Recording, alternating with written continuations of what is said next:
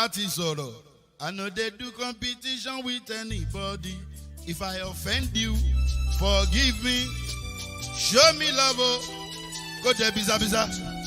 Ká máa bára wa lò nínú ìfẹ́ kan akànbí. I no dey do competition with anybody. If I offend you, forgive me. Show me love, oh. I go show you love, oh. Ká máa bára wa lò nínú ìfẹ́ kan. But I no dey do competition with anybody.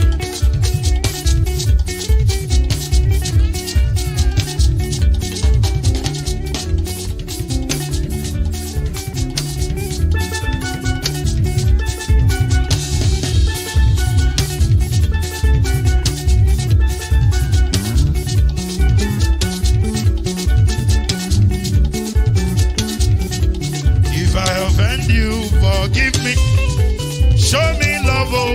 I go show you love, eh. Ká má bára wa lò nínú ìfẹ́ kan. I don't dey do competition with anybody. If I offend you, forgive me. Show me love, oh. I go show you love, oh. Ká má bára wa lò nínú ìfẹ́ kan.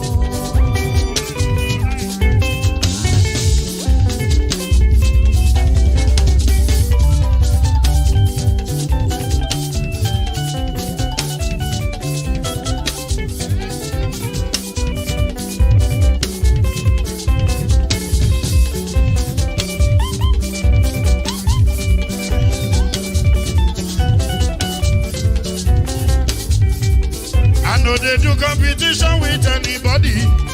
If I offend you, forgive me. Tó bá ti sanwó fún Ṣẹ́gun nàbí o, ẹ fẹ́ jókù.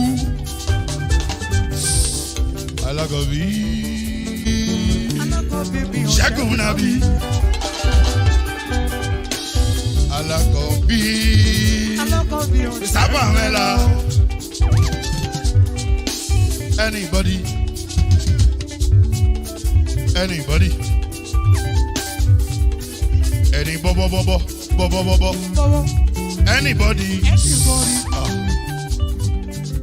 Mo ló ń folú, ó gbà mí bó ṣe rí mi láti kíníṣí. Délé mo ló ń folú, ẹ jẹ́ ń sọ̀rọ̀. Délé o, délé o.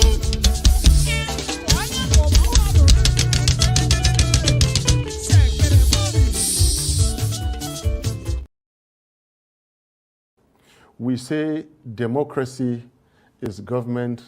Well, let me just go. Democracy is not government of the people, for the people, by the people.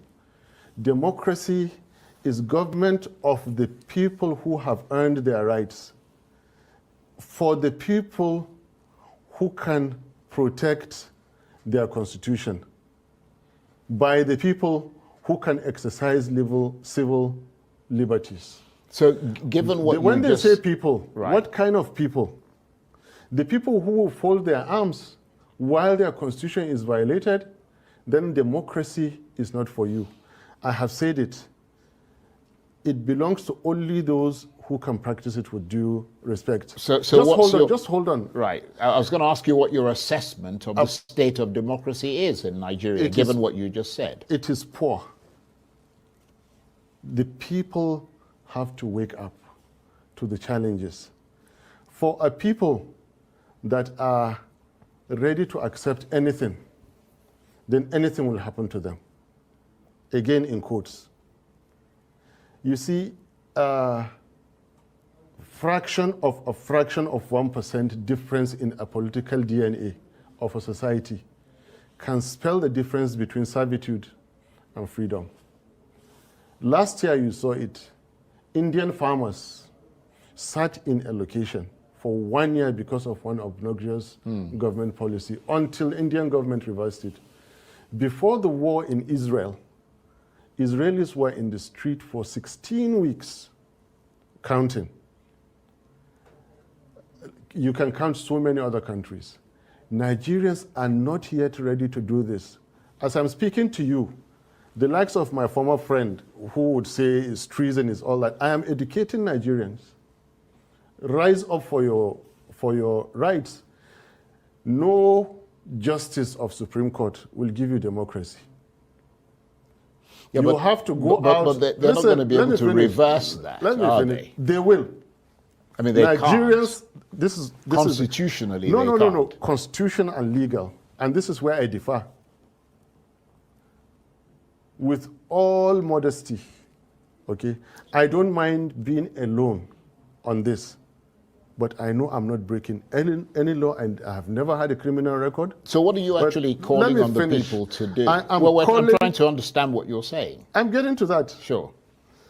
I'm Just that saying, we're running out of time. So I'm saying yeah. that, and again, this is instructive. I'm saying that we, the people that stood to form the Nigerian Constitution today,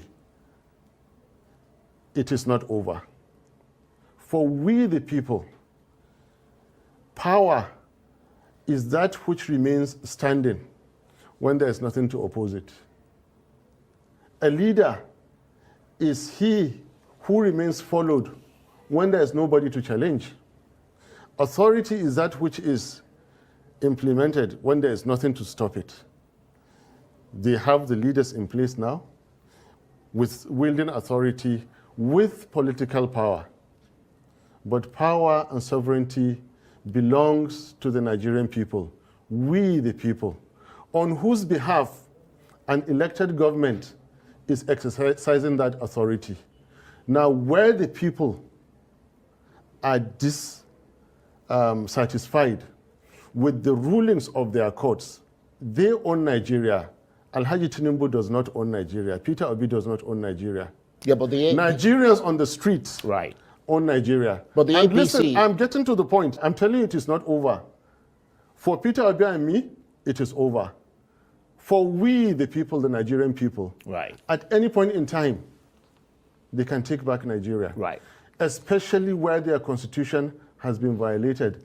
Especially where all that the Supreme Court ended up doing was to sustain the unconstitutionality of a certain election. Let me come in here, because between now and 2027, yes, which is when the next presidential election is due, how do you think things will play out? And what role do you see yourself and Peter Obi and the Labour Party playing in that? When the Nigerian people rise to defend their constitution, anything can happen.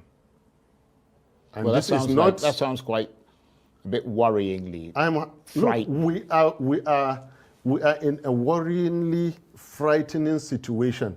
I told you I'm not here to repeat what you've been hearing. And I was prepared to come here. I have never had a criminal record.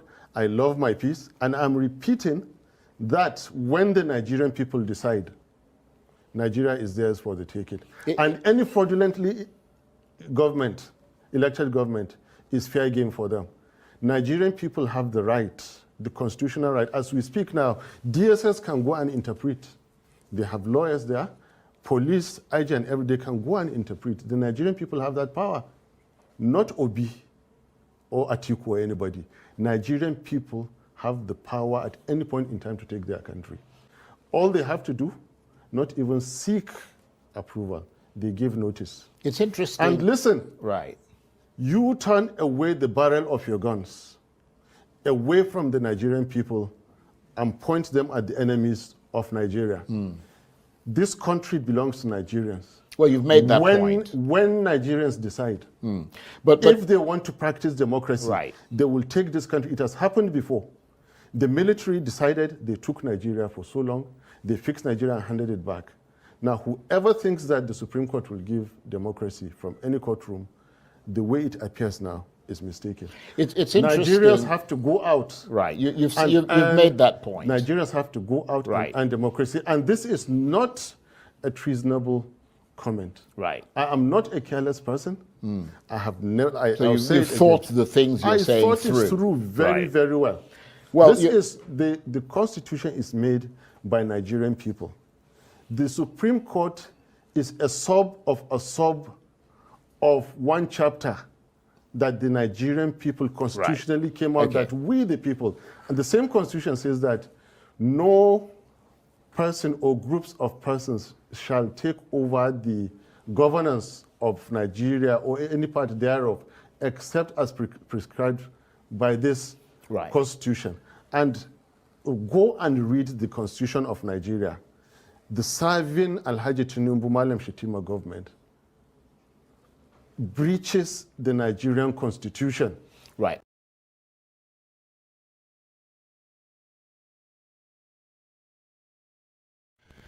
After watching and listening to Peter Obi granting a press conference in response to the shenanigan and the stupidity exhibited by the Supreme Court of Nigeria, I thought that was the high point. But in truth, the high point of the whole event was the interview granted to Arise TV by Datti Baba-Ahmed. In fact, if you had watched that interview and you are not crying and you are not shedding tears, then your insensitivity to the progress of Nigeria is in question. I watched that interview and I fought very, very hard to hold back tears. I fought very, very hard to hold back tears. In fact, if I had loved Datti Baba-Ahmed, my love now knows no bound. In fact, I was even far more taken in when he was asked about the appointment given to his brother, and he called his brother a reckless man. These are the type of people that will take any country forward. People who place their love for country above the love for self or love for family entanglement. Datti Baba-Ahmed, this is a tribute to you. In fact, now I know that if you want to be made, go to the University of Maiduguri. I'm so. In fact, and to Nigerian youth, that man just tell Luna, he just indirectly give Una a message. If you are depending on Supreme Court, says is the last hope of the common man. Supreme Court does not have any hope. The hope of the common man is in the hand of the common man. That man, directly or indirectly, gave a message to the Nigerian people. If we sit back and just be looking back, we are the one tolerating all this nonsense. So I took my time. I was watching that. The man is fearless. These are the people we want. Appa. The man was outrightly fearless. Now, that is not to say Peter Obi is not fearless. So Peter Obi, you see, this combo, Peter Obi and Datti, oh no, that combo is just too much. Peter Obi na the tortoise, the one with sense. If it was Peter Obi that went to Arise to say those exact same things where Datti talk, I know that this country will be in fire right now. But they were wise. Okay, let me grant the press conference. Spoiler, go Arise TV, give them fire. Because I'm sure if it was Peter Obi that went to Arise TV to say those exact same things, that see, my love for this, Datti, in case you are, I know this video will get to you. You remember when you came to Jos, I sneaked my complimentary card into your hand. You didn't call me. Then I met you again in Gombe, on top of the stage. You still didn't recognize me. My name is Magnus Orakan. You remember Mamana of early 90s, Mamana, where they fry yam at commercials. This is the same me. I don't know, maybe age has changed my face. You don't know I'm the same one. You remember that comedian, that stand-up comedian way back in University of Maiduguri that does Bianca and Ojukwu joke. Bianca and Ojukwu joke that was the most celebrated comedian in University of Maiduguri. Now maybe this. Time has changed me. So there's the same me. Please, if you have a way, let's talk. Call me. Man, you are just too much. You guys are too much. Your combo between Peter Obi and you guys are too much. If you sit back, please, every Nigerian should go and watch that interview granted by Datti Baba-Ahmed. He spoke to Nigerians. He spoke to you. He spoke to you, the youths. I know right now we are confused. We are dazed. We don't know what to do. For me, I'm not a small boy again. I don't pass aluta, but way back then, ask anybody who knows me, you see me like this. I'll be aluta continua. Victory is certain. But I don't get that juice in me again. If it were before, if I was just 15 years back, I will lead the charge. But I'm not. I know I'm not. I won't have my personal health challenges that I have to deal with. So I am happy. Even if I die like this, I'm happy that somebody like Peter Obi and Yusuf Datti, Baba-Ahmed at least came. They tried. They won. He said they won the Nigerian election. They won it hands down, and that I agree. They won it hands down. But these people, these idiots, these criminals, these thieves, these irredentists, I beg, add your own if you can add it. Just sat back and decided to steal the will of the people and ensure that they come to power. And even though they've taken this power by force, they have nothing to offer. Can you imagine the depth of insensitivity that some idiots are introducing presidential yacht? Do you know what a yacht is? A yacht is just an instrument of pleasure. It's not as if yacht travels at a remarkable speed. Even a car, your ordinary kabu car, travels faster than a yacht. A yacht is just something of pleasure where you are driving on top of the ocean. You are cut out away from all the stress of poor people noise and this thing, with fantastic lights, champagne, just enjoy life. These are the things that your government is thinking of how to enjoy life. And the poor is being killed. The poor are suffering. The poor doesn't have food to eat. Yusuf Datti, Baba-Ahmed, oh God. In fact, I was like, wow. I'm happy we attended the same University of Maiduguri. You've proven to the world that yes, we from University of Maiduguri, we get power, we get sense. And try to arrest that man. Try to arrest him. Just arrest him. Try it. Small. Just try arrest Yusuf Datti. Try and make you see. You know that this you know where your power ends. My name is Mark Duraka. Please, I beg, follow this page and share this post now. See that Nigeria is indeed a comedy stage where we have politicians acting as comedians and in fact clowns. And for what it's worth, they are getting paid by our hard-earned taxpayers' money. If you think it's a time to laugh, certainly we are misplacing our priorities. Immediately after the world press briefing by Peter Obi and his displeasure on the Supreme Court, Tinubu and his camp replied him, asking Peter Obi to go and look for a vocational job. Bullseye. That's exactly the point. Job. What is Tinubu's job? What is Tinubu's job? We have gone to the Supreme Court. We have done everything for. Just tell us, what do you do for a living? At least we know Tinubu, Peter Obi's jobs. We know he has companies. We know he has shares in banks. So what exactly do you do? If we are going to parade Nigeria as a comedy stage for the rest of the world to look at us and laugh at, please, I am not among the audience. And we certainly believe that we will definitely get this country back. It's just a matter of time. Not too long a time anyway. Just a matter of time.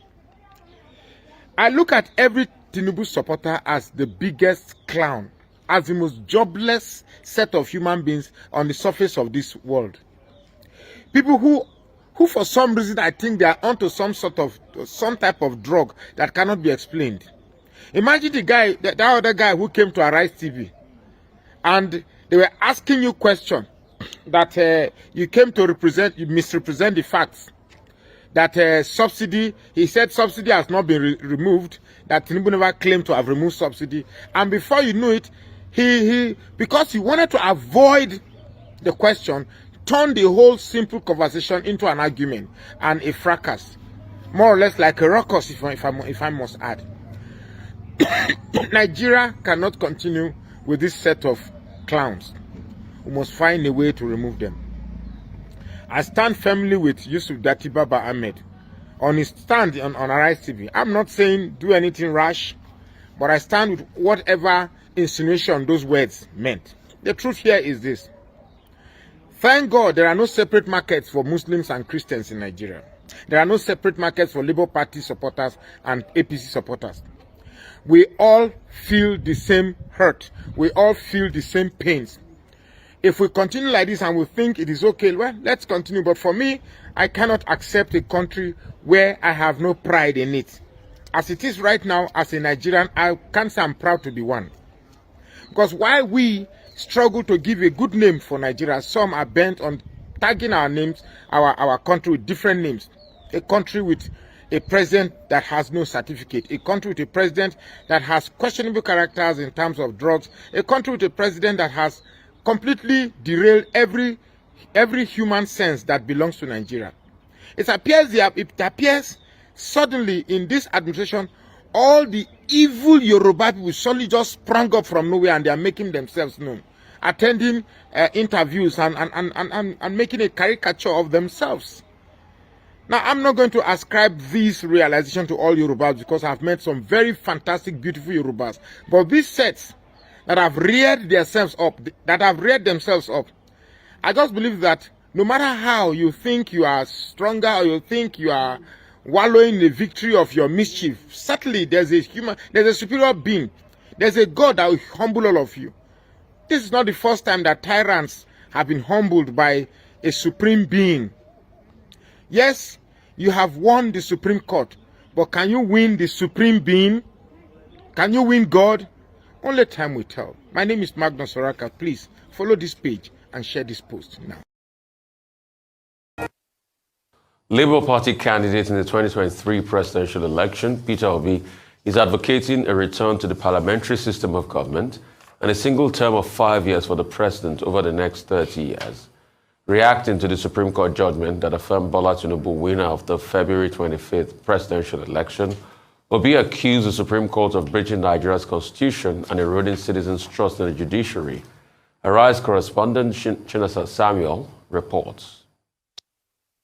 More than a week after Nigeria's highest court, the Supreme Court, upheld the earlier ruling of the Presidential Elections Petition Tribunal, affirming Bola Tinubu as the winner of the 2023 presidential election. Labour Party's Peter Obi, alongside his running mate, Datti Baba-Ahmed, and other party stalwarts are formally addressing the media on the matter. Please, another round of applause for His Excellency. Thank you. Displeased by the ruling, Obi accuses the Apex Court of ignoring evidence and abandoning its responsibility as a court of law and policy. He says the court willfully condoned breaches to the Nigerian constitution. Even the electoral body INEC is not spared, as Obi says INEC displayed incompetence in the conduct of the election. This judgment amounts to a breach of confidence of Nigerians have in our judiciary. INEC displayed incompetence in the conduct of its statutory duties. The judiciary has largely acted in defiance of the constitutional tenets, precedents, and established ground rules.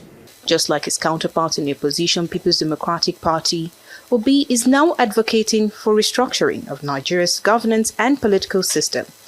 He says a reform of the constitution for a 5-year tenure on a rotational basis will allow more interaction between citizens and their leaders. If we cannot go back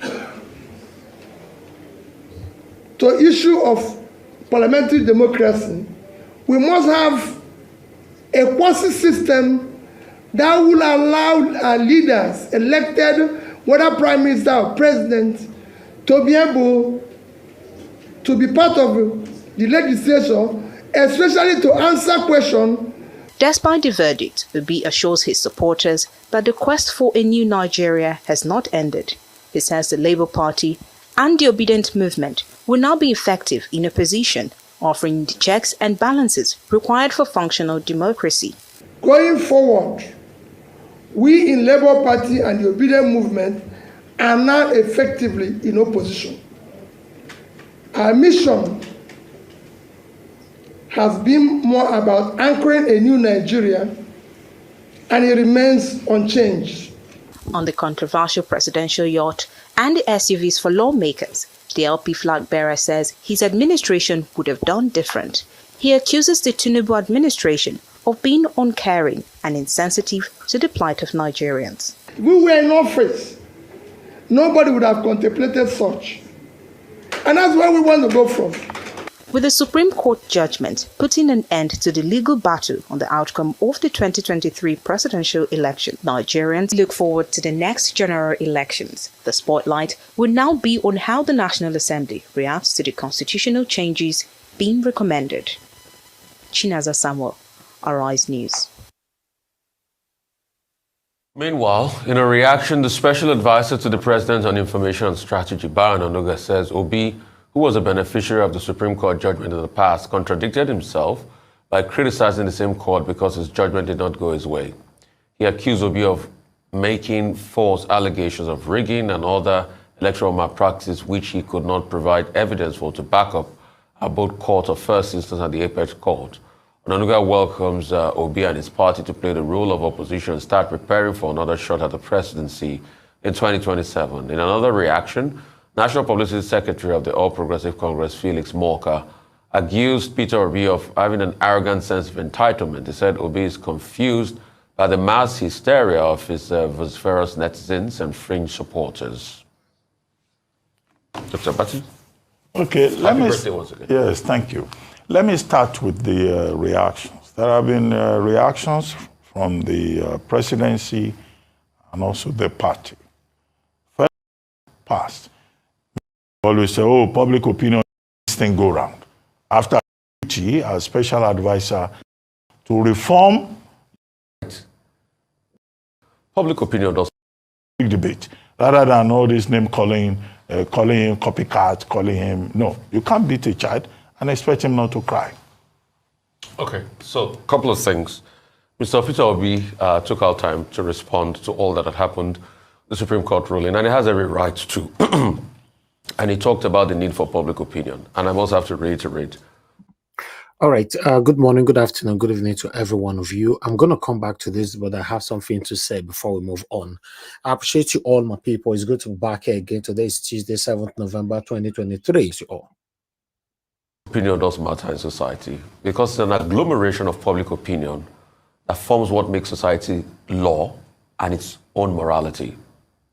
If public opinion doesn't matter, all right, when there was a bill pushed for homosexuality in this country, public opinion refused it because that's not our society. Even the electoral law we have today is an offshoot of public opinion. Public opinion is so important that the ground norm, our constitution, says we the people. Why didn't it say we the drafters? So that's the power of public opinion. And Peter Obi enunciated that yesterday.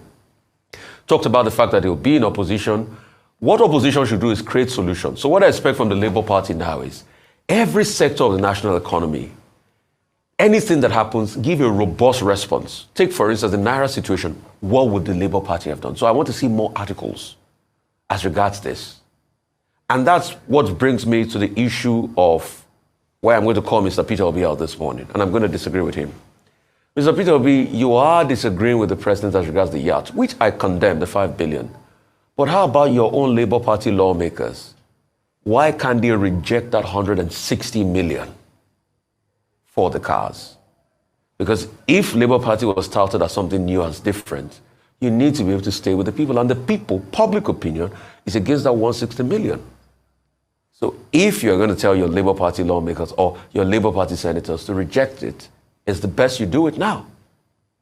Also, it's time for us now to go back to the National Assembly. And these are some of the things lawmakers must push. Let's fine-tune the electoral law properly. We need to be able to know, are those guidelines laws? Can we codify them? Can we make all of those amendments to the things that blighted the last elections once and for all? Can those reforms, as been stated in the waste panel, start to take effect? Can we actually push to a certain extent now that the president will not be the one to nominate the next INEC chief? Before you know it, anytime soon, the president might choose to nominate a new INEC person. But the president should not be nominating the INEC chief because of bias. That's what the Wage report said over 15 years ago. And that's why when Mr. Jega was saying it, I said, Professor Jega was saying it, I said, it's been said before, it's in the Wage report. And he alluded to that fact. Can we also rejig INEC? Can we make INEC more accountable?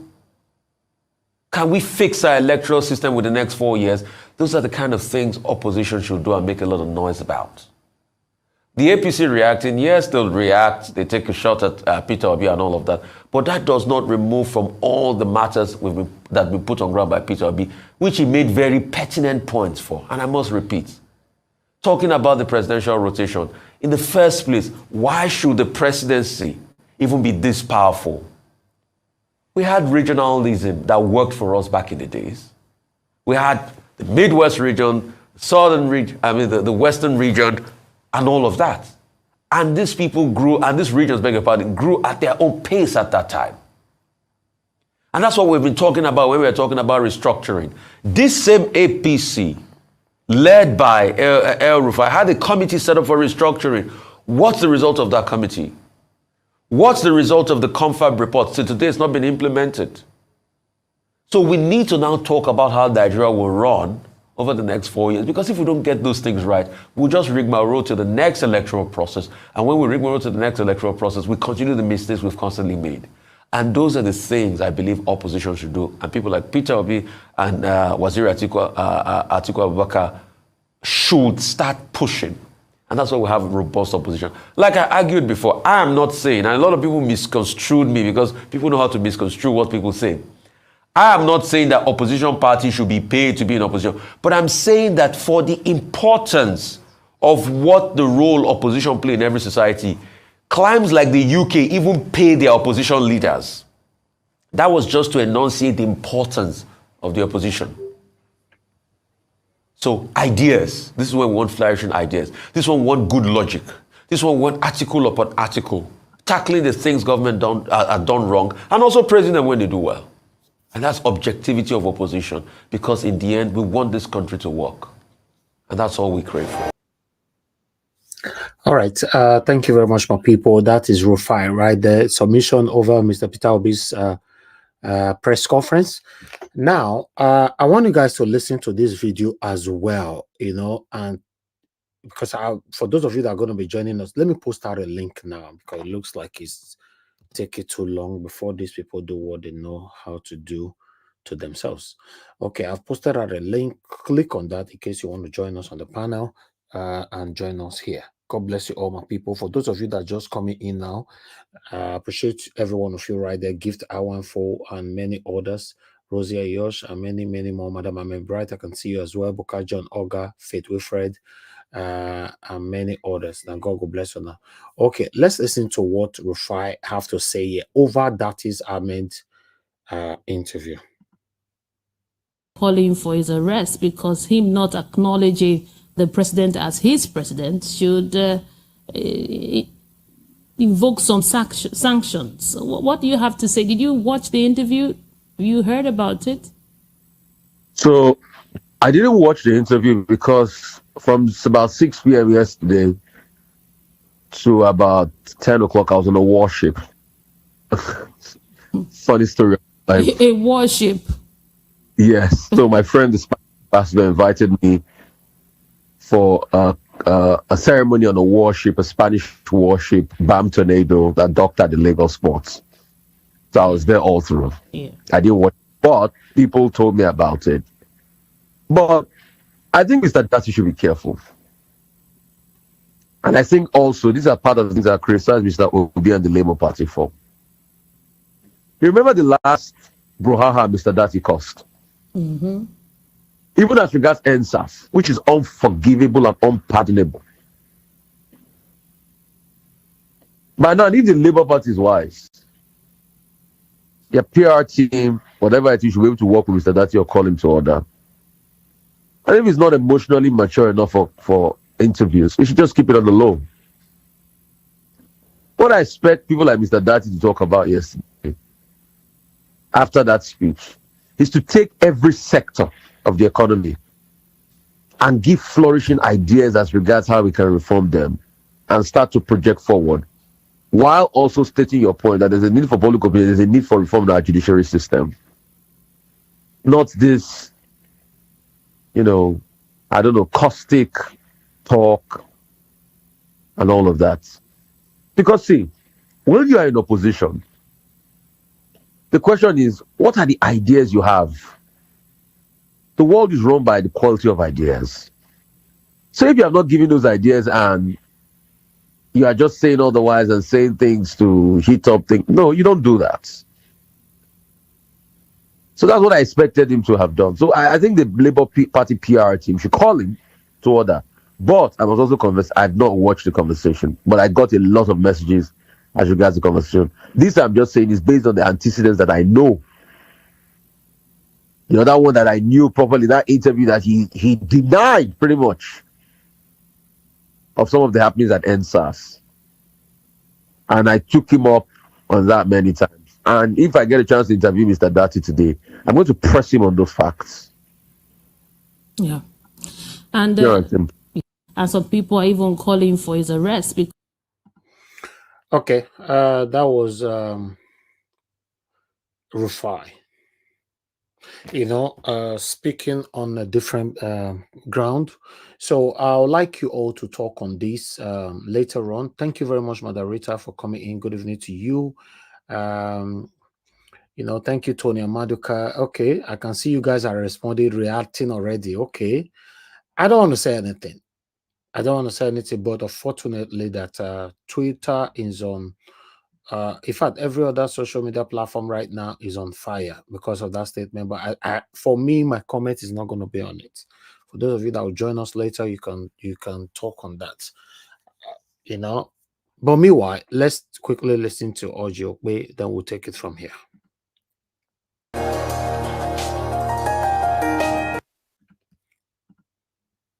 All right, well, let's continue on what's trending then. With reactions trailing the press conference organized by the presidential candidate of the Labour Party, Peter Obi, who stated, among several points, that the judgment of the Supreme Court that upheld the victory of President Baba-Ahmed Tinubu has damaged the confidence that Nigerians have in the judiciary.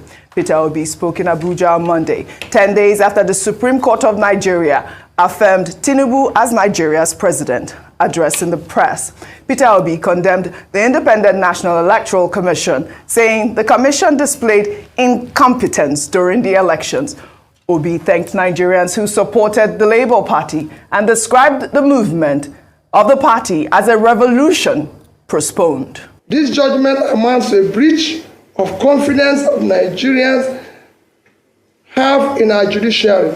However, this end is only another beginning of our quest for vindication of hope of the common man for a better Nigeria. This year, 2023, has been quite remarkable and revealing. INEC displayed incompetence in the conduct of its statutory duties. It has one thing that has gladdened my heart in course of the struggle in the past 18 months. It is the passionate desire of our people, especially young Nigerians from across ethnic and religious divides, to construct a new and restructured Nigeria that will work for all Nigerians. The energy and dedication of Nigerian youth and obedient movement have been simply amazing. Going forward, we in Labour Party and the obedient movement are now effectively in opposition. We are glad that the nation has heard us loud and clear. We shall now expand the confines of our message of hope to the rest of the country.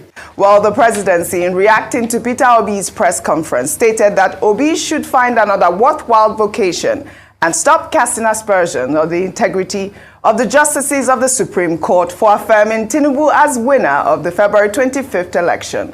Bayo Ononuga, the president's special advisor on information and strategy, in a post on X, accused Peter Obi of being delusional to believe that he could have won a national election where he ran a divisive and polarizing campaign. His statement reads in part, At the press conference where he tried in vain to gaslight Nigerians with false claims and innuendos, Mr. Obi contradicted himself. Here was a beneficiary of judicial pronouncements in the past, now castigating the Supreme Court because its judgment did not go his way. He made false allegations of rigging and other electoral malpractices, yet could not produce any evidence to back up his claims at both the Court of First Instance and the Apex Court. We expected the Labour Party candidate to know that the Supreme Court or any other court does not give judgment based on public opinion and mob sentiments. Judicial pronouncements are based on evidence, precedents, and the rule of law.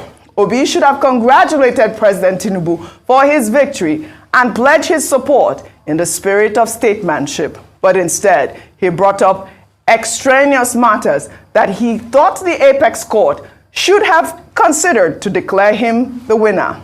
In our view, the drowning Obi, just like Atiku, was merely attempting to hold on to a straw in raking up new allegations which exist only in his imagination and that of his hordes of supporters. Well, of course, you know, Rufai, Peter Obi has a lot of supporters, and they went after Bayo Onanuga on this tweet. I got a lot of reactions, you know, people just attacking Bayo Onanuga's tweets. Some people were even saying, I mean, what sort of campaign did you guys even run? What were your messages? Let me just take one tweet. The State House should rather quit from agonizing over this World Press Conference. They should rather focus on the message and leave the messenger alone. He raised quite some pertinent issues that if the State House was sincere and people enthroned would have taken cognizance of. Issues like why we allocated such ridiculous amount of money to the office of the First Lady, an office that has no constitutional representation. But no, as always, the State House has left matters of significant prominence to start raving over the love Nigerians have for the messenger and his message. More like the opposition. Again, stop the agonizing, focus on the message. I mean, there was a word there that I couldn't use, but you know, but that's basically what it is. Agonizing over, you know, somebody who has a right to actually speak against what he believes in at this point. So, I mean, Mr. Peter Obi has 100% every right to speak against, you know, the electoral system. Yeah. And he just enunciated at this point, and he said many things there. And the reaction by Mr. Bayo Onanuga was just missing the point and unnecessary. I mean, if you're attacking him, attacking his supporters. But we can also flip the script and remind Mr. Bayo Onanuga how he started ethnic baiting. And that thing you just said is correct, because he made that mention of that. This was the same Mr. Bayo Onanuga that wrote after the elections. He said this should be the last time people from a certain ethnic group that have been in Lagos for tens of years should never, I was talking to the Igbo, should never participate in the election. Mr. Bayo Onanuga said all sorts of things that were very, very bad. All right. Thank you very much, my people. These guys are trying to stop us from our job here, but we'll continue to do what we're doing. That's fine. Let's move on. Let me quickly take some reactions so that we can start talking. I can see we have Dr. Aruna with us and on the screen. So let me quickly take this reaction so that I can start hearing from the people. We have Madam Edith with us, and Madam Ahmed with us as well, and many others. Good evening to every one of you right there. If you're just joining us, good evening to you all. Please press on the like button and help us to share. Thank you very much, Lady Genia, for the support. I appreciate you always. Thank you, Grace. I can see right there, Tony Amaduke, Inoma, Nosahare, Dr. Alessandra Gomez. Thank you very much, sir. May God bless you. Thank you for all you do.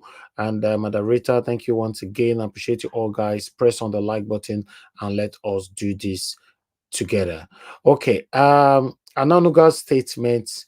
You know, I would like to quickly read some part of it, but I'm not going to take all of them again since, you know, it's already circulating out there before I'll take reactions to it. Okay, to be honest, okay, let's take this first. I don't want to run more than my shadow. Okay, as you can see right there, that is coming from Bayo Onanuga. It's a state house press statement. Peter Obi should find Peter better vacation instead of casting aspersion on the judiciary. Labour Party presidential candidate in the last election, Mr. Peter Obi, addressed a press conference just like Atiku Abubakar, where he cast aspersions on the Supreme Court and the Independent National Electoral Commission for not declaring him the winner of the February 25th, 2023 election. We are at a loss as to how the copycat Obi and his faction of Labour Party convinced themselves they won an election in which they came a distant third. Now, they talk, so then they went on because a lot of obedient reacted to all these statements. It went on. The grand delusion that made Mr.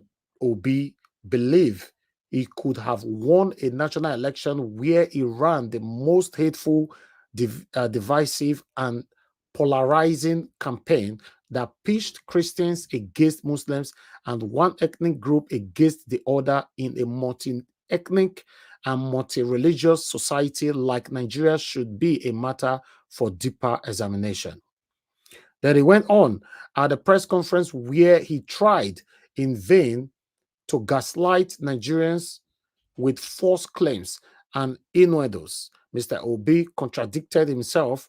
Here was a beneficiary of judiciary pronouncement in the past, now castigating the same court because his judgment did not go his way.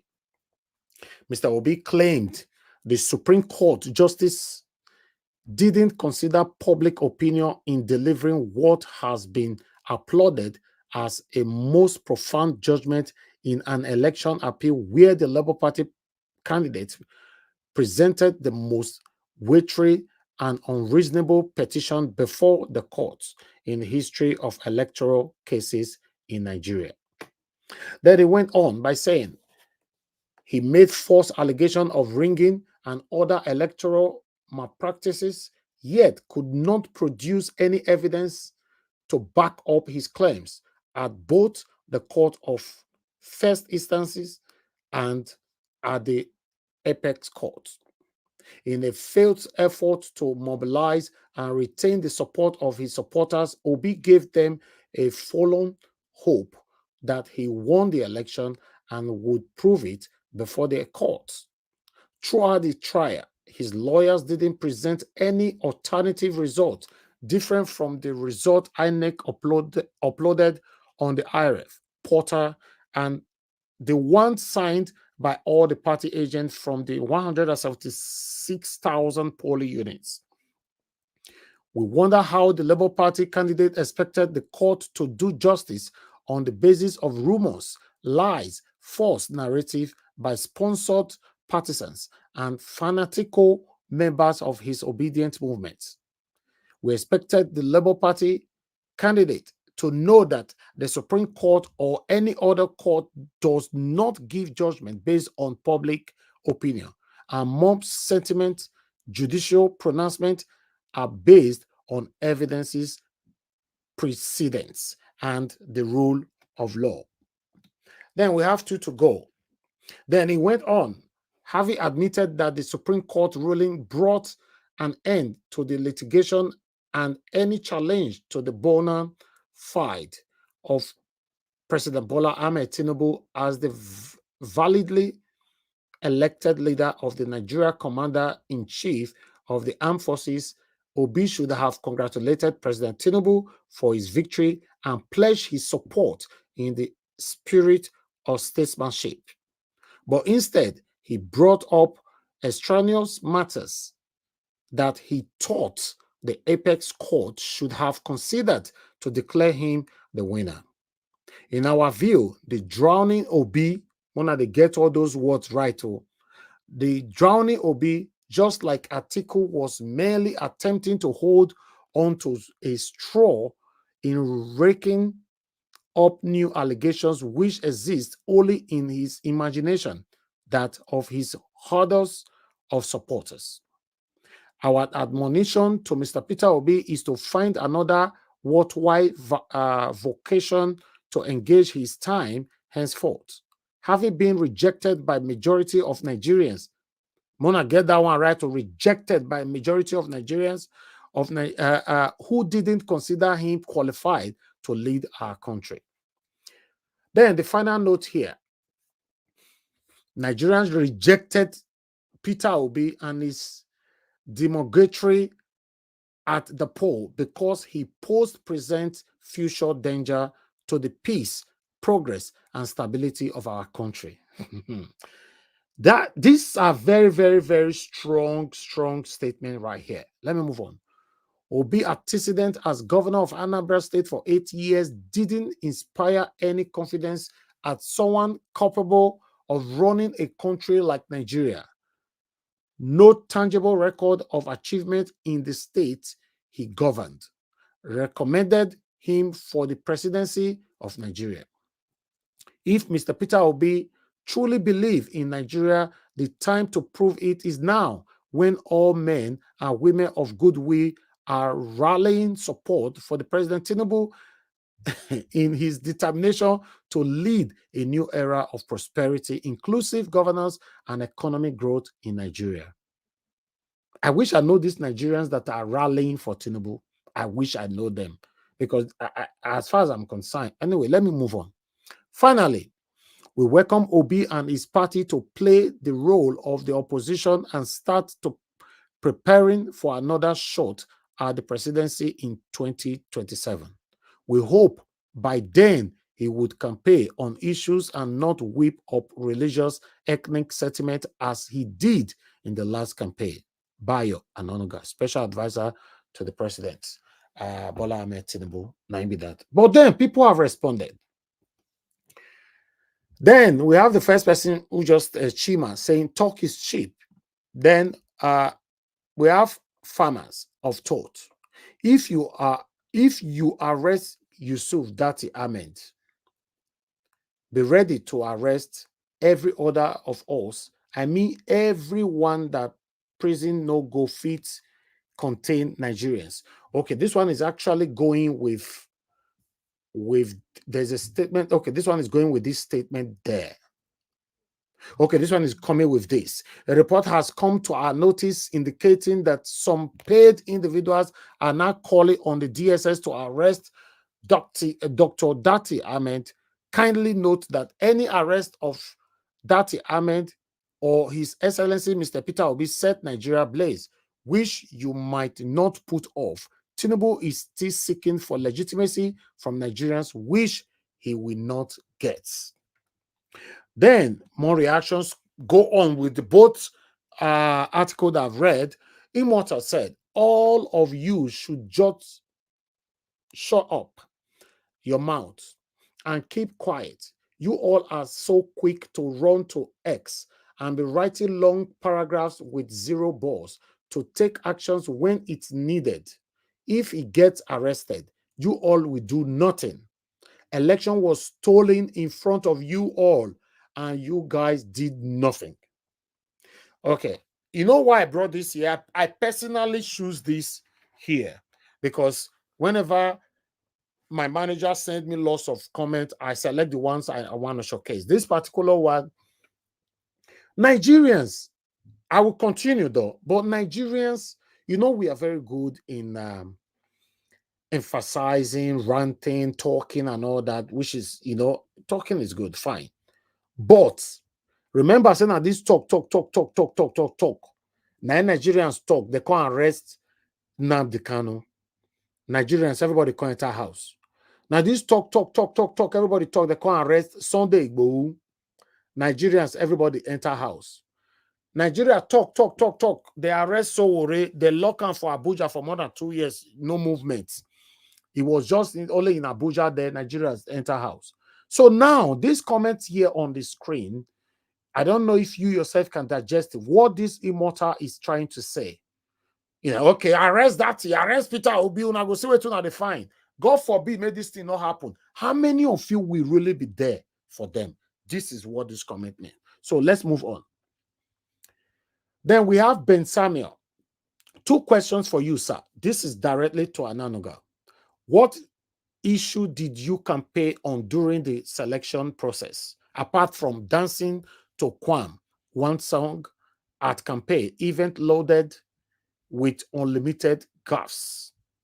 What have you brought upon the masses in the last 6 months, apart from hardship, pain, and suffering?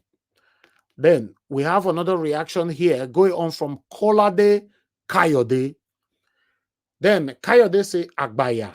I don't know what he mean, Agbaya Oni Oro. I don't know what he mean. Our people go analyze that one later on. Then he went on, anywhere belle face. Use your time to tell us about your paymaster, the drug lord, certificate forger, identity thief, and election rigger.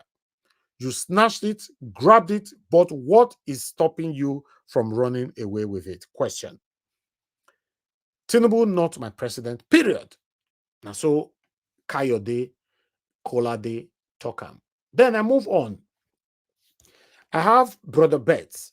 Brother Betts said, if this address had stopped at being on state housing, it would have been easier to condone. But advancing to idiotic level is a great embarrassment to the Federal Republic of Nigeria. In any case, it is not surprising to any right-thinking person anywhere on earth that has been following the event of Nigeria 2023 presidential election, because everyone knows the situation Nigeria is in at the moment. Mad people are in charge of asylum. That is coming from Brother Betts. Then I have another person here from Virginia, Chaibo. You are by far older than Peter Obi, but you have chosen to be useless and irrelevant to young generation and those of your children, grandchildren, children.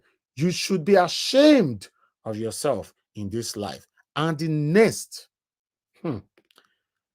although it plenty, but we just select only a few we will bring. Then we have Sheshe Zedubu said, let them try and see.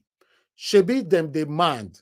Let them try and see. Peter Obi and Datti Ahmed are our president and vice president, respectively. Then we have 3 to go.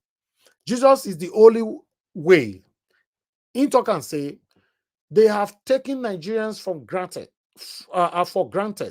for long. If they try this, they will know the difference between June and July. Okay. Why we have another person here? I'm loving that Nigeria of my dreams. Okay, Nabi Nemo. He can talk and say they won't even try it. They know that Nigerians youth have become like a keg of gunpowder right now, looking for the tiniest spark to do what should have been done since February 2023. Then, second to the last, St. Sam. Any attempt to arrest Baba-Ahmed will be resisted by all means necessary. This Nigeria belongs to all of us, not the Supreme Court. Why the last person here is saying, Asiwaju of Akoko.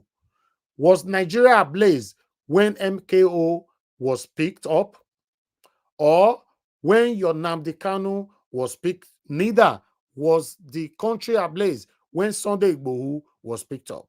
They both would be picked up and nothing will happen.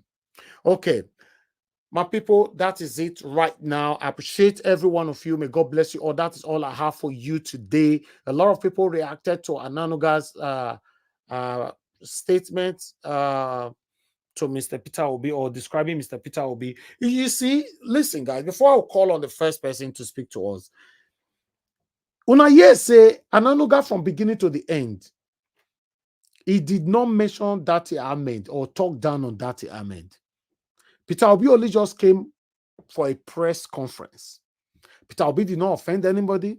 He was very, very articulate. He was very, very professional. Then Datti Ahmed came, bozak, boza. Then you are seeing Ananuga right now cannot even mention Datti Ahmed's name and is now attacking Peter Obi. That is the area where I don't understand. To be honest, is it true that now Hausa people not get Nigeria? Or Fulani people? I don't know. Because it looks like there's kind of sentiment that is going on in Nigeria. Because I was expecting Anonuga to address, or any of APC people to address Datti Ahmed. Till now, I don't know whether I don't see anybody don't attack him or nobody. But everybody is attacking Peter Obi. How? Now, Peter Obi, now he can't give that interview last night. Oh, that means if it was the other way around, Peter Obi would have been picked right there at the studio of Arise straight away. Wow. Okay, let me call on Dr. Aruna. Thank you very much, sir, for joining us today. Good evening to you, sir. Thank you. To be honest, this is the first time I'm hearing from you here since the judgment of Supreme Court. Please, sir, take us through. Talk to us, sir. How are you doing? I'm fine, sir. It's good to have you here. Great. I'm happy you're still on fire. Thank you, sir. We're not giving up on our nation. We don't have another nation to call our motherland. Exactly. So we have to do what we have to do. With what bio, I mean, when somebody is being paid to do what he's doing, so I'm not surprised by what they are saying. And so sometimes it's like almost a waste to even go and start analyzing them, because those people are just living up to, they have to satisfy the one who paid them to do what they are doing, because he knows himself that all the things he's saying don't carry water. Because, I mean, to say that Obi could not prove, all the irregularities that were there, it's a broad, in fact, Nigerians should ask themselves, till now, we're waiting to see the Nigerians that voted for this thief Nobu come out and celebrate his victory, celebrate the election victory, celebrate the swearing in, celebrate the judgment with Justice Samani, then celebrate this current one that just passed. So there's nobody that's celebrating. It's only a case of Nigerians they have suffered so much, and many of them are not afraid to, they are afraid to die, because they know that these rogues will do everything. I mean, if they killed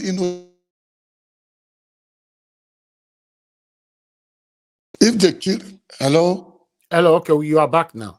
Yeah, if they killed innocent young people to protect his business, where that's at the toll gate, now that he's so-called commander-in-chief, he will command the army, command the police to kill innocent Nigerians, because Tinubu, just to protect his own, whatever is his estate, he does. Human beings to him, they are just like animals.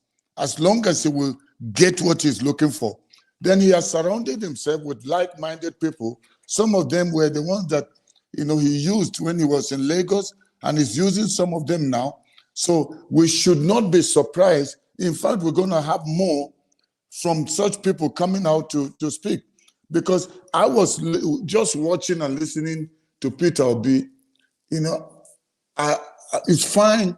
In a way, I wasn't really very happy, because I felt he should have thrown the punches more, serious, and leave it. But don't you think they would have arrested him if he did? Okay. Let me say this. The Showore is different. Igboho is different. Nnamdi Kanu is different to Peter Obi. Peter Obi is a national figure now. It's accepted in the north and in the south, everywhere. So the people did not go out to do anything because of Peter Obi's temperament. He calmed them down. He said he believed in the rule of law. He said it did him that they were fair to him. There was justice during when he was governor. If Peter Obi, I'm not saying tell people go pick up arms or blow buildings or kill anyone, just saying we refuse this, and if you know you voted for me peacefully go out and let it be known. The thing is that Atiku went out with a crowd. Did Obi go out? So now, to me, I feel like his temperament is part of the reason. Yes, I know they're looking for him, but that would have been the trigger. If they have touched Obi, you will see those of us from the north that stuck our necks out and were ready to even be on the chopping board for him. You see, this false belief that northerners were not for Obi. See what happened in Bauchi. See what happened in Gombe. See what happened in Plateau. See what happened in Kaduna. And so people come in and say, no, northerners were not for him. If something happens, northerners will just fold their arms and let Obi be arrested. It's a lie. Do you know that northerners, when it comes to defending what they believe is their right, they are more vicious. And you can hear it in Datti's voice. Because a northerner is ruthless when even if they are wrong, even if they feel the injustice, even if it's not a proven injustice, the way they will go about it is more militant. So Peter Obi's calmness, while I celebrate it, we can't change him. That's who he is. But anybody's thinking that they will immediately arrest. See, they are looking, they know it's difficult to arrest Obi. They know it would mess their government. That's why they will not try it. Because if it's a matter of arresting, they've arrested people without even any proof. They cooked up lies and arrested people. So if they are to arrest, they should have arrested somebody like, what's her name, Aisha. Aisha till now is saying that's not her president. She's calling him a thief. She's calling him a drug baron, calling him every kind of name that you know. Is Aisha originally from the north? She just was born there and lived there. So my take is this: whatever people like Bayo are speaking or talking, it's almost like a mad person talking on the street that we should not bother. Let's go to better things. So if we are to analyze, I would say, talking about Datti, I was with this person. He got me on a show to speak. Obi was to be on that show, but he had other things and couldn't go. So Dr. Damages called me to be on that show, and there I was being interviewed. People were asking questions. And I said something that sounded controversial, and somebody said, I said, if the reverse was the case, if Datti was the principal and Obi was the vice, we will not be where we are now. I believe that. So, and somebody got offended and asked me straight and said, are you saying that because you're a northerner and he's from your state, and so you preferred him? I said, at all, nothing close to that. I'm just saying, based on the way they are, I said, Datti has been quiet because he's too angry to speak. He already said he doesn't trust the judiciary from day one. He said, swear in Tinubu, you have ended democracy. And so even the interview that he just did now, you can see that this man, even though he knows there's already a so-called sitting president, but he did not mix his words. He still came out strong, in fact, stronger than he did before, when you would think somebody should be scared for his life.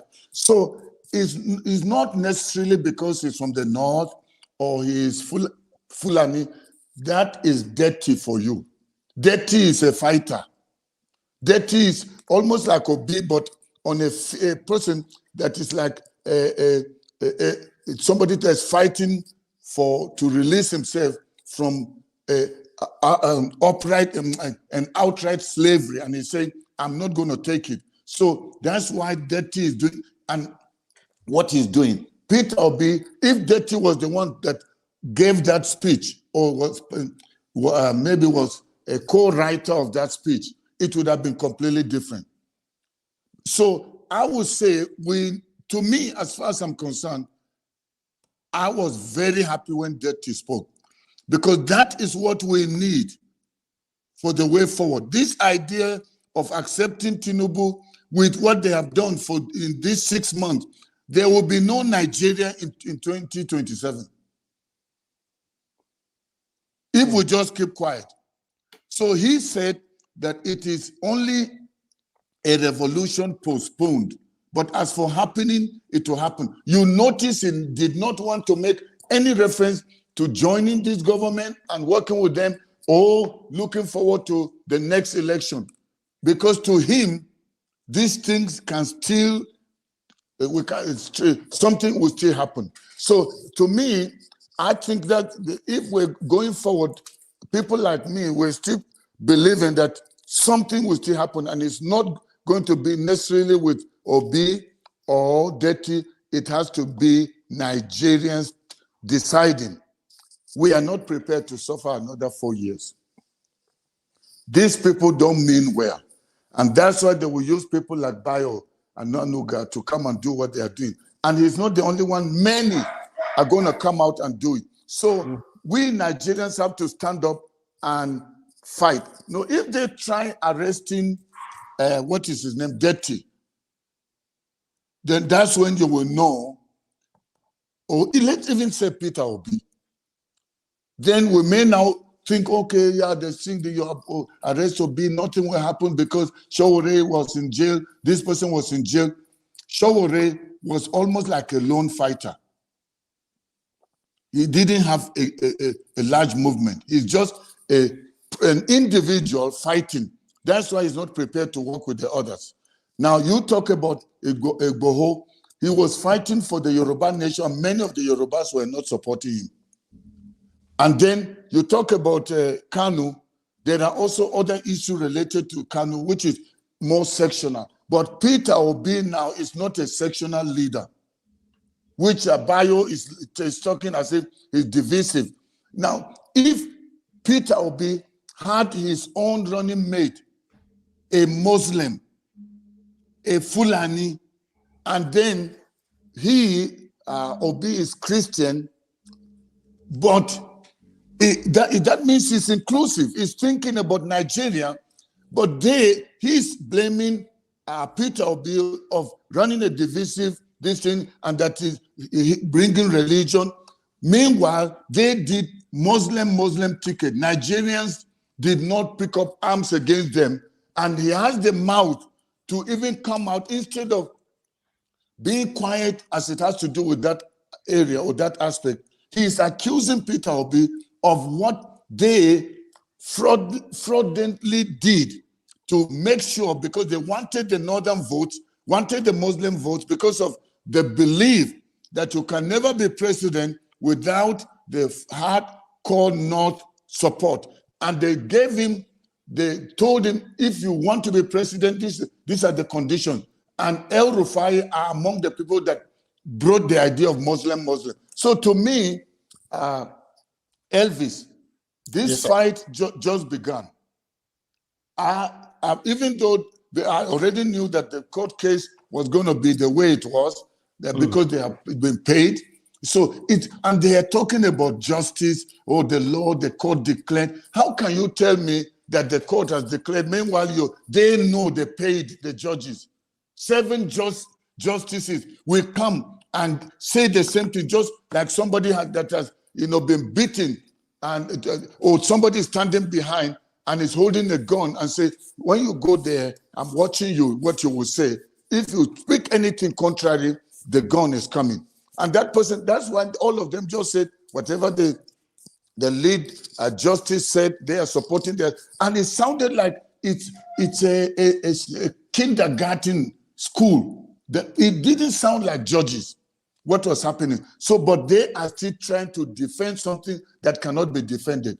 There's no way. I mean, I want to see the picture or the video where some Nigerians were throwing a party to celebrate the Tinubu's win or his victory, so-called victory in the Supreme Court. There's none. We haven't seen it. It was Asare Dokubo that it was a tout that came out with his people from the south to do what he did. But now he's already angry. So I'm telling you, going forward, we should only be talking. Sir, when you said the fight just begun, how? Because do you think there's still hope in taking this country back before 2027? It is very possible. The power of the masses, the people, they are the ones. They knew they voted for Obi, and they said Obi came distant third. They pushed him distant third because they knew that if he came, they put him as second, it would be too obvious that they knew he was the winner. They pushed him to third so that they can keep pumping these false narratives on the people. So I'm saying, I've been saying it before, and I'm still repeating the same thing. And that is what Datti was talking about. A power now belongs not to with Obi, does not also be, it's not lying in the hands of Datti, but it's in the hands of Nigerians. And it's when we talk like this, let things begin to happen.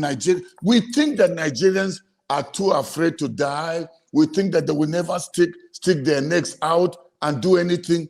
You see, you keep pushing somebody and pushing, and even when it's a quiet person, in fact, even a deaf and dumb person, you keep pushing and keep pushing. After a while, he will turn and you will see the strength of this person. Nigerians are more powerful than the army and the police. And I'm not saying we are waiting for the army. I'm talking about Nigerians. And they will show to this government long before 2027. That's what Datti was talking about. He was just short of saying, step out tomorrow and take your nation back. Don't wait. But it was too obvious. That's what he was saying. He used the word revolution on TV. And he said it's the people that have to do it. And he said they will do it. And that's where I stand. Most of the things I said, they happen just exactly that way. I spoke about what is going to happen with the judgment, what they have already done. So that's why they are so scared right now. They are trying to push Obi to congratulate. And to me, if he congratulates, he's going to dampen the people. Because his running mate will not do it. Exactly. Yeah, he will never. I know Datti. Okay, let me see if anybody will have a question for you, Dr. Aruna, before you leave. Because for me, the whole thing is so frustrating. It looks like all our hopes is dashed. I don't know. Okay, we have Madam Origin here with us on the phone. For those of you that is watching us, if you want to ask Dr. Aruna a question, please either you call in before he leaves, or those of you on the panel. Thank you very much, Madam Origin, for calling in. Good evening to you, man. I don't know if you have a question or a submission. Oh, a submission, and yes. Do you want me to continue or call back? No. Because I know okay. Dr. Okay. Yes, just a quick one. Ahead, Hello, quick one. everyone. Yeah. It's another wonderful day, another great day. We have taken the position of the opposition, and it is a good place to be for now. Dr. Aruna. Who was Dr. Aruna? Yes, sir. God bless you, sir. One place I just want to disagree with you. I don't agree on the narrative that Mr. Obi is quiet. He has his own demeanor, and the narrative of him being forceful, it is not. I don't think it's his nature. So I think he is one man that I call him the bravest man in Nigeria as far as I'm concerned right now. And he brought out everything. He brought out his integrity, his character. He is competent. We know he can do it. So he cannot be the head, the hand, and the feet. So what I'm saying, I just use this narrative.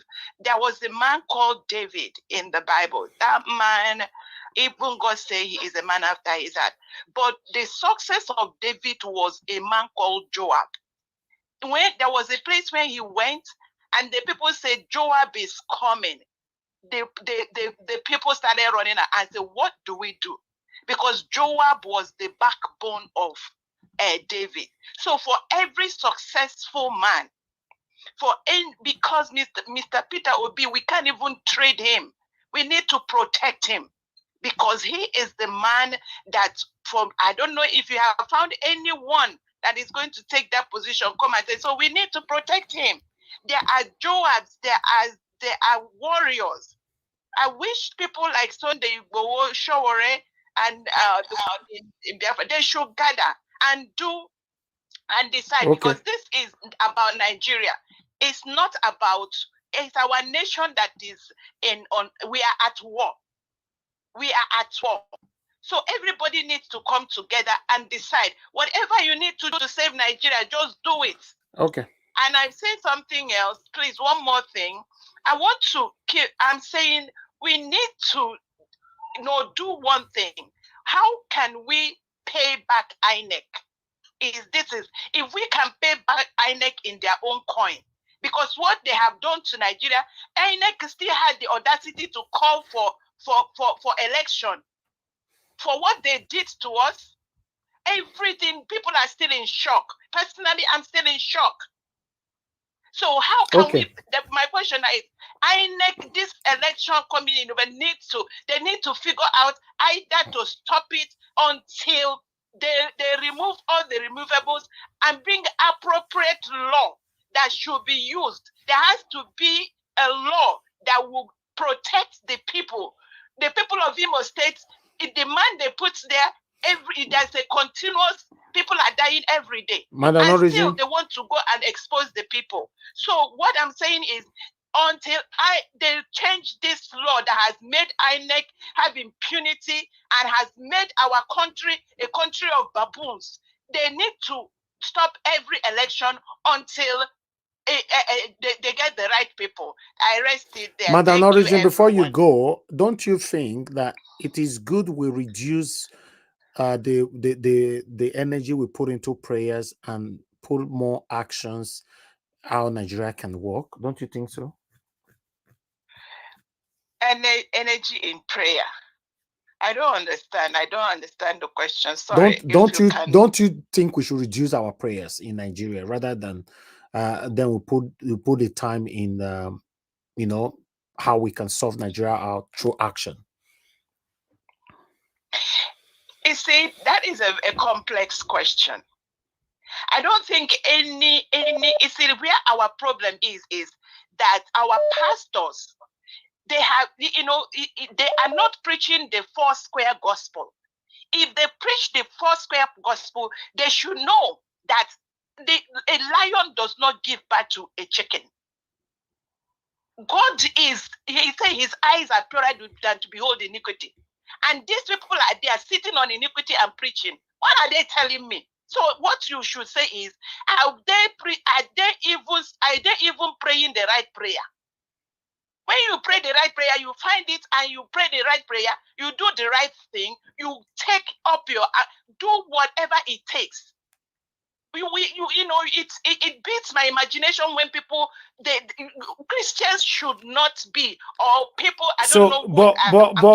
But this would have just be a direct answer, Don't you think we should stop this pray and put action to how to solve Nigeria? I tell you, I pray more than you. I pray more than anybody that. But do people pray more in America? Because let me finish.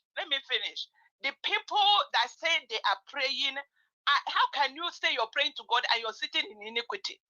Now, what I'm saying is there needs to be a change. Nigeria needs to be overhauled. The people that say they are Christians there, they need to check themselves in the first place. Okay, yeah. If you say you're a Christian and you two sides of your mouth, you're speaking iniquity and you're condoning evil, what are they saying? There needs to be a whole sort of change. That's true. Prayer is not even an issue. That's true. Thank you. Thank you very much, Madam Origin. God bless you. Let me please, guys, if you want to call in, let it be question, because I still have Dr. Aruna here.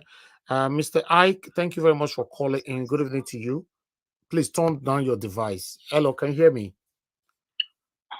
Yes, Mr. Elvis, good evening. Yeah, good evening to you, sir. Are you calling for question or a submission? Just, I heard your question that you asked right now, and you were talking about, can we reduce the prayers or the energies we put in prayers and do more work? Yeah. See, the only problem we have is we ask God for the things we can do ourselves. That's just the difference. You know, when somebody prays for, give us this day our daily bread, and you don't do any work, so the food will not fall from heaven. So when you pray, I'm praying that, oh, before I get to the house, there will be light. And the people that are giving the light don't have light to give you. So your prayers wouldn't do anything in that case.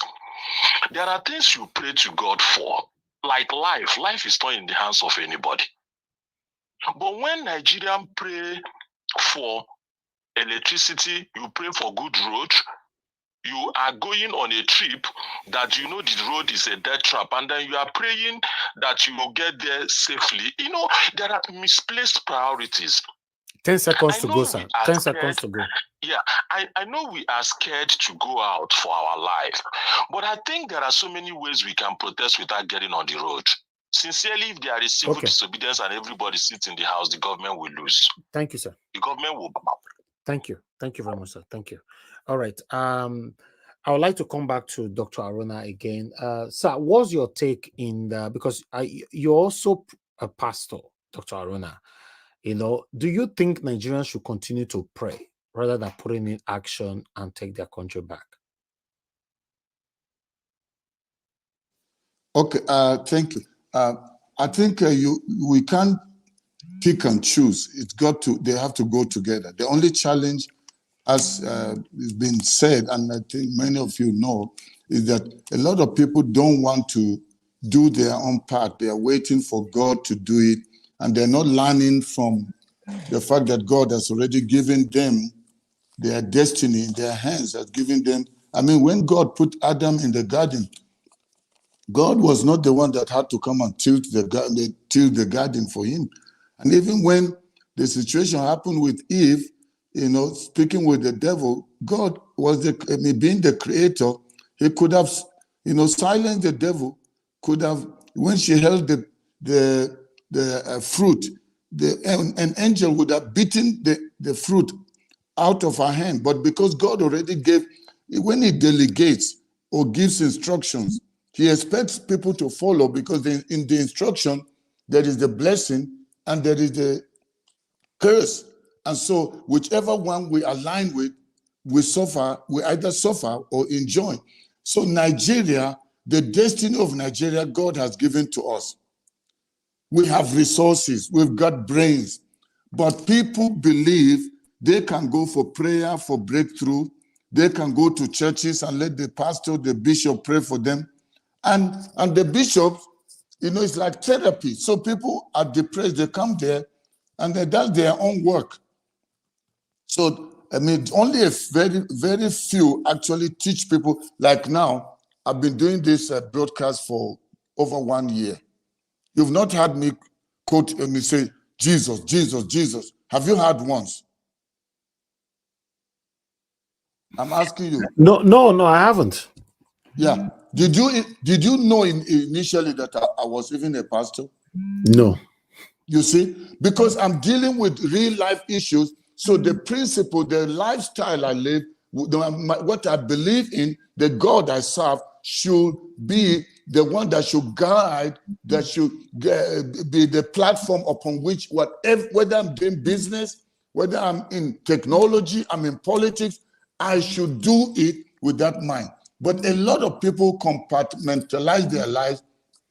They're either just church, church, church, or they are on the other side. So I think that's where Nigeria's problem is, because I have been criticized by so many people. I still run a church. I still do events. I do motivational speaking. I travel nations ministering. But when I get on this show and I'm doing my broadcast, I am focusing on Nigeria and seeing Nigeria free, because God gave us Nigeria and He's not going to come and interfere. Okay. Thank you very much, Dr. Aruna, because to be honest, if you want me to say something about you, you are a man of action. You are the man of action. All your effort throughout the campaign till now, to be honest, I was surprised with your age. You managed to put in the time. You were dedicated to this, a new Nigeria and all that. So this is what I want many other pastors to represent or to emulate. Because at the end of the day, we cannot just be praying and everybody is saying amen and no action is being put into this. That's what Madam Origin was saying as well, that the kind of prayer that people are praying in Nigeria is not what she's supporting. If you are praying, you have to put in the work, and that is what nobody is against prayer, but we cannot be in our room and be praying that one day God will change Nigeria. One day God will change Nigeria. Nigeria is over 60 years now. We are still saying one day God will change Nigeria. I don't know how that is going to work. On the panel, I don't know if anybody have on the panel, if you have a question for Dr. Aruna before he leaves, anybody on the panel, unmute yourself in case you have a question. If not, we'll be okay. Nobody's unmuting for now. That's fine. Dr. Aruna, thank you very much, sir. I would like you to use 2 minutes to speak to Nigerians before I allow you to go, sir. Okay. Thank you, Elvis, for what you are doing. There were a few times you felt, I heard you speak as if that was going to be your last broadcast. You will go into other things, but you're still committed.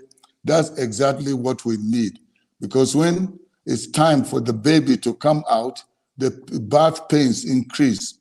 But that's when they say to the woman, push and push. I believe we're going to push out this baby, whether these evil people like it or not. People like us, as busy as we are, I'm telling you, I'm committed. I'm the type that if I've jumped into a boat or a ship with something that I believe is something that is worthwhile or worth doing, especially when it has to do with people that are being disenfranchised, people that are suffering, dying because of a few people that have held the nation hostage. I am prepared to do anything to ensure that I play my own part to bring that to pass. So speaking to Nigerians, the ball is in your court. We were all thinking that the Supreme Court or the judiciary is the last hope for the common man, but we didn't know the people we were dealing with. And even now, anybody that is being hopeful is like buying a bird that is flying in the sky.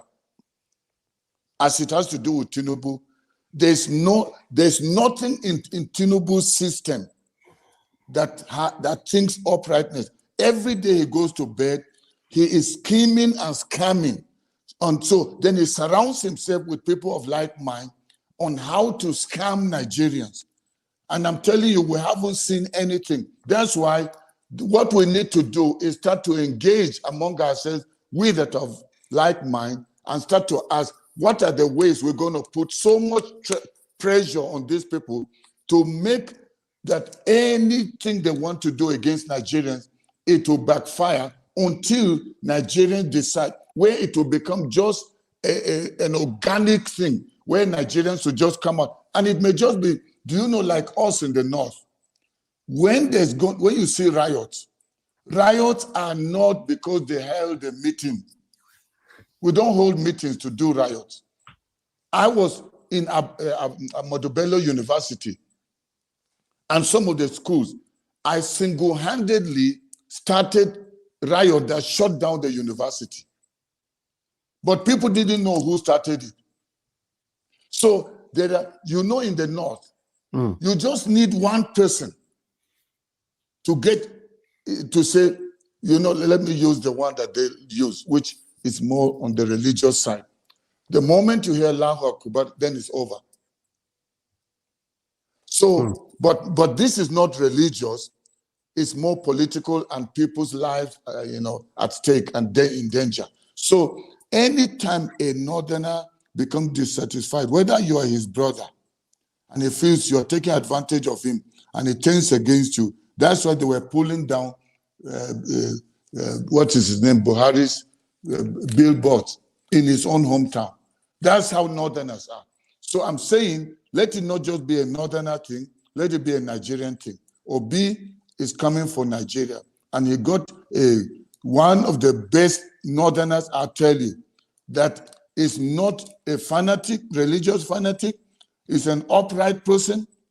He wants to see justice. This team, if we miss this team in Nigeria, because anybody that's saying, let's wait for 2027, again, I'm not prophesying, but I'm saying it's going to be worse in 2027 than it now. Now it's even easier. But 2027, they would have positioned themselves everywhere. Somebody talking about INEC. The next INEC will be worse. So this is the opportunity we still have, when obviously everybody can see that this is a stolen election. Nobody is celebrating this the certificate forger. And so this is still the window we can say no. And I'm telling you, Nigerians, they know what to do. So let's not think that they will not do it. They will. And Datti said it. And I talk with Datti, and I know what will happen. So it will happen. So just take it from me, and Nigerians listening to me, it's you suffering. These people, they're gonna tell me. Now you answer yourself, whether are you prepared for that for another 1 year? And it should be less than 1 year to chop them out. We don't need the army to do it, because the army may come and then hold on to power. We've seen it before. And because the heart of man is desperately wicked. You get the army to do it for you, they would think you need to allow them to settle down, to arrange election, and they may not do it for another 4 years. And then we go back to military rule again. So let Nigerians do it. And I believe they can do it. They are not scared. They're just waiting for the right window. Okay. Thank you very much, Dr. Aruna. I appreciate your time with us today. Thank you for your continuous encouragement. You've been motivating us. In fact, you're one of the people giving us the energy to do what we're doing, because at your age, you're putting in the effort to see a better Nigeria. I wish we have more of elders like you fighting for us the way you're doing. Thank you very much, Sam. God bless you. Mr. Elvis. Yes, sir. Yes, sir. Yeah, please, can I? Is there still time for one question to Dr. Aruna?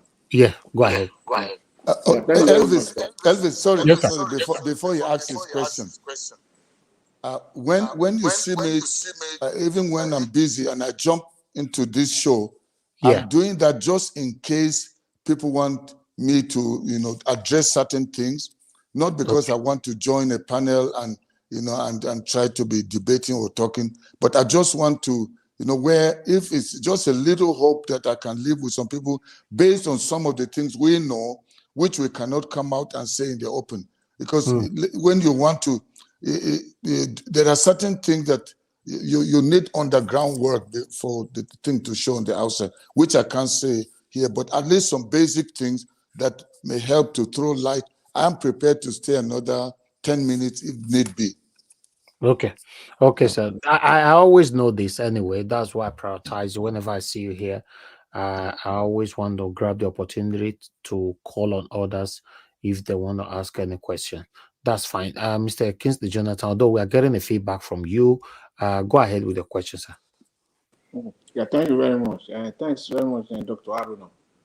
I know that you are more focused on this project, and very grateful for that.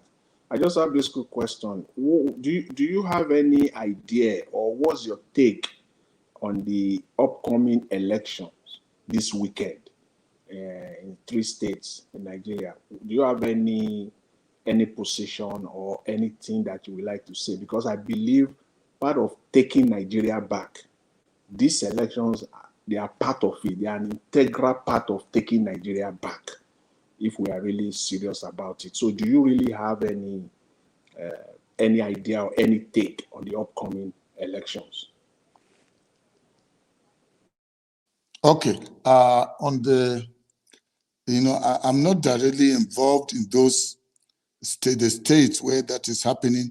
And you must know, I'm not really a politician, and I'm not a member of Labour Party.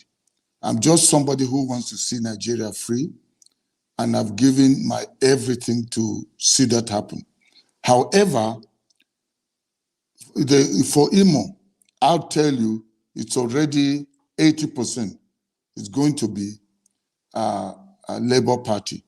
However, the only thing is just if they don't repeat what Mahmoud Yakubu did on the 20th, when people went out to elect. This one, even if they try to disenfranchise voters, it doesn't matter how the number of people that come out to vote. This so-called sitting president, governor of Imo, does not even have 30% of the people. So it's already an outright loss for him. However, the only thing they know to do is what they've always done, which is what they're busy preparing right now. However, if the people can go out so much in mass and not be afraid to vote, it will be too overwhelming that even if they try to rig it, it will be impossible. So I think the only way that, and I'm talking more on the Imo because that's the obvious one.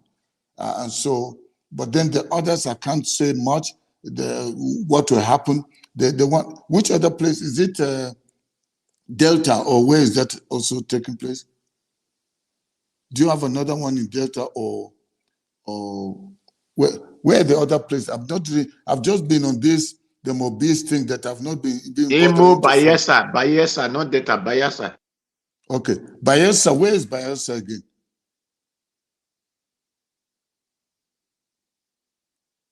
What's the capital of Bayelsa? Mr. Jonathan, are you not there? I'm here. But he's asking you a question back.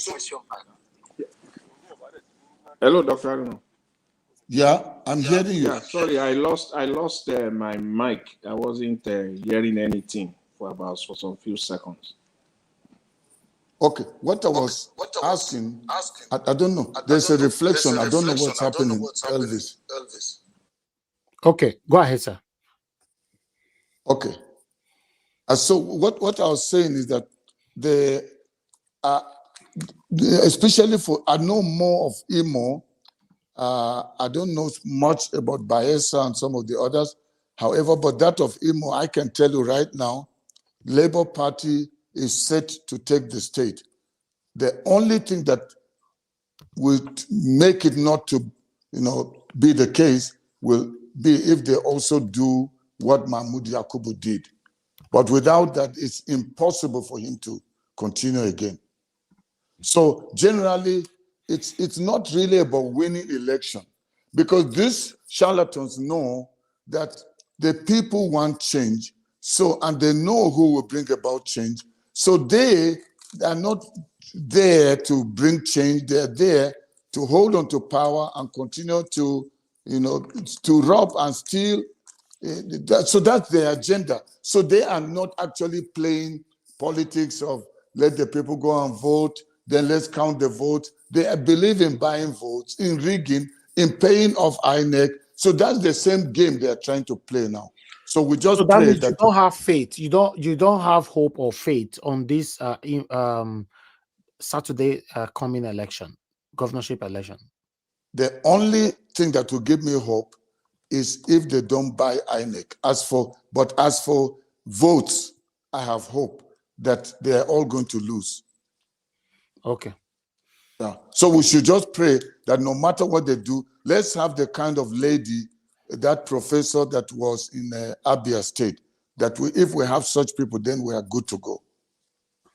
And such people are very few in Nigeria. That's why I wanted to say it's going to be difficult to have someone like that, to be honest, because it looks like everybody is fighting for their stomach right now in Nigeria. So it's even making it more difficult. And I will have to agree with you for your previous statement saying that anybody that is waiting for 2027 is going to be more harder and difficult because they are going to place their people in every angles and to wait for you. So for me, it's up to Nigerians that live in Nigeria, to be honest. It's up to them what they want. Thank you. Thank you very much, sir. Thank you. Thank you very much. Thank you very much, Dr. Aruna. Thank you. Okay, keep up the good work. God bless you, sir. Thank you so much. I Okay. appreciate you. Have a good night, sir. Bye, sir. Thank you, sir. Yes, sir. All right. I appreciate every one of you right there. That was Dr. Aruna Guru. You know, he's been there. He has been doing the work since day one throughout the whole campaign. You know, it's very, very unfortunate that everybody is not talking like this. All hope, you know, is gone. To be honest, I don't know. But I wish Nigeria was even doing well now. But look at the way everything is going. Yes, Black Panther, I've posted out the link. But meanwhile, let me go to Madam Edith. Madam Edith, thank you very much for your patience. I just wanted to take on Dr. Aruna first before I come to you. Good evening to you. It's good to have you on the panel. I would like you to talk to us if you're available to speak now.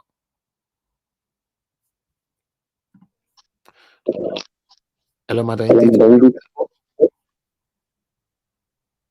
Okay, she's not right now. Okay, we can't even hear you that much anyway. Okay, let me move on to the next person, which is Mr. Odua. It's good to have you on the panel, sir. Good evening to you, sir. Please talk to us.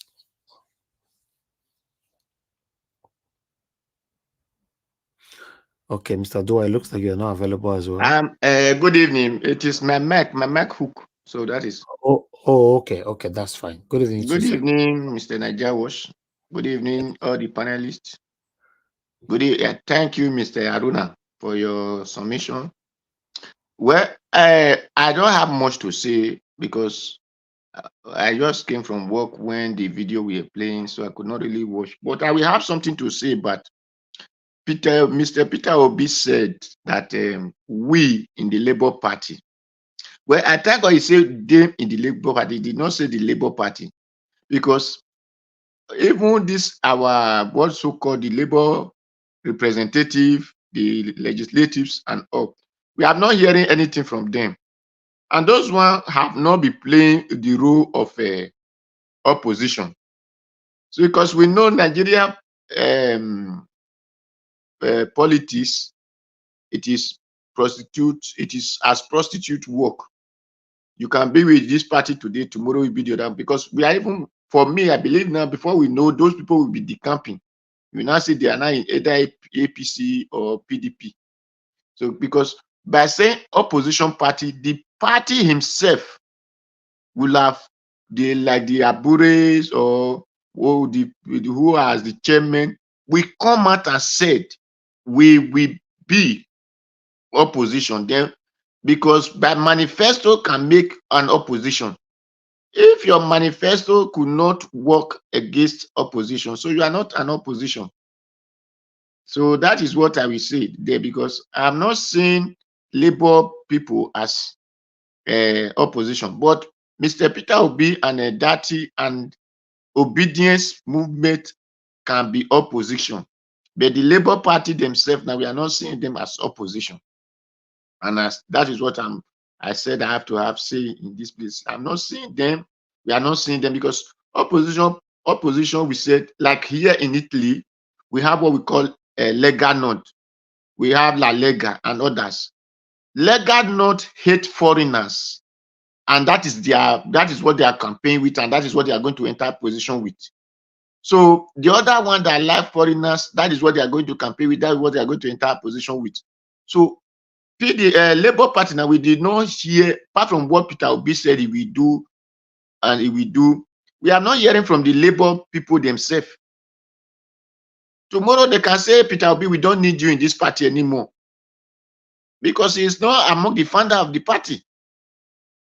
So the Labour people themselves should come out and tell us that if they are going to be opposition party, then why their representative who will they vote for collect 160 million vehicle. Why do they not oppose it?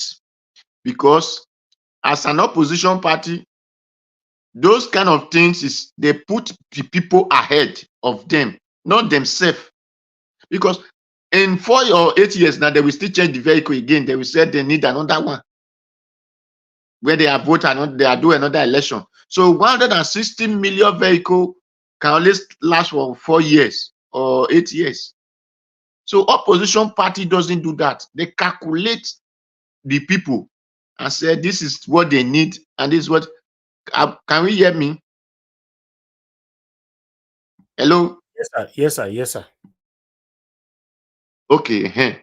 So opposition party must put people ahead and say, this is the reason we came here. We did not come here because of ourselves. We came for something like this to be working for our people. So by their actions and everything, we be telling people that these people are really opposition party. Like obedience now, he shows that obedience are opposition. So that is why they started reacting when the court they believe to give a judgment, could not give judgment. So they begin to call the judge criminals because they all stole, and that is why the obedience can say Tinubu is not the president of the people, but the president of INEC and Judiciary. So when they said public opinion cannot count, why are they making law not for judiciary and the legislative? Why are they making law of the people? So the law of the people, why the opinion of the people can't? In when we did protest in this Europe here, when they check the law they make before, we are not sustainable for the people. So they change the law because the law is for the people. So their opinion can't. Not only one country. Now this is the European Union I'm talking about. They make law that they not change the one they made before, since it was not efficient enough for the people. They said no. If this so, but Nigeria will tell you public opinion doesn't count, and they make law for the people. The judiciary and everything, are they not the same people of the country? Why do they feed their opinion will not count? And they say a law. Is it not a law not written by a human being? Is it no considerations, and that is the reason they say amendment? If it is not count for the people, why do they amend it? And the same, like one man said, Peter Obi, judiciary work for him. Now he's now castigating the judiciary. Yes, the judiciary that work that time, the people that were there who make that, who pronounce those things, are not the same people that are not pronounce this one. Because those people know that the life of people is what you put ahead. And that is why those people said Abuja 25% is established that time. But this set of people now said Abuja is not 25% is not relevant. That Abuja is not better, is not than any other state. But if it is not than any other state, but Abuja did not have governor. It did not have how many senators that each other state have. So, but they said Abuja is not than any other thing. So that's to tell you the people should understand the difference between the judiciary that work for Peter Obi and the judiciary that against.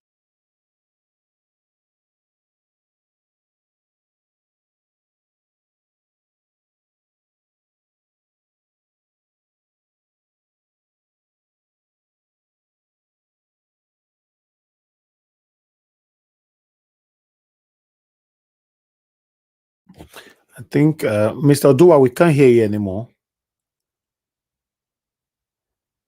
Okay, Mr. Dua, you are muted. I believe you're still talking from, I don't know, but we can't hear you at all. Mr. Dua, okay, can you hear me now?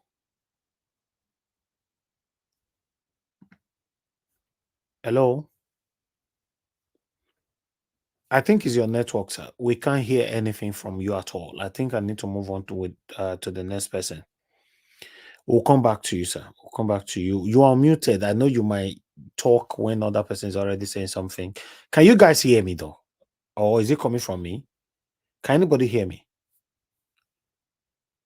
Yes, Mr. Ellis, can you hear you? Okay. Okay. Thank you very much. Okay, let me see. Okay, Madam, I called you before. Are you available to speak now?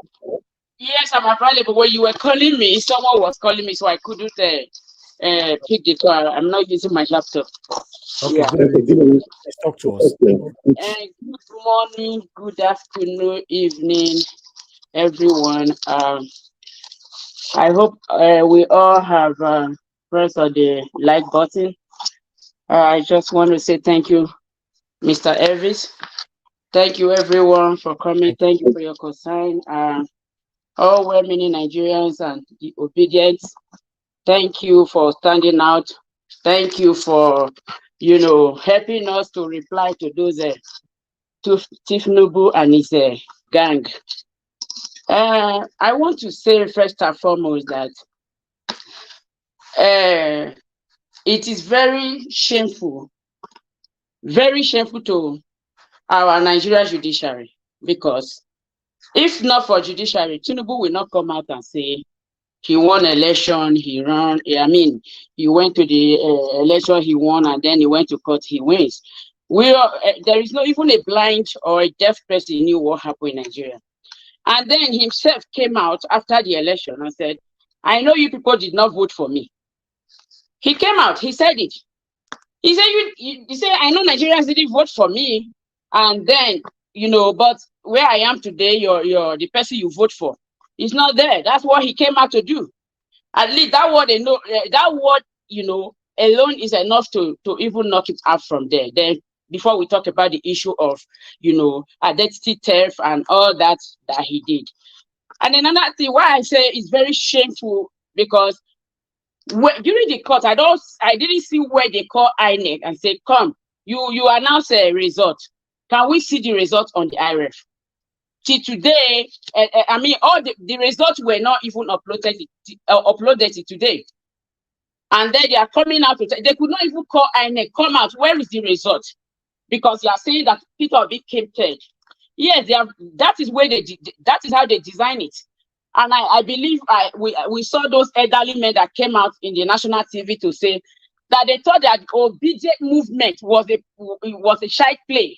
That was why they were singing that there is no structure.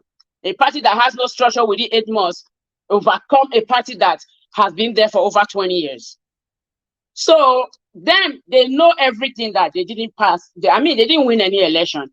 And then they bought judiciary and they're happy. Why don't they put on their powder and come out of the street and dance that, oh, we won the election? So that is why I say Nigerian judiciary, in fact, they lose value in Nigeria. Nobody, even children now, they are now making checks of lawyers and all that on the streets. So that alone is enough for them, and those ones that rig the election will not come in our front to talk because we will molest them, they know. So, and that is that. So saying that Obi did not win election and then because of that they are coming with that one that come out because whether Bayo and Nenuga, we don't even know what he's talking about. Calling Peter Obi name in every area, he can't come close to Peter Obi, and they're saying that they want to arrest Datti or Obi. That is just a mere threat. They know they won't try it because, see, it's not as if Nigerians don't want to come out. The problem is who is going to come out first. They want, okay, it's happening there. That is how the EXA started. Oh no, Worry has started. Benin is dead. Before you know, everywhere. But now, who is going to start? You will be surprised that when it starts, everywhere will be, all of them will be out. But they are just scared that, oh, I'm not going to be the one to front it. That's just the problem I think we are having right there. And I know one day it will happen. Because they have pushed us to the wall. So when you push us to the wall, we're going to, turn around and face you. Anyhow, that is going to happen. And, I was watching one of these news here. And imagine Kenya now laughing at how Kenya, they are not describing Nigerians as what? Because Nigerians are going to Africa countries, going to Kenya, going to different places. They are not laughing at us. Why are they laughing at us? If not, if look at that sack illiterate that has nothing and is there making his mouth. So I'm so happy that all the obedience are out for Bayo and Enuga, because he knows that, you know, if he didn't say so, his monthly salary or the little money that he's going to use to drink beer for the weekend is not there for him. So that is what all of them, they are fighting for, you know. So they, you know, I mean, he doesn't want to be fired, because you hear the man telling his people that your job is secure. So if they push him out to go and say what he's supposed to say, and if he's not saying it, he knows that, you know, he's fired. So, and at the same time, I do not support the issue of we should reduce the prayers. Prayer, they say, the Bible says pray with us. We know that God has given us Nigeria. God has, you see, prayer is not going to do what your hands supposed to do. If God says, I'm going to bless the work of your hands, God is not going to put the money in your hands. You must do something that will make him to bless you. So you pray to God, God, I'm out to my work. Bless me, you know. And that is how God has given us Nigeria to take over at this time around. But who is going to come out? Who is going to be at the front? That is the issue we are having. So prayers and, you know, putting it to action, you know, is what we need in Nigeria. But right now, you know, our youth are just kind of, okay, who is going to start? Who is going to, you see there, somebody was in Port Harcourt, and they were all angry. They look, this one, I'm slim now, look at me, you see my pants is falling from my waist. In fact, we will go to die, so if we want to die, let us die. But, you know, those ones are ways of violence. We need a peaceful protest, you know, but who is going to be at the front? Datti, I mean, when he was talking yesterday, I was just here laughing, as in, you know, our principal is somebody that, you know, he's constructive. He's not going to come out there to just, you know, we all have our own ways of talking. You know, when it comes to that time where you see him in action, that is where you will know that, oh, it's not the way I'm looking at him. But that is just his own way. And as a responsible, you don't expect him to behave like those stats that Tinubu gather in his cabinet. How can you have a whole cabinet you have? They are almost convicted. All of them are looting money. Well, that is all they know. Why would they come out to tell you nonsense? You know, so we Nigerians, we know that we came out to vote. Look at him saying that that the Nigerians came out to vote for Tinubu. Who? They are running around him. Where? Even the one that managed to go, the task that went there to side him, what is it? Asari or Bobokilibo came out to dance. They allow Asari Dokuba and his gang to go there and protest and be behind Tinubu. But the Nigerians, they will not come out. They will not see Asari Dokuba, who is a staff, you know, a street staff. Okay, if this staff can come out, then we can come out. But no, it's not so. Now he's angry, he's talking that. Those one, he's not saying them. You know what he's doing. Who is this calling me now? I beg. So, you know, so Asari Dokubo, those ones are just words of mouth. You know what he's doing. He's being paid. He has collected his share. So me, I don't believe all those ones. That is that. And you know, if APC don't come out to fight, who do you think will come out to fight? Who do you know? That is, we have no there for that. Here right now, as I'm talking, my this thing is telling me somebody is filing you. You are being monitored. You are being tracked. You know, so that is their job, and we are not scared of them. That is our country. We have every right to come out. We need to air our grievances because they stole our mandate. Because the man came out and he trusted his people to come and grab it and run with it. And as he's running with Nigeria, we are supposed to chase him to anywhere he's going, but nobody wants to come out to chase this man. They are telling us we should come from diaspora to come and be in the front. Yes, we are doing our part here. We have gone out here with our placard. In my frontage here, I have my Tinubu must go. So that is, or even if they don't want to come out, everybody should write it to their gate and let us know that, okay, that is how we want to protest. But how will the nation hear us? This thing that is happening in Nigeria is so annoying that sometimes you are just short of words, So, but Mr. Evans, I want to leave it there for now. Thank you so much, and thank you, everyone. God bless you, Madam Edith. Thank you so much. I appreciate you time with us today. God bless you. Thank you.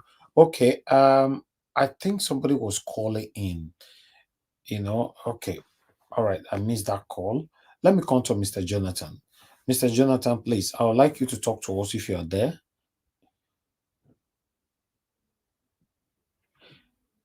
Mr. Jonathan, it looks like you're not available right now. Okay, let me move on to the next person. I'll come back to you.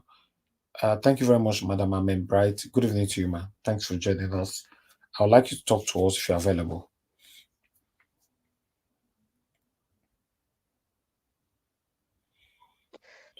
Thank you, Mr. Evis. Good evening. Thank you, ma'am. Thank you so much. Yeah, my greetings to everybody. My brother, really, I'm still somehow down. I don't know why they should be facing only Obi. Because that man is not it's not his type. He doesn't have that mind to be arrogant. He's a gentleman. That's why we needed some little bit action. But he understands they are in their midst. They know what all these wicked leaders, fake leaders, are up to. And I believe both of them, both himself, Obi, and Datti, they understand. That is why he allowed Datti to come out openly. They share it within themselves. Now, why are they now attacking Obi? What has he said that is not really true? We cannot say when we are talking about the Northerners, not all. I know that there are some nice one like Aruna Guru is from the north. But this thing that is really going on, we really have to watch it about this Sharia law and the Muslim. That even other part of the country cannot talk again. Only the Muslim can talk. They are untouchable. Then any other one that will talk, you don't have mouth to talk. They will just close you up. I don't understand. Are we still one nation like that? I love if we are one. If we are one, we are stronger. But in this manner, are we going to be strong? That one cannot talk even when everything is really open and truthful. One cannot even talk again. I mean, I don't understand though. If we have to wait till 2027, I don't even want to wait till 2027. If they can openly do this clear, that is clear even to a baby, what has happened during this election. If things can happen like this and they can still go so deep to cover everything up, what do we think we can do by 2027? Do you think this people will change? They will only grow stronger. See the way they are handling Bayelsa now, Kogi, Imo State. They are already walking on the ground. You fear these people when they don't talk. We have been talking, but these people just quiet and be walking on the ground. They have already started. Before that, 4 years' time, if we don't take time, Tinubu can spend up to 8 years, if not more than. They will just make that country a criminal country. We don't have land again, we can't talk. See all the streets everywhere is destroyed. They are not even caring about that one than to loot and living an exorbitant life. Leaving the poor ones in poverty. Is that how we just talk and leave these people like this? If we can't do anything now, what can we do next?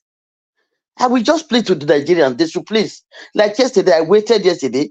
I wanted to even contribute my little one that I usually contribute, the one I'm collecting and learning from you people now. But the argument was so long that before I came, I slept off because it was too long. I couldn't wait. I managed to wait. But what can we do? We should all stand up, please. The youth, they should prove that the Buhari is wrong, calling them lazy youth. They should all wake up. If we can't fight now, when are we going to fight?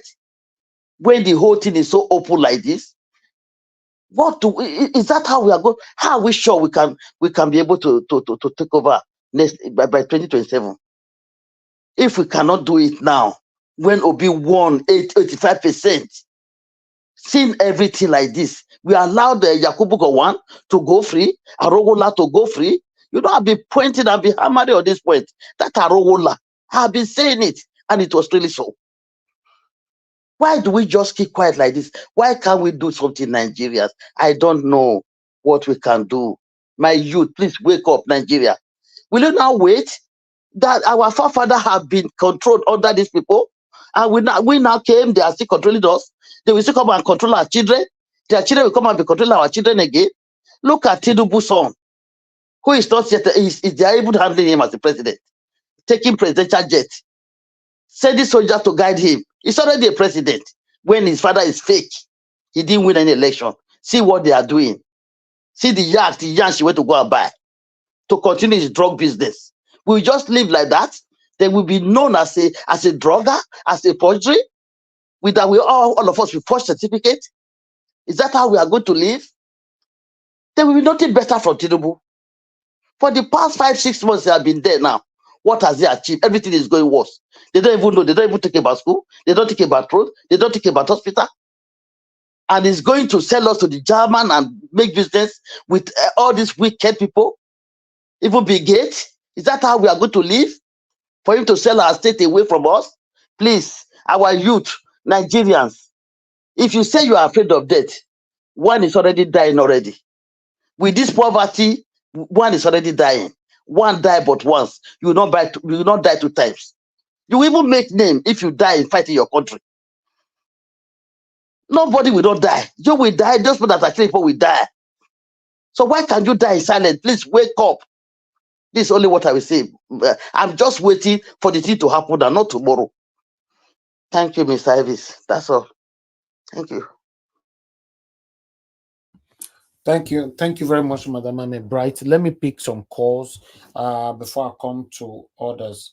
Thank you very much, Madam. God bless you. Okay, I can see Mr. Tony Africa. You've called so many times. Let me quickly call you back, and other people call it in as well. Okay, Mr. Tony, you are not picking. So, okay, Mr. Tony, can you hear me? Good evening, sir. Yeah, good evening to you, sir. Please talk to us. You called a couple of times. Thank you very much. Good evening, sir. I thank all of you. I thank also Aruna Guru. He really tried there. So I was calling in to say that we don't have enough of them in that country, and then I will also try to ask a question. I hope that he's listening about the fundamentals, because he articulated everything very well, that we should keep trying. But at the end of the day, if we don't cut off that root causes of all those problems, of which even the Central North is also part of, because the Central Northerners are the administrators of this Arewa colonial masters. They are the administrators. They are the most educated there, and that is why it's very difficult, for us to really have a way out of all these calamities. Because, for example, all what he said is very good, that we should keep on trying, that respectfully. But a country where there are no institutions to fall back on, or to run to. Like now that we said that, okay, the election was not okay, and then the election was not, electronically, transmitted, 25% amenities. And then, but at the end of the day, Tinubu did not put himself there. That power block is what we have to be talking about how to get rid of. Okay. The constitution is not there. There's nothing to guarantee anything. That's why we say that we should peacefully separate the country, because we are not one people. Then we can work together as neighboring African countries. And then, please, before I stop, I want to say that, I hope that Lumide is there or is listening to you. Please, I didn't want to make it come today. I really enjoyed his contribution yesterday, although it was too much. You have to caution Black Panther for just harassing the guy, because the guy is very gentleman. I mean, I didn't like the way Black Panther, until I had to write you almost 3 o'clock in the morning to try to switch off the program, sir. Thank you very much, sir. Okay. Thank you very much, Mr. Tony. That will be addressed. Thank you, sir. All right. I have another caller here quickly. Madam Joy was trying to call us as well. Let me quickly return a call. Then I'll come to the next people right there on the panel. And God bless you all, my people. Please help us to press on the like button, and help us to share as well. Okay, Madam Joy, you are not picking, so let me quickly, Justin. Okay, Justin, you are calling as well. Okay, Justin, we lost you there. Mr. Elvis, I beg, sorry. Check the message. Somebody got a message there. I guess. Yeah. Okay. Thank you. Okay. I lost a couple of you there. Okay, let me come to the panel again. Before I take another call. Information this. Okay. Mark Okunsaye, my brother. Thank you very much for joining us. Good evening to you. Please talk to us.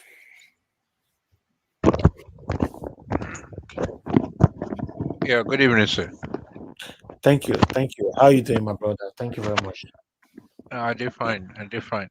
I'm Please, just joining the I'm just joining the broadcast though, so I didn't start from the beginning. So like The 5 title minutes is ago. there.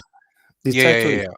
That's exactly why I passed my comment. I think one mama was commenting about it.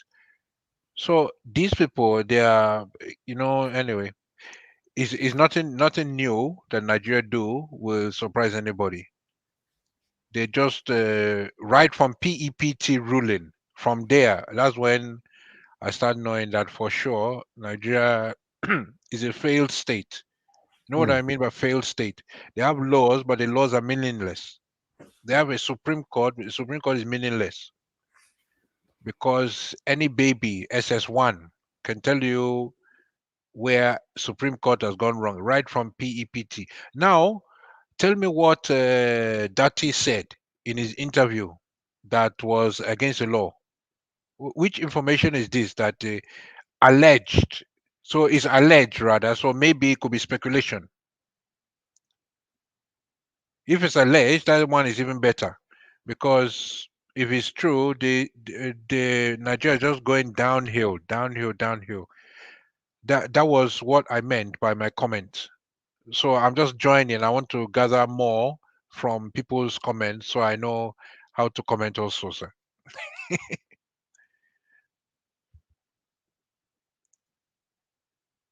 Hello, sir. Thank you. My brother.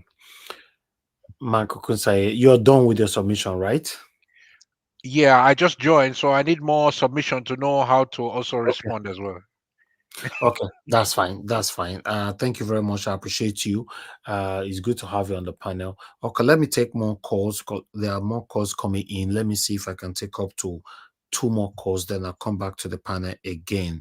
Mr. Justin, thank you very much for calling in. Good evening to you, sir. Please talk to us. For calling back, I really appreciate. Thank you. Yeah, I want to thank you for everything you do, and people in the panel as well. Just a quick shipping anyway. I think one of our man there was talking about calling for the youth to come out to protest and stuff like that, which is a good idea. But I still want to plead that if we can start channeling our attention to those people who always said, "Oh, we're tired." When you start protesting now, they will tell you, "It's too much now. I think we should stop now. It's too much now. We should stop now. I have business to go. I have to open my shop." So those are the kind of people I think we have to start cautioning those people as well. Nigeria Watch. I don't know if you understand what I'm saying. Yeah. But at the end of the day, we cannot really force people to go on the street. It's somebody that will say they're tired, To be honest, like I said, if Nigerians are ready, they are ready. When they are not ready, they are not ready. For me, I will not be here to force people to go do something against their will. They live there. They live there. I'm sending my message directly to those that live there, Nigerians that live in Nigeria. So if they are happy with the way the situation are, that's fine. For me, I can't do much about it.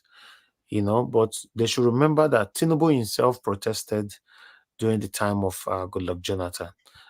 So if they think that protesting is against the law, to be fair, I don't know what to say. It's their choice. Okay, let me come back to the panel again. Thank you very much, Mr.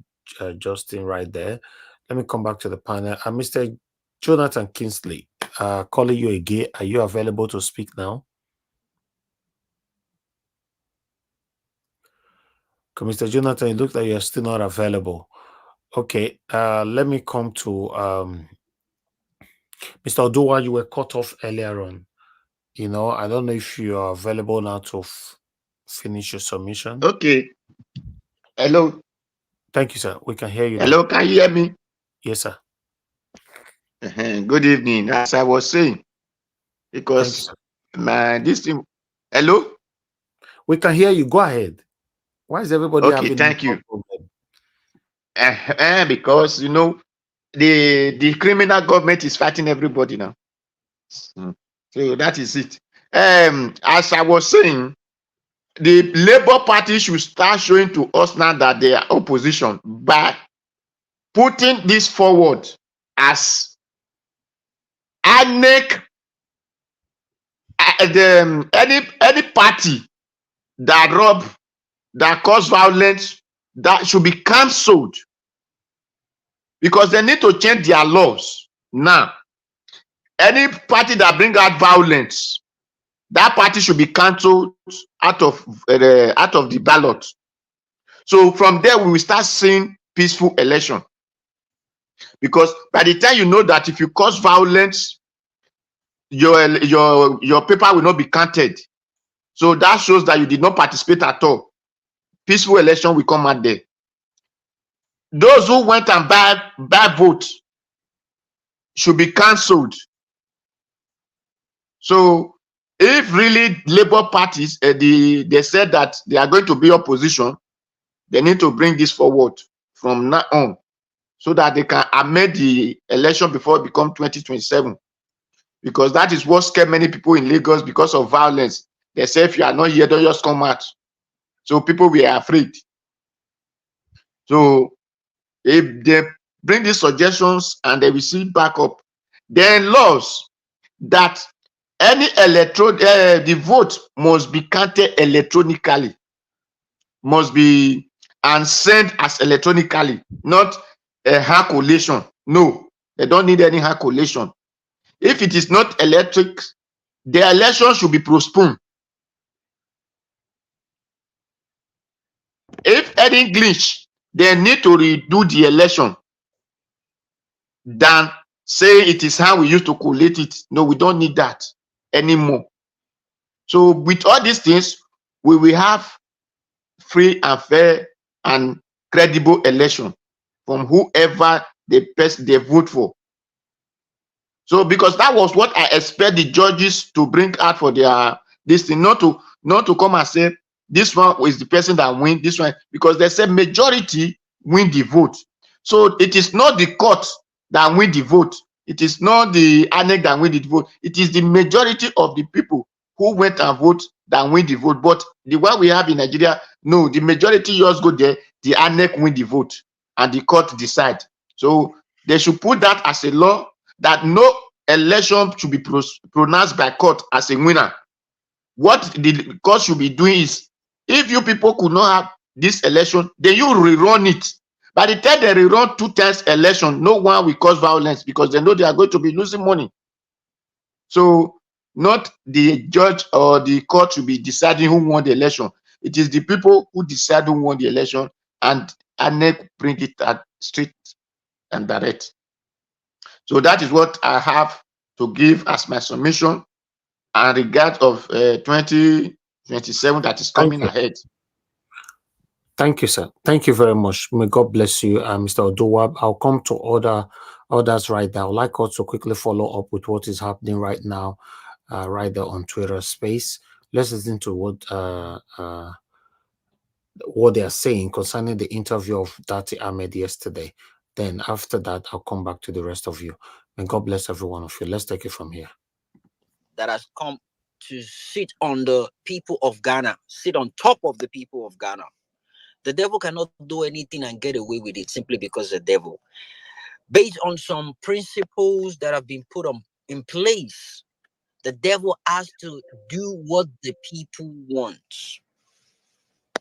A lot of people made submission and their point of view about that is interview yesterday, and someone was like, Tinubu is gonna have to figure out a way how to deal with the obedient. It's not about the obedient anymore. It has to do with the well-meaning Nigerians. I said it yesterday, I'm gonna say it again. I'm here to get my country back, fighting for the soul of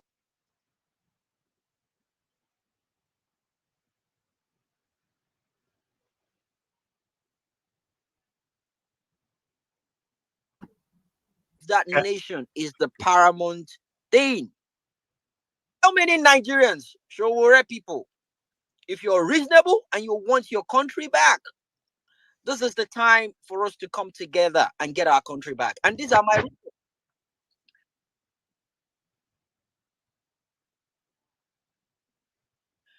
Obedience, we need to be realistic. The country does not exist based on obedience alone. No, we have a lot of people in that. We are a group of people pushing for a movement. No doubt. We are pure in our own way, right? We want the change of status quo, right? Correct. That's it. But you see, right now, what is going on in that country is nothing political. The country has been hijacked by demons.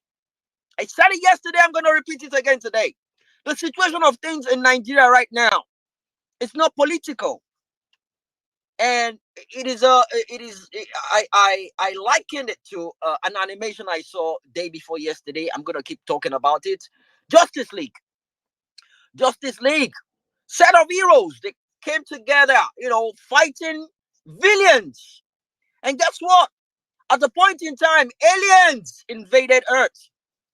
Both the Justice Leagues and the villains they've been fighting, they came together to kick those aliens' asses. And when they did that, they went back to the villains and they tossed them in jail. You see, desperate time requires desperate measures. We know where we stand. We need to be focused. And we know what we want.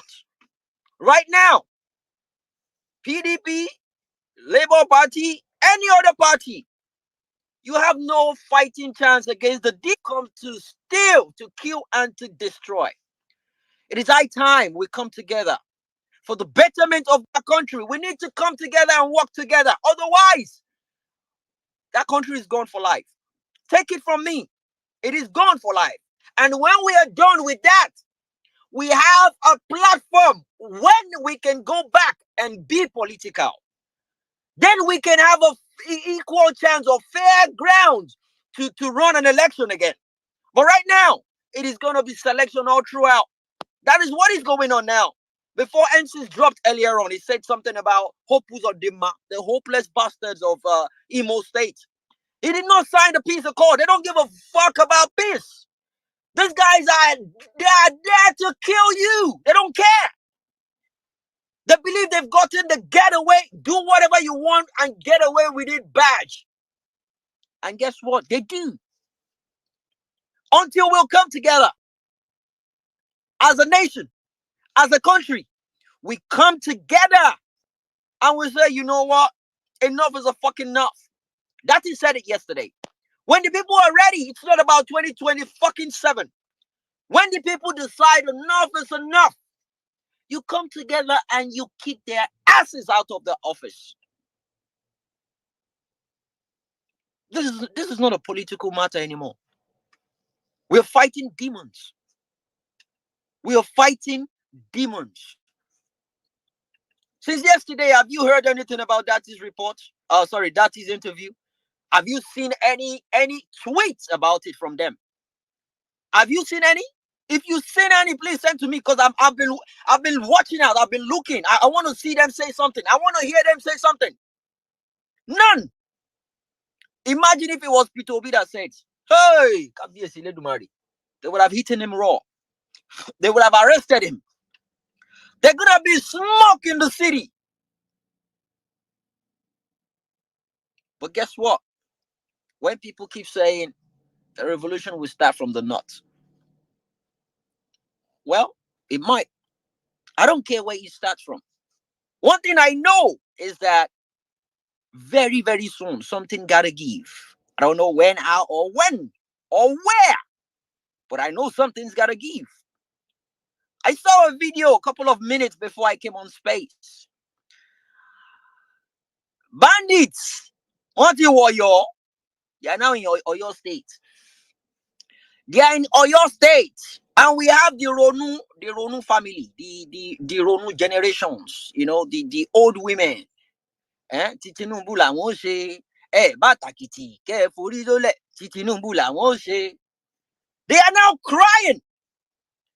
10, 15, 50 fucking acres of farmland, cassava, soya bean, all eaten by guess what? Cow. Màálù, wọ́n ti jèrè oko wọn. And now they are shouting, kíjọba ó gbà wá o, kíjọba ó ràn wá lọ́wọ́. Ikú pa gbogbo yín, tí rí nǹkan kan. Ẹ ṣẹ̀ṣẹ̀ bẹ̀rẹ̀ o. Àní kílẹ̀ tí rí o. Ẹ ṣẹ̀ṣẹ̀ bẹ̀rẹ̀ kílẹ̀ tí rí. You guys have not seen anything yet. When we were screaming, when we were speaking, when we were yelling, we were shouting on top of our lungs. You guys thought we were mad. I told you, it doesn't have to be with tribe. It's not a tribal thing for me. It's not a religious. I don't care who you are. As long as you're coming right, I will vote for you. And I said it. Moni Peter Obiomoluabi ni Odangaja Okojuosuwon. We've checked him out. It was on top of his freaking game. It wasn't a tribal thing to do. It was a commonsensical thing to do. They were giving excuses for someone that saved millions, billions when he was in our office. RGR. You see, all those things we've been talking about, all the properties of Tinubu that he embezzled and he bought, not even by himself. He actually took over those properties that Auntie Bolanle read out loud and clear. She took about 15 minutes of her submission back then. This was last year. She took about 15 minutes reading out every single property owned by Tinubu. That's the single landlord of Lagos State. 15 minutes non-stop. Auntie Bolanle was reading it back to back. All the properties he owns. And people were shouting, he's a businessman, he's a strategist, he's a this, he's a that. The strategist is there now. And you see this one that they are shouting, dollar is now going down. Going down. Going down. You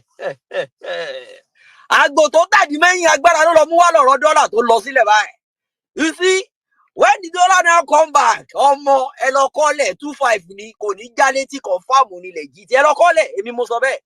25 ni ò ní jaleti December. Dirty December. Ikú pa yín. Hey, Sherry, chicken will be only for billionaires. Now billionaires go chop chicken this Christmas. Now billionaires go chop chicken this Christmas. The way things are going right now. Enough talk. Enough. We need to come together. We need to figure out a way to get our country back. Because you see these people there now. Hey. And this man, he never starts. He never starts. And I don't see Yatabi. Yati daddy. They go get presidential submarine. Presidential submarine. Want to be a presidential submarine. Man, you guys, people don't understand what has happened to Nigeria. People, it's fun now because we've foreseen this. We're now cruising and just having fun about it. But sometimes I just feel pity for that country. Did you hear what Kogi State Governor was saying? What's his name? Cannot think with it, Bello. He said there's nothing Tinubu can tell him. The president doesn't have any power in Kogi State as long as he's there. Well, someone said there's going to be an implosion. I don't know how long that is going to take, but it should hurry up. That implosion is taking too long. PDP people are working on the background. They want to get their country back. There's nothing legal anymore in that country. Whatever it is you have to do to get the country back, go ahead. I'm saying it loud and clear. It's a recorded space. If you need cutlass, go and fucking take it. The way they've shown you guys, show them you've learned something. They told us we are novice. Okay, fine. But we learned. Have we? This is the time for us to show them what we've learned from them. Operation Launch Your Bag. Launch your bag. That is the way forward now. It's all those flyer, the 10,000 police, packaging last one. You go see. Launch it, dog. I said it last time on the space. Someone has reached out to me. They are ready to pay for 20 thugs. They want I mean, I want Sikiru ni Alapata, Sikiru Fata, all those people they cut meat for. 20 thugs. They are ready to. Someone is ready to sponsor them. 20 thugs. That is the way forward now in that country. No, any election we do for Nigeria now, but how many thugs you want sponsor? Now, how many thugs you want? I know. No, waiting flyer want to do. What? Why are you wasting money on printing flyer, T-shirts, all those apron? Who that one help? 2 by 2. How many inches of nail? How many sawmill you want donate? Sawmill, all those things now. That's the slang now. Molotov cocktail. How many you want volunteer? Because it's now a banana republic. We can say this loud and clear. You know why? Because there's no more fucking constitution. Few months ago, it was a taboo because we were well-meaning Nigerians. But no anymore. Not anymore. We will get our country back. On God, we will. But we need to come together. We need to come together and work together. Baba wa she gbogbo yen tan ama wa yo awon kandanu re si. Then we will now be back on a normal playing field. They asked him a technical question. They said, "Are you ready to sit on a round table with them to negotiate?" He said the only reason why he would negotiate with them, to sit with them on the same table, is if they are ready to do a rerun of election between Labour Party and PDP. I'm not sure people listen to that part.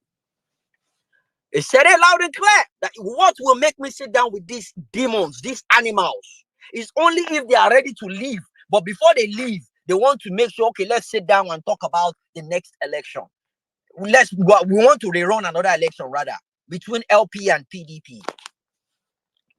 So, people, you guys are listening to me. I have this last message for you guys. In as much as Aluta class captain has been shouting, revolution now, revolution now, revolution now. You see that word revolution? He did not generate it. He didn't come up with it. He's not the founding father of that word. And guess what? I did not support his revolution now, back then, right? And you know why? Because at that point in time, we didn't have enough evidence to prove that the judicial system in Nigeria is corrupt. We did not. Obi did that for us now. Obi took the time, the money, the energy to go to appeal court first and show Nigerians and show Africans and show the entire world how deep the rot is in our system. He figured out that one out and he moved to Supreme. He showed Nigerians, he showed Africans, and he showed the world that, you know what, this is the highest courts in Nigeria. Have you guys now seen how deep the rot is? We know Nigeria is corrupt, but Peter Obi, you can never take it from him. Peter Obi made it official. He made it official that yes, it's corrupt. That was why he didn't probably speak about protest after the election thing. He didn't speak about protest when they were doing the inauguration. He didn't speak about protest about when the Supreme Court was active. Our flesh and body wanted protest, but he knew what he was doing. Now is the time and the kind of uprising that will come up. It will bring out the beast in people. Fella, don't talk all these things. What Nigeria needs right now is a cleansing, a fucking revolution. I'm saying it loud and clear. A fucking revolution. We can say this now. simply because there is no rule of law in that country. There is no rule of law in that country. No equal fighting. It's now a totalitarianism operation going on in Nigeria. And we have to take our country back. It's not an echo chamber. We're here to speak about issues and matter arisings. Thanks for coming to Val. All right. I appreciate you all, my people. Thank you very much.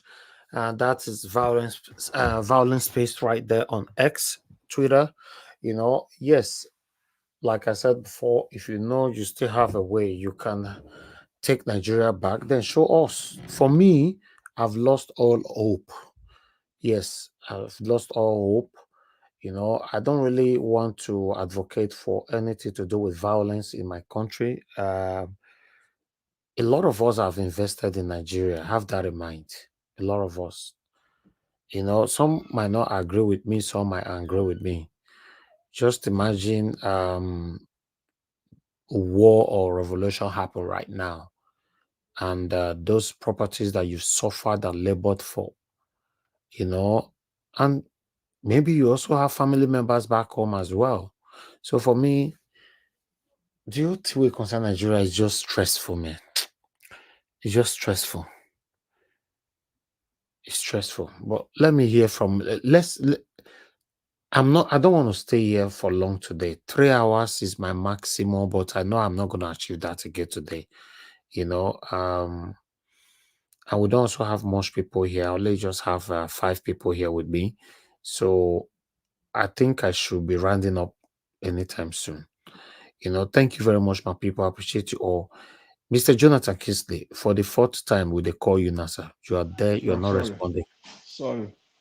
Oh, sorry, I didn't know. I'm sorry about that. Probably it's my mic is being on. My mic is being on and off. All right, I'm please trying talk to us. Thank you. Okay, yeah. Thanks very much, Mr. Elvis. Thanks to everyone there. Thanks to all the family, all the submission, and thanks to Dr. Guru who was here earlier today. I just want to really focus on Mr. Bayo Ononuga, the spokesman for Mr. Tinubu. But before I do that, I want to, talk on the need, emphasize a little bit on what Rufai Hussaini said earlier today. We all know the truth. We all know the facts that the appointment of INEC, if you want any change, this change that we're talking about, this new Nigeria that we're talking about, it's not something that we just, it's not going to come as in like a combo, like it will just come in one sweep. It's going to be a process, and we have to take it as it comes. It's a step-by-step process, and we got to take it as it comes.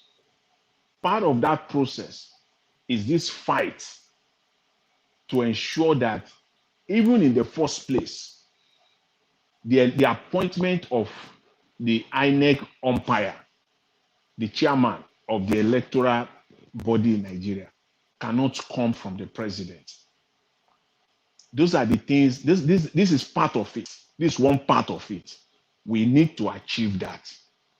And the people that are, I know, I've been hearing it all over the place, that even the next cycle, 2027, that what we experience in 2023 will be a child's play to what will happen in 2027, that they will rig it, they will take it to another level. But we have to meet them. We have to meet them at their own game, or even surpass them. And part of that process is ensuring that even the appointment of the INEC chairman, it cannot be the president. Those are the things that we must agitate for. Those are the things that the elected members, the opposition, must go for. They must allow opposition to work, because that is their problem there in Nigeria. They believe that once elections are held, and winners are announced, sworn in, every other person should just keep quiet, enter house, keep your mouth shut, They don't want to hear you talk at all until 3 years later, few months to the election. They don't want to hear you talk so that they can go on and do whatever they want to do. Steal the entire country blind.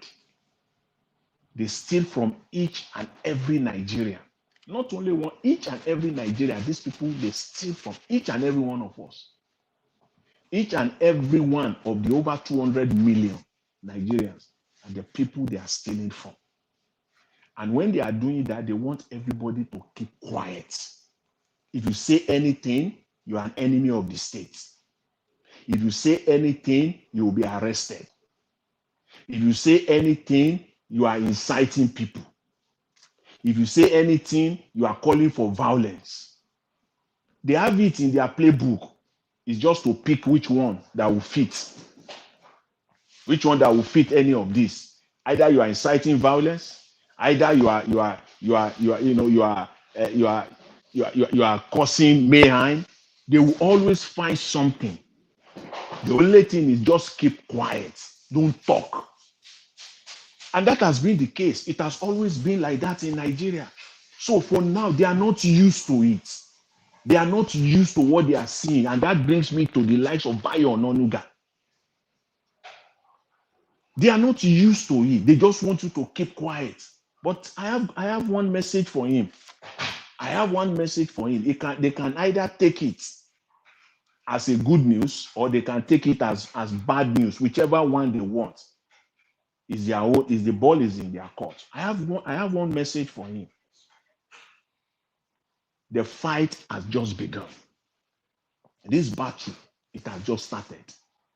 If they think it's going to be like the previous electoral cycle, 1999, people talked and talked, 2003, 2007, and so on and so forth, up to now, they just talk and everybody. This is not going to, the fight has actually just begun. It must, if they can, let that sink in.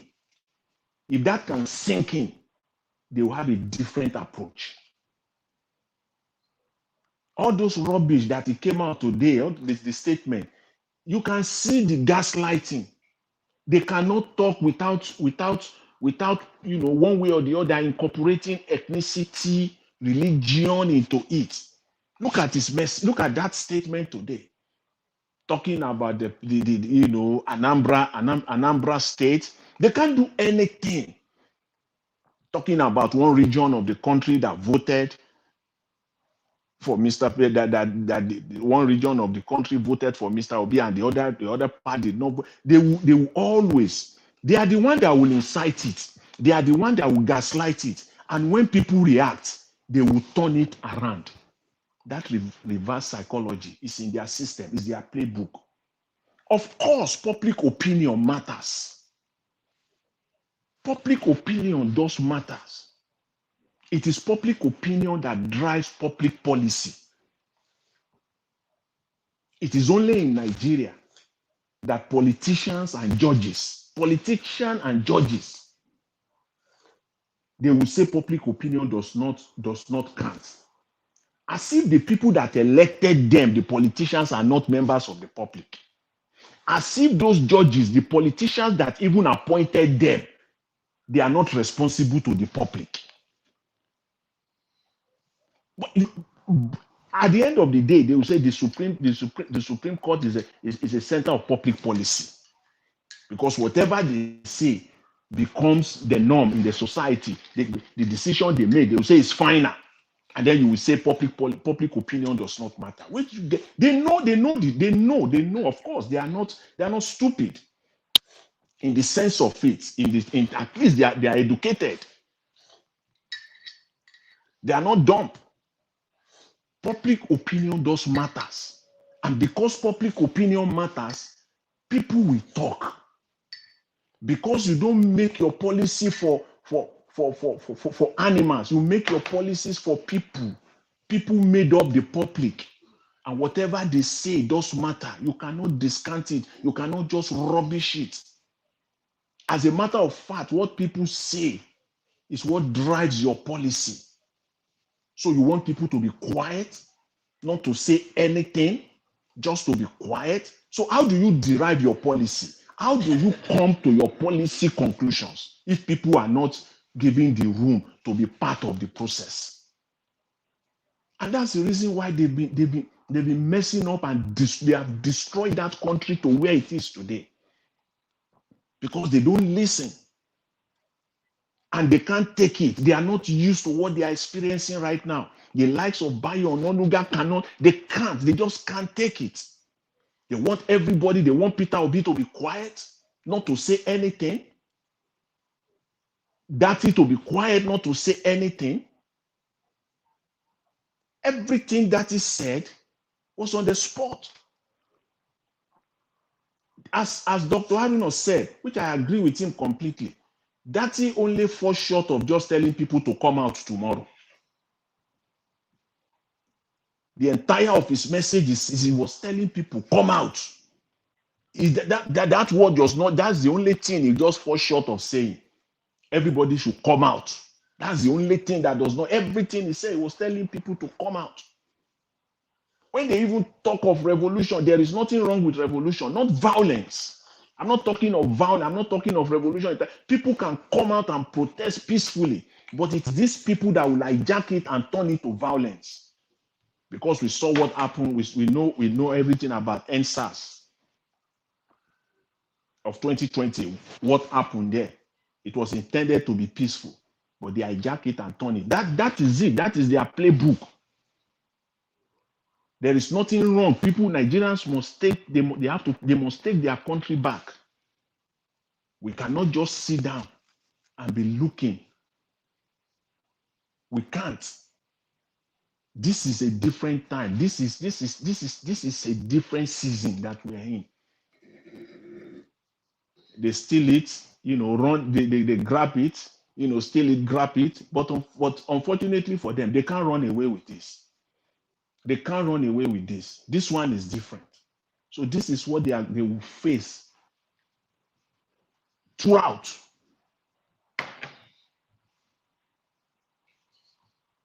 Nigerians have the right. They have the right, every right, to claim their country back.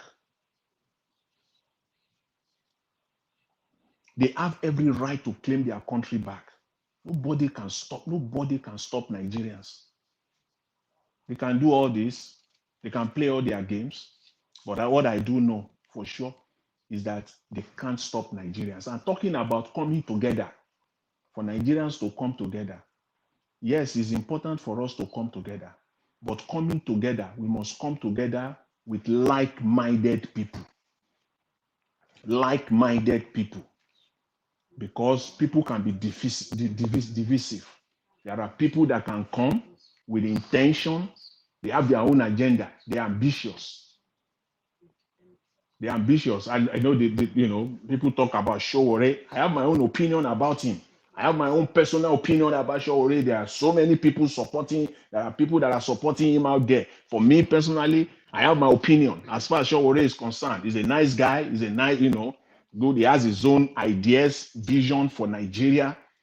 He has his own belief for Nigeria, what direction Nigeria should take. But I believe that, for me personally, I believe Sowore is not ready. He's not the type of man that is ready to be under anybody. He's not. He's not the man, from what I have studied him over the years, especially in the last 1 year. He's not the man that is ready to be under anybody. And I don't think that is the kind of trait you are looking for in a leader. When you talk of coming together now, is it coming together as how Sowore will now say that, okay, he will abandon his vision or his ambition of becoming the president of Nigeria, and then the likes of Peter Obi and Datti, will take charge. Where will you put Sowore? We have to be honest with ourselves.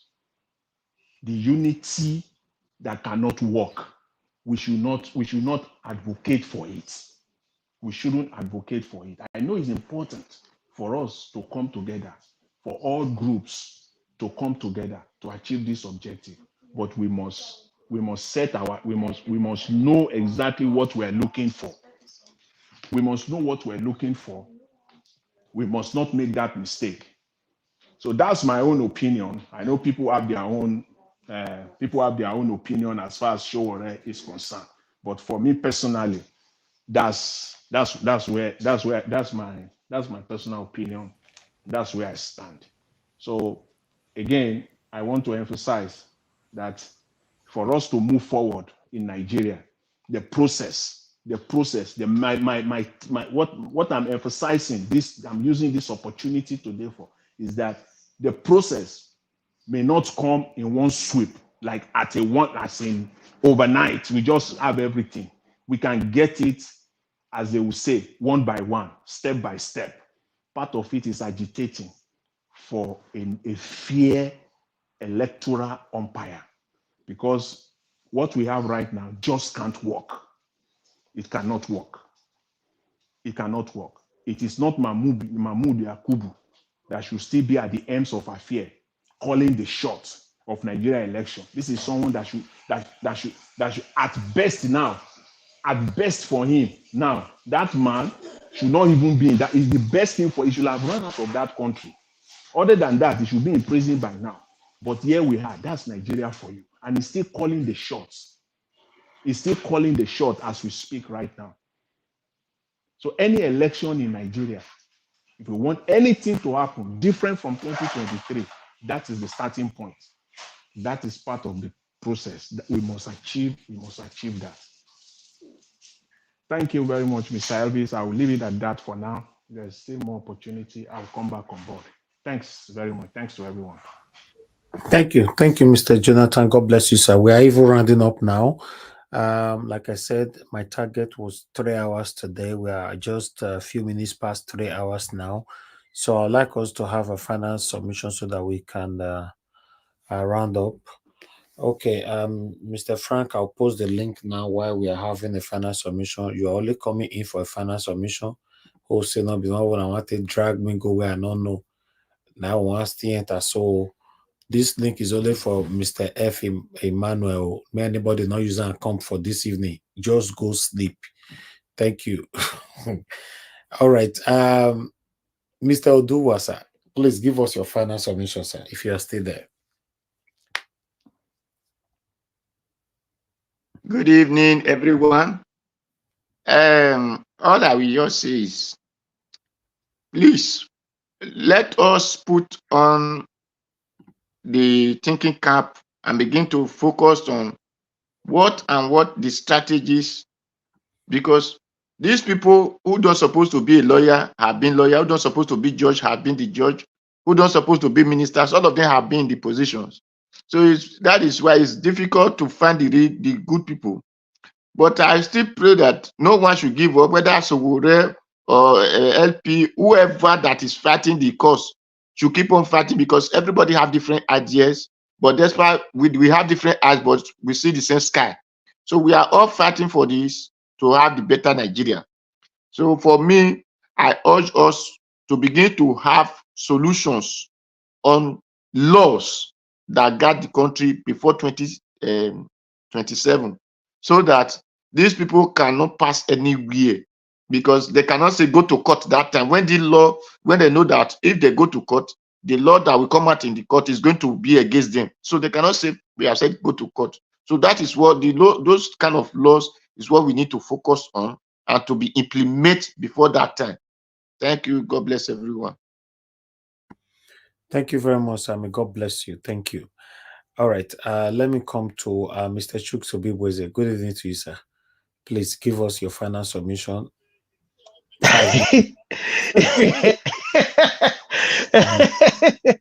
Yeah. Good evening, Mr. Elvis. Good evening, fellow panelists. Good evening, those watching us around the world, and of course, our most important section, the comment section. Mr. Jonathan, I just want to thank you and thank everybody that has spoken before now. Because what you guys have said, if we really take a look at it, it's exactly in the direction of our principal, our vice principal, and everybody that wants Nigeria to move forward. This is why we're here, and we will continue to educate ourselves, because why we are here is just about the education. Because without we getting that knowledge, with all these things we are saying, it can't work. But because of platforms like this, saying it as it is, laying the foundation, making sure that people understand, when we talk about revolution, it's not about destroying things. So, Mr. Elvis, don't freak out, please, when you hear that word. It's just in the context of Nigeria, because in Nigeria, everything is violent from the government, not from any other individual, and that's why we are scared to use words that are meant, to educate people, words that are normally used every day to say, hey, what is revolution? Revolution is a drastic change, to change the way we're doing something, and it must come. It must come. If I were in Obi's shoe, but I'm not Obi, I will use that kind of words, and explain it so that nobody will get me, will misunderstand me, because this is what it is: drastic change, real change. That's what we ought to do. Like what they put forward, having a one-term president across the whole region. Even me, I will advocate that we get, after that president, we get 6 vice presidents. 6, apart from the one with the president himself. All region will have their vice president who will stand and represent them. And this is the people. And listen, if Nigeria has to do something, we need to have a real change. Take away this House of Assembly or whatever they call them. Just only one legislator we will have. Then the vice president will do the job of House of Assemblies. They will live in the region, talking to the people, not going to Abuja. No. They go once in a month or whatever to Abuja to say, this is what my people say you should give to me, or we need, or we want it to be like this. Then they debate it and come back home with answers. Not all this bunch of, I don't want to call them names, but all this bunch of criminals. We can see the Labour Party this thing. Yes, you are 8 in number. You can't change anything according to you. But you can stand tall by first of all saying, I am not taking this because it is wrong. Look, FFP or whatever they call them in South Africa, Julius Malema's party. This is how they started. They were very little. But when they got there, they made their voice heard, even more than the people who are majority. If they want them to disrupt the session, they disrupt the session. Make sure that if they ask them to work out, every one of them works out. Because they have agenda. They know what they're going. This Labour Party, in fact, I'm afraid of them. Because it's like nobody understands the principles of the principles of what they are doing. Because if they understand this, they should know that, look, one of the things their principle is talking about is reducing the cost of governance. So how are they helping to see that the principle is preaching? And that's why Rufai has the right to call our principal out to say, hey, even if you know they can't do this, but make sure you save your name by calling them to order. It is not a must that they will obey you or they will do that. But if you put it out there, this is not our ideology. They can understand that, so that when we start voting them out, they will not be surprised. That's what I expect from our principal. Please put it out there. I know the Labour chairman have said it and said it openly, but you are now the leader of the party, a big one for that matter. So Please make sure these people represent what you represent. Or even though they're not going to, make sure your voice is out there, because we cannot continue this way.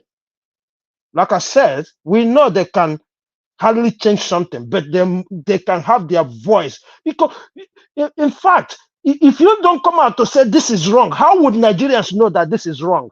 If you go there as a OES member and you allow them to buy you cars and buy theirs, how would Nigerians know that this is wrong in our system? But if you have protested, it will be all over the news. People will know, yes, this is what you stand for. And that is how you get more people into your fold. Because right now, people are even questioning what is so special about this labor if they're not asking the real questions Nigerians want them to ask. So those who are on the fence won't come in. Because if, for example, now I'm on the fence, I won't join that seeing this. I won't vote for any labor seeing this, because the ones you voted, there's no change apart from a few of them, like the governor in Abia State. So we need to do the diligence so that we, the labor, the obedient, we can go in the same direction, because there's no way we can come out of this quagmire except we go the same direction.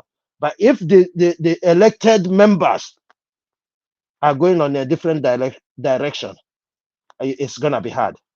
I will quickly talk on the buyer Nonuga. Look, we don't have to come here. We know who he is, and these are the people that are holding Nigeria down.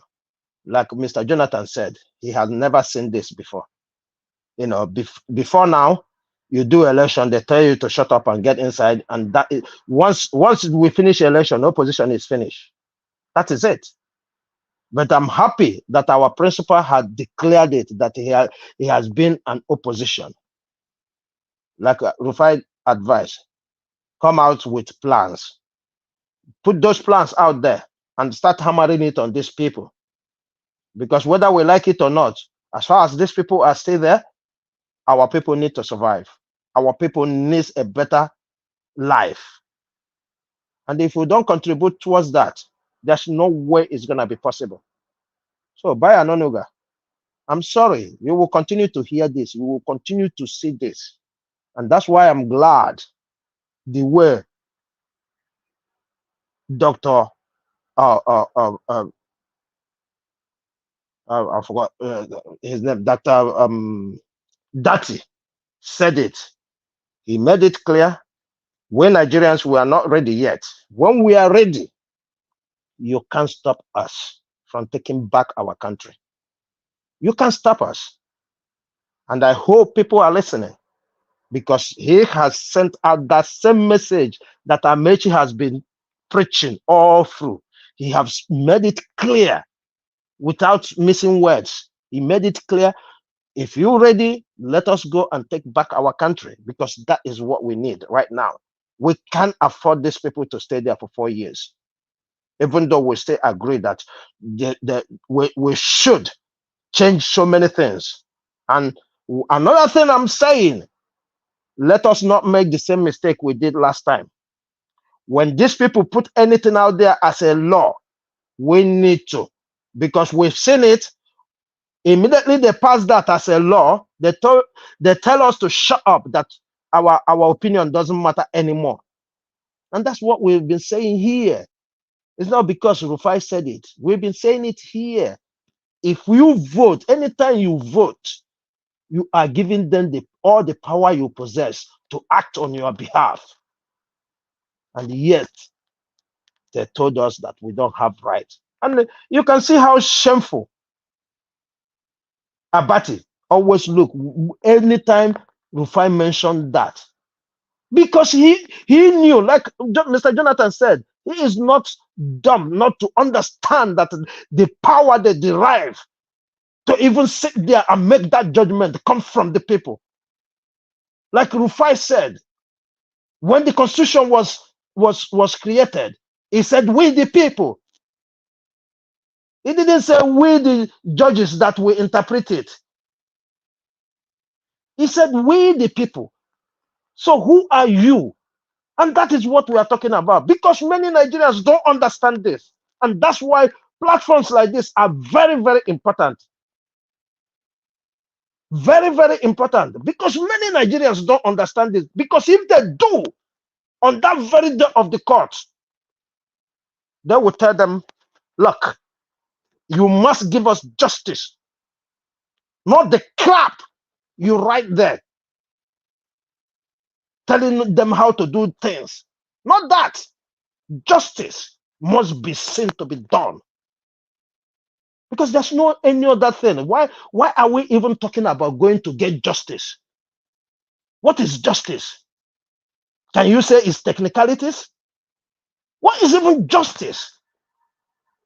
And that's why it bothers me that we, in fact, the first thing these people did was to deny us a proper education. A proper education. You can go to school without being educated. Quote me anywhere. Because so many of them, they've been to school, but they are not educated. To be educated is to do things in a common sense. Simple. You cannot tell me about technicalities and at the same time talk about justice. You could have told us that we are going there for judgment, not justice. And we will understand you. So please, Nigerians, we need to work hard. We need to do it right now. All these things, all these ideas, we need to start putting them into place because it's the right time. We dare not miss this time. And I use the same opportunity to call everybody, all Nigerians, we need to forget parties now. We need to forget all our affiliations. Our affiliations should be the sufferings of Nigerians in general and how we will come together and take our country back from these people because they're not going to have it for long. That is one thing I know. I yield here, Mr. Elvis. Thank you. Thank you, Mr. Chuk. God bless you, sir. Thank you very much for that wonderful submission. When they are ready, yes, I believe they will take their country back according to Datti Ahmed. Thank you very much, Madam Joy, for calling back again. Please, 2 minutes, please. Thank you. It's Madam Origin. Madam Thank Origin. you. Thank you. I greet everyone. Thank you all. Mr. Niger was just a quick one. I want to highlight on what Dr. Haruna, highlighted when he was speaking to us. I take it this way. I will go around and then I'll come back to that point. Today, NYSC will pay a fine of 5 million naira to a man who committed a crime of forgery because they maintain that the certificate that he presented was not from them. Today, people that won fair and square are being recalled and replaced by individuals that did not win. The judiciary is recalling people that won fair and square and they are being replaced by people that lost elections. So, Mr. Peter Gregory Obi I have never seen in my life in the history of Nigeria the number of people we followed up. We knew that people came out en masse and voted him in, and see how we were treated. Dr. Haruna said 80% of Imo people are ready to vote the criminal, the man that has been buying them for the last 3 years, the terrorists in Imo State. They are ready, but he is not sure. Now, let's remind us, in Nasarawa, they called the election results while the thing is going on. the elections were still going on. What is the guarantee that the Imo people are not going to be buyed and all that? So what am I saying? My question is, how can we get this one win? I call on everyone, every civil rights leader in Imo, Kogi, Bayelsa to come and give us this one win. Let the people of Nigeria smile at once. To disrupt INEC. INEC does not have the last say. They will not do, because we know what they are going to do. How can we disrupt INEC? How can we stop them? How can we stop this election? Because we know what the experience have told us, that what they are going to do. At least I can hold on what Dr. Aruna said. Imo people are ready. So I call on every opposition party, my president, vice president Atiku, all of you, I call on everyone, anyone that is opposition, let us do this one. Let us get this one win. Disrupt INEC. Refuse this until they present to us a person and a lawful system to conduct election. I rest it there. Thank you. Thank you very much, madam. May God bless you. Thank you. All right. Let me come to the next person here. Mr. F. Emmanuel, thank you very much, sir, for joining us. Please give us your final submission. Thank you. Hey, my big bros, how far? And the hello. We do, yes, sir. Thank you. This one, I never be submit one. You don't they give me final. Enter one chance today. Okay. Because you come late. No, I understand. We need to save time. Anyway, a quick one. I just want to say something with respect to what Rufai said, specifically with respect to what Obi also said. You know, we've been saying this time without number about those our representative, those Labour Party people that won on the plot of change, on the plot of new Nigeria is possible. I think there are other 7 of them or 8 of them. I can't remember their number. You know, everybody is watching. All meaning Nigerians are watching. The obedience are watching. Because when we will be talking about this thing, when Agbadoman came to give this 150 million or 60 million vehicles, none of them said anything. Look at it now. Rufai have picked it up, and brought it to the media, which is true. That is that make the leader of the Labour Party, Mr. Peter Obi, look as if he were to be in seat, he wouldn't be able to deliver. Because if his people, some of his people are right there in this present government, and they're not revolting, and they're not also saying otherwise, they are just following the flow of whatever that is happening there. That means it is assumed that what he is preaching is not real. It's just unfortunate.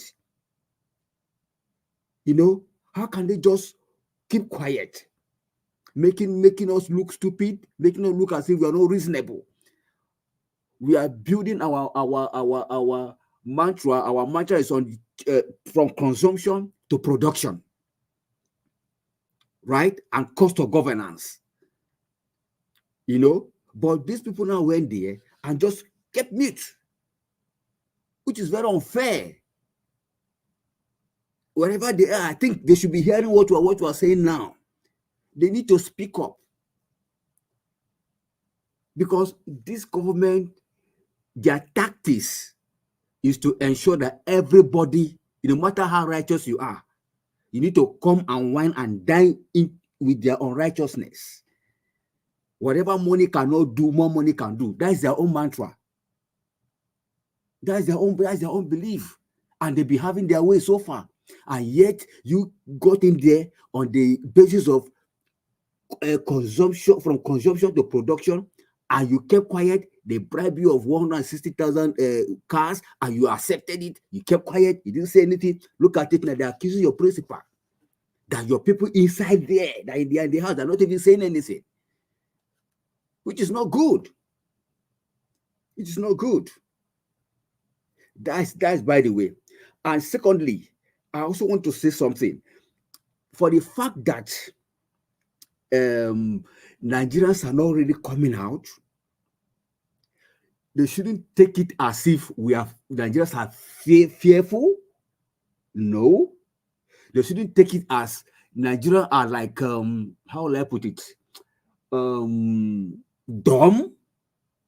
Nigerians know what to do, but the unfortunate thing is that they know they are not really practicing democracy, because democracy does not call for violence. It doesn't call for buying or shooting or killing or whatever. It calls for peaceful demonstration of your intention to the government. Demonstrate it. We disagree to agree. If you're not agreeing to a certain thing, it makes your voice heard.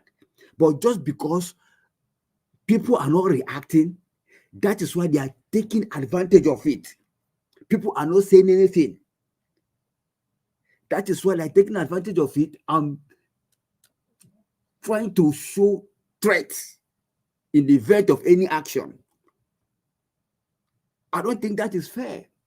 Nigerians should know that these people have different kind of gimmicks, different kind of strategy. So let's do the needful, because yesterday has been made official that we are opposition.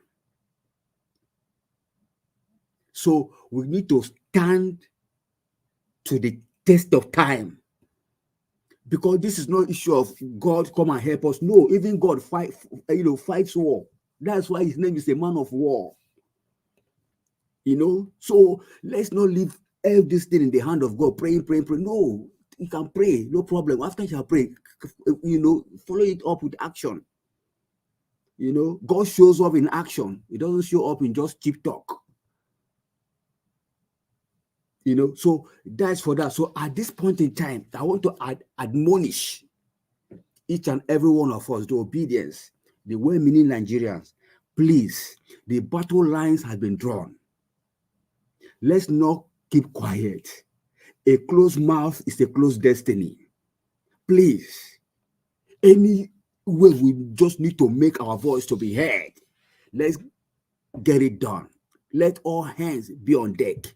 Datti has spoken out. Obi has spoken out. I think that is enough. They know. They are hearing us. Let's do the needful. Let's make them uncomfortable on that seat that they stole. Let's make them uncomfortable. Because if we just say move on, then they'll move on with our destiny. They'll move on to your children's destiny. They'll move on to your tomorrow. They'll just move on and you just be suffering. So I admonish us, please, let's awake, let's arise and get back our country. We are the people that has the power, not even those on the uniform. The ordinary Nigerians are the people that has the power in their hands.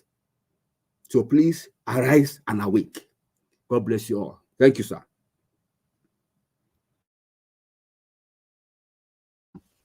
Thank you, Mr. F. Emmanuel. God bless you, sir. Thank you. All right. I would like to move on to the next person quickly so that we can take it from here.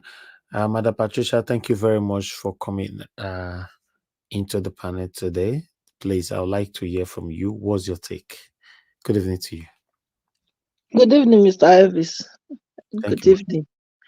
Good evening to all the panelists, and of course, to those on the comment section. Mommy Diaspora, good evening.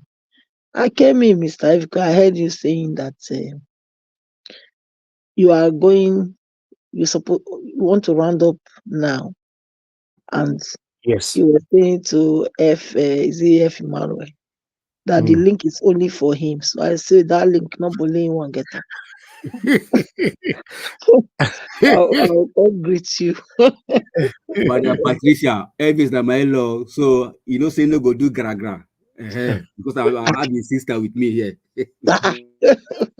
Anyway, I say not bole only if you want to get that link. Make I come say hello to her. Make her hear my voice. So I not get anything I want to say than yeah, let us keep the fire burning. There is still hope. You know, our principal came out and spoke to us, you know, giving us the roadmap and point us as how we have to comport ourselves going forward. So let us continue to do what we have been doing and even intensify our voices and of course match it with action. Yes, Nigeria need a paradigm shift. That's what Nigeria need. There's no doubt about that. And being the opposition to whatever is on ground now, our voice should be more louder. And I would really want to see this constitution. My dream is to see that constitution, you know, completely replaced and the electoral laws changed so that we, the people, we can actually take ownership of our nation. Because the way it is now, everything that is in that constitution only favor these satanic people. That's what it is. All the clauses they put there. There is always a clause, there's always a loophole for them to manipulate and also wriggle themselves out of any situation. So these are the things that I would personally want to see and that we all should engage in it. We should make our voice louder. If with the election, these three states having election this time, Bayelsa, Kogi, and which other one again, Imo. I think no election should hold now. Actually, I think we should supposed to, demand as Nigerians that Mahmoud Yakubu should not be the one conducting this same election again. Since we already knew, well, the kind of dilemma he used everybody to pass through. So I don't see why the elections should hold this time. I think we in Nigeria we should demand the change of replacement of Mahmoud Yakubu, the Ole himself. And that choice should not even come from the person now sitting there, Alhaji Bola Tinubu. It should be Nigerians deciding who they want to be the chair of INEC, not this criminal that is there now for sale Mahmoud. So we don't need it. So that's my take. And of course, Nigerians, they have to arise. Nigerians must arise. Thank you. And I know the last person said Nigerians are not fearful. I don't think that's correct. They are not fearful. What are they waiting for? Yeah, so I believe they are fearful. But you see, fear is what has kept them where they are. Everybody knows that the system is corrupt. The system is not working for them. But nobody wants to come out. So what will we call that? Is that not fear? It's fear now. But the thing is, whether you fear or you not fear, you go buy one day. And so the best thing for me is better Nigerians come out and say no, we cannot. Either they come out or have a civil disobedience, they can sit at home. If you are afraid, if you fear, say maybe they'll fix by you when you come out, maybe they sit down for house. Yes, that is civil disobedience as well. Sit down for house, everybody there for house. By the time they stay for house, like how many weeks or how many months, the whole country go. There will be something now. There will be. They don't tell them before they go no say they go do something, make them remove or make them change position for where they now. So that's my take. There are many ways to go about it. If they don't want to go on the street, they can still stay in their houses and only have 1 day or 2. They go market, buy their things, go house. Everybody day for house. Yeah. So that's my take. And I think if they do that, we'll see results. If they are afraid to go out because they don't know whether they will send their dogs after them. So that is it. So I will thank you, Mr. Ives, for the opportunity. May the Lord continue to strengthen you. Thank you. Thank you, ma. Thank you very much, Mother Patricia. A big amen to that. Thank you. All right, my people, let's move on. Let me call on the next person we have here. We have Mother Rita just joining us. Mother Rita, thank you very much for joining us. Good evening to you. I'd like you to talk to us. Your final Yes, submission. final submission. Okay. Good evening. Good evening, Mr. Elvis. So, Mommy Diaspora Mama. Good evening to everyone, and those in the panel section. Good evening, Princess Patricia.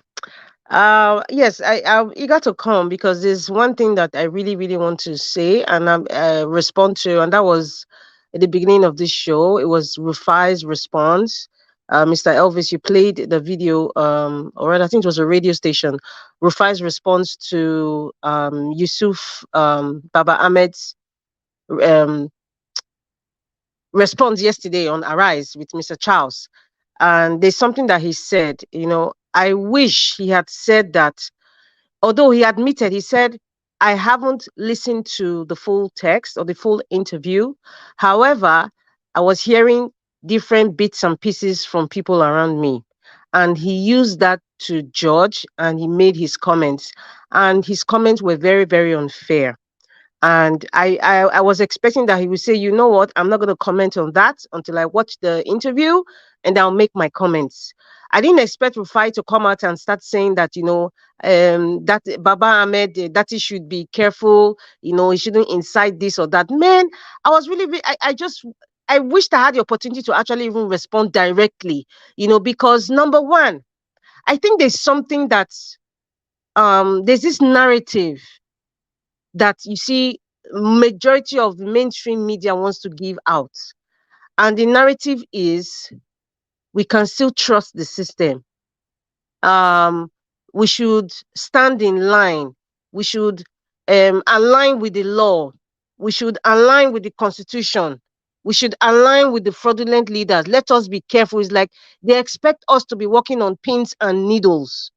That is not going to make Nigeria the country that we want. Mr. Rufai, if you are listening or your handlers are listening, you shouldn't have said what you said against Datti's interview, especially when you admitted that you haven't watched it yet. What Datti said is what Nigerians need to do and what Nigerians needed to hear. It's what Nigerians needed to hear. How can you, right now, we are at the point right now. It's like we are at the point where there's no need for behaving well. And that's why sometimes I like this violent space. There's no need to be overly too nice or respectful. Yes, respectful for people who don't care about you. People who steal from you. And they steal from you in broad daylight and tell you to your face, yes, I stole from you and there's nothing you can do. Then I should be holding your hand and say, thank you, sir. I will even add sir to the thank you or thank you, ma. Please, we're at that point where since they don't care about us, since the Supreme Court has validated forgery, has validated narcotic sale, if you are a narcotic baron of any kind, it is legal for you to enter any political position.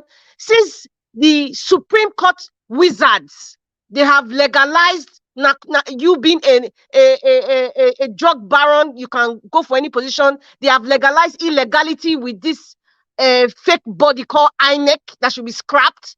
They have legalized forgery of certificates. They have legalized identity theft. So what else is there? What else is there? So I could understand the frustration on Datti. He said, before May 29th, he said, Ariwala, if you swear this man in, you have murdered democracy, and it's murdered already. What else is there? And then you now have someone like Rufai responding and saying, should be careful. Careful about what? Careful about what? Careful with what we say? Or we should be careful with the truth? We should be careful with, working on pins and needles? Hello? I don't know. It's like, when I hear statements like that, I get really upset and I get very, very, very, very irritated. Very, very irritated. So that's why right now, at this point, Nigerians should not have patience for the likes of Professor of Rights and Beans coming out to talk nonsense, or for the likes of Bayo and Onuga talking nonsense. We'll give it to them back to back. That is the point where we are in. Nigeria has to change for good. Nigeria has to change for good. The suffering is too much. You think it's not affecting us in diaspora? I know some of you are working 2, 3, sometimes 4 jobs, excluding what you do in your own personal life, in your home, just because you need to help somebody pay school fees, pay rent. Christmas is coming. You're expected to do what you're expected to do. And if you were paying 100,000 naira last year for Christmas, you're going to be thinking of paying 250,000 naira. Because the reality is things are expensive. And in the Nigerian market system, when it's Christmas period, everything doubles, if not triples. I didn't even include fuel because everybody is trekking now. I don't want to even include that. Everything is expensive. So when things are getting so bad, and these rich people, they will go and spend their Christmas in Aspen or somewhere in Paris or somewhere, living lavishly, and they don't understand what it is there's no electricity or there's no food. They don't understand those things, and they're living comfortable. Their children don't understand all these things. They don't care. Haven't we seen all these things that's been happening with Wike? All the ranting he was ranting for those months, he was doing it for himself. Even the one that are ranting now, like Dino, he's doing it for himself. All of them who are, even Alhaji Atiku Abubakar, he's doing it for himself too. The only person that I know is selfless, and I've seen it with evidence, is Peter Obi. So let nobody water down, when we're trying to express ourselves, or we're trying to make the change or educate people or inspire people. You now have a journalist who trying to water you down, and let us be careful. Datti said what Nigerians needed to hear. You could see he wasn't talking much, and he's the kind of man that he doesn't mince his words. He has understood and he knows his rights. It's because we have been battered by the military junta. Nigerians were suffering from PTSD. I keep saying it. People saying I just want to use the word PTSD. It's not just PTSD of we are suffering. Like we're in a generation of this PTSD that has even transcended to even the present generation. The present generation, they don't understand Abacha days or Babangida days. Many of them, they don't really understand those days.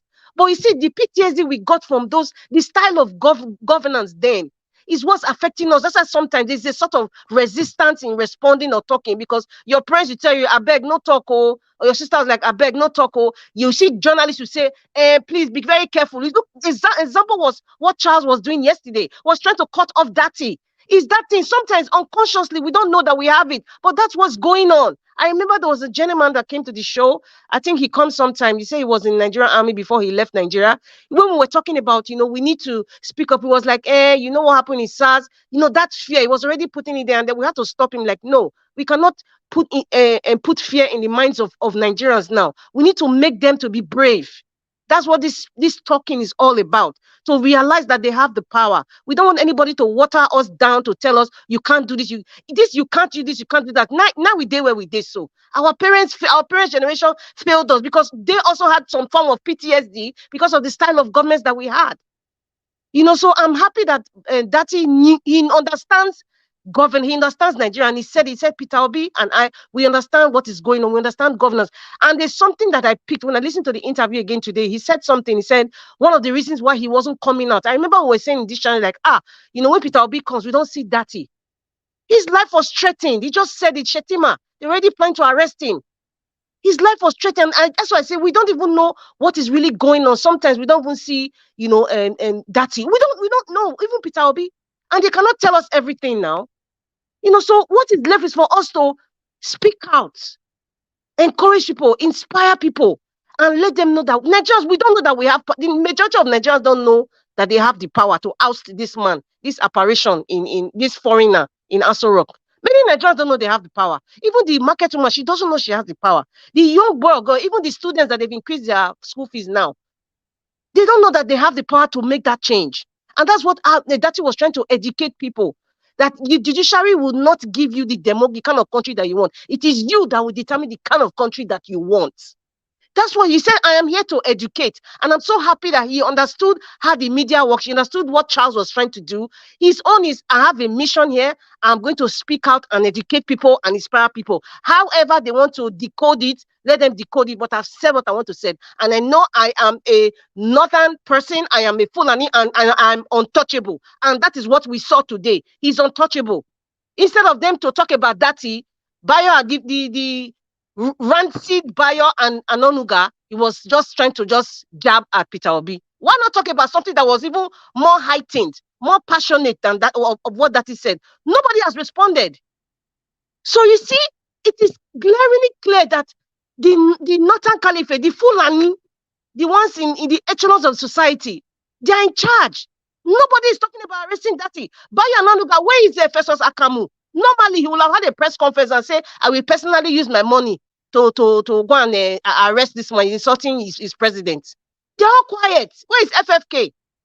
The toothless. No, nobody dare respond. I'm saying it. They dare not respond or arrest Datti. And it's not about being, okay, Nigerians might not support. It's because the Northern Caliphate are controlling Nigeria. Because they know that it's untouchable. Because they know that if they try it, something will happen.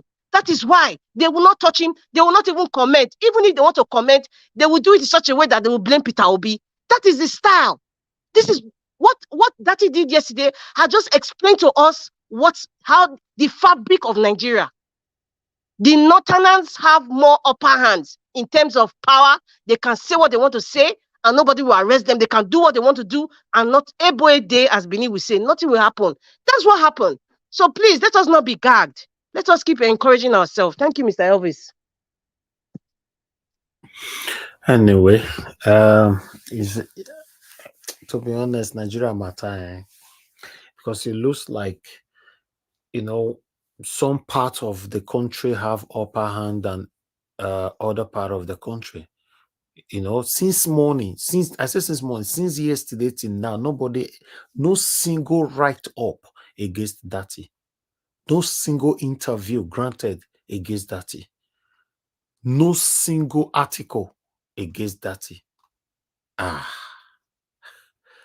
If this was Peter Obi that gave us an interview yesterday. But is that not clear that that should be the reason why the country is supposed to split? If that's the case? That's what, I don't know. That's what it looks like, because it's not looking good. Exactly. That's how it's supposed to be. It's sad. It's sad. If this was Peter Obi. Is this not what Tony has been saying? And everybody has been attacking Tony? You see that? Tony has not been saying, the only thing Tony preaches is let the country divide. And when you make such statements, the country cannot divide like you are sharing a piece of cake. It doesn't work that way. It's not like you are sharing a piece of cake. If you want the country to divide, there's a process. There's a process for it to happen. Who's going to do it? There's a process, and you need a leader that will listen to you, that will reason with you, to say, oh, you know what? Let us sit down together. 2014 confab, the report, it has gone to voicemail. Nobody's talking about it. Nobody's bringing out that report. So when people say, let us divide, it's like you're just saying a word and it's just floating in the air. There's a process to divide Nigeria. If you want Nigeria to divide, there is a process. And that process is not just by saying it. It starts with leadership. It starts with... Sister Rita, I know Tony sometimes he has some points. Sometimes he talk out of point and sometimes insult about. I'm not interested about Tony. I'm talking about anybody that is saying, even all these different agitations we are seeing today, the East or the Yoruba people or Midwestern or whatever, everybody wants to divide. When people keep saying this thing repeatedly, I get really irritated in the sense that Is it that people do not want to understand how this thing work, or they're just saying it because, like they usually say, you're just being emotional or you're upset? Or is it that you don't understand, or you're not willing to even understand? Okay, if you're saying let the country divide, please ask somebody. It's easy. Ask somebody, please. Oh, I want Nigeria to divide. If we have to go that route, how can we go about it? And the person will tell you the process. Then you will start working on getting to that process where your dreams will be actualized. So stop saying let Nigeria divide. It's an empty statement. It's uneducative. It's not even inspiring. And it's so annoying because at this point, Mr. Elvis, everybody, we have to stand on our toes. We have to get ourselves, understand the system, educate ourselves, not just talking for the sake of talking. If Nigeria has to divide, there's a process. Madam Rita, Madam Rita, let me say something. The talking comes before the process. You talk, and then Exactly. But people keep being repetitive, and they say it like it's not becoming noise. Sister Rita, it's a point to start thinking on what to do. It's always the point to start any action. Exactly. So, talking about, we know that the 100-year amalgamation has been over. But like I said many times in this platform, is that I don't even see it that these people are going to agree to you saying you are going. The best thing is to walk out. That's how it's going to be, because they are never going to let you go. Because they are taking the power into their hands, and we allow them. Wasting time. You know? You will be wasting time, because if they wanted to do it, they raised this matter before. You just said it now, they swept it under the carpet for how many years now? So who is going to bring it? The best thing is for we to now know how to do it is we just walk out. It starts by leadership, yes. But if you are thinking you are going to bring those, they are going to comply to say, okay, let us go in peace, I think then you really wait for according to Sister Rita now, this is according to you, Sister Rita, the way Tony brought it out now, anybody that have been saying it, there's a point where we have to start working, getting together to work on this, on how to go about it. Yeah, let me tell you something. Mr. Tony has been saying it. He has been saying it repeatedly. I'm not saying what he's saying is wrong, but when you are saying it repeatedly, you don't want to understand that there's a process to it. Okay, you said it for over 1 year. Fine. Continually saying it now becomes like noise eventually, because nobody will listen to you. That's the issue. That's part of the issue of this Biafra thing people talk about, or this Yoruba nation thing. There's a process to every change in any society or in any country. Madam All the countries in Europe that divided, there was a process. Sister Rita, don't you think now Yoruba want their own, Igbo want their own? Don't you think it's a point for us to start demanding for our own, each and every one of us? We don't want Ijaw nation. Everybody wants their own, but there is a process. Madam Rita, the process you are talking, the process you are talking about, that process you are talking about, you know that even there are groups in Nigeria that have been following process. There are process. People are aware of that. So there are groups that are following the process to the letter, apart from talking. Sir, what we have in Nigeria starts with leadership. And that is the political power. You need political power to make changes. That's where my point. That's where the talking comes from. That's where you have to talk and communicate with each other so that you can coalesce and come together as a group. But even though there are groups, for example, the Yoruba nation, they are working, there are processes that they are following, and they are following it, but they still have that problem of unity. There is no unity. There is no effective communication. That is why the leadership, listen, we have leadership and followership problem in Nigeria. If we had a safe person, a reasonable human being like Peter Derokobi as president, a brave man. Even what we are facing presently. Excuse me, sir. We need, first of all, I've always said Nigeria needs a benevolent dictator. I'm very careful when I use those words. A benevolent dictator. Somebody that that understands the atmosphere of Nigeria, respects everybody. We sit down and listen to the Igbo man complain about his pains. We listen to the Yoruba man. We even listen to the Fulani man. We listen to the Bini man and say, this is my pain. That is what part of what the confab is. And that leader, because we're in a democratic process, whether anybody likes it or not, that's part of the process. And it starts with the power in Abuja. So the person sitting down there if that person was a benevolent dictator or somebody who is willing to listen and who is brave enough, that keyword brave, because we need brave leaders right now, brave enough to sit down and actually implement what these agitators are saying. Because all these leaders we've had so far, they are not brave. Madam The Madam man Rita, that came from Katsina State is not brave. This lily livered apparition, I don't know what he is. He's in Aso Rock. Definitely is not brave. When that woman Alaja Alatu said she went to see him in London, he was like, "Oh, I don't want to discuss the Fulani herdsmen because I don't want them to buy me." What does that tell you? He's there for himself. He's not brave. He's not brave. Now we have someone like Datti coming out and someone like Rufai saying should not talk, or someone even this Niger Watch now that they've been attacking Niger Watch now. We are brave. That's why we are speaking out like this. Nigeria needs a brave leader for those agitators to even be listened to. And that is where we have to pinpoint on power, do you think political power. Do you think if any brave president is there, he will agree for us to separate? You think so? Listen. When Madam you sit Rita, down, listen. When you Madam sit down, Rita, that is completely a dream.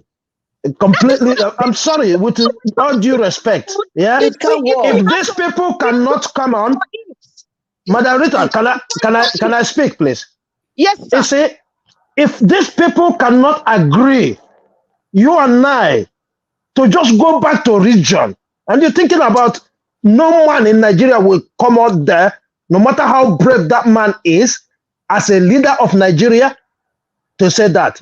I doubt it. Let us get the leadership. Let us get the leadership. Then when we get to that bridge, we will cross it. But right now, the fact is, right? Leadership, sir. We don't have it. You see, no matter what, there's people who believe. You know the word they are using. Our unity is non-negotiable. One indivisible Nigeria.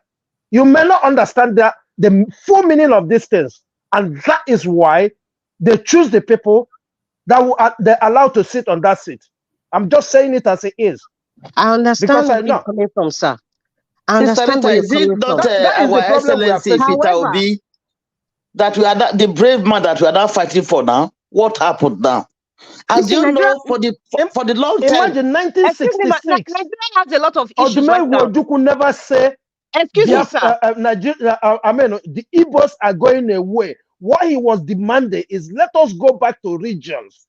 Because we identified that we are different in our ways. We are different in our style. That is what. Listen, we're having a discussion because of what Mr. Tony always say. Let's divide Nigeria. I say it's easy to say the word. Let Nigeria divide. What are you doing? Do you know the process of it being for that thing to happen? That's where this discussion came from. Nigeria has plenty issues. But in terms of that division of Nigeria, there is a process to it. And if you don't have the power, that is said yesterday. He said the British people, they didn't come to Nigeria with guns or anything. They came because they had power and they divided Nigeria. So before you need to even do anything in a very vicious cycle like Nigeria as a nation right now, we the people have to have the power.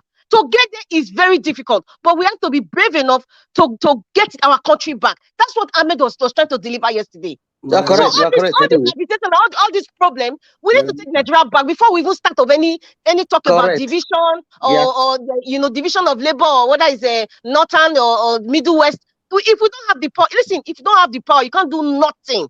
And many people don't know that we have the power, because even our educational system don't even teach the people enough to understand that I have the power to change things in my country. We don't know. Everybody's living on fear, PTSD from the military junta. That's just what we're living on. Okay, let me just say one thing to what you have said. You have a very, very valid point. That's a point. That's a point. With respect to the process. Okay, let's also look at it this way, right? We are amalgamated. Look at it in this perspective, just like the issue of husband and a wife, right? Before they get to the court of divorce, there has been a lot of rancor, a lot of disagreement, a lot of what he likes or what he dislikes, and all that, right? Before they not get to the point of going to the court to sign off that divorce paper. That is at the side. Why some say in marriage, they don't even go to that court at all. Either the man walk away or the woman walks away, and that ends it. But the most important thing that I want you to understand is that the aspect of talking comes first. As per each of the spouse will be making his intention known, will be complaining, will be saying things over time before it get to that process you're talking about right now. I agree with you 100%, but that talking is the starting point.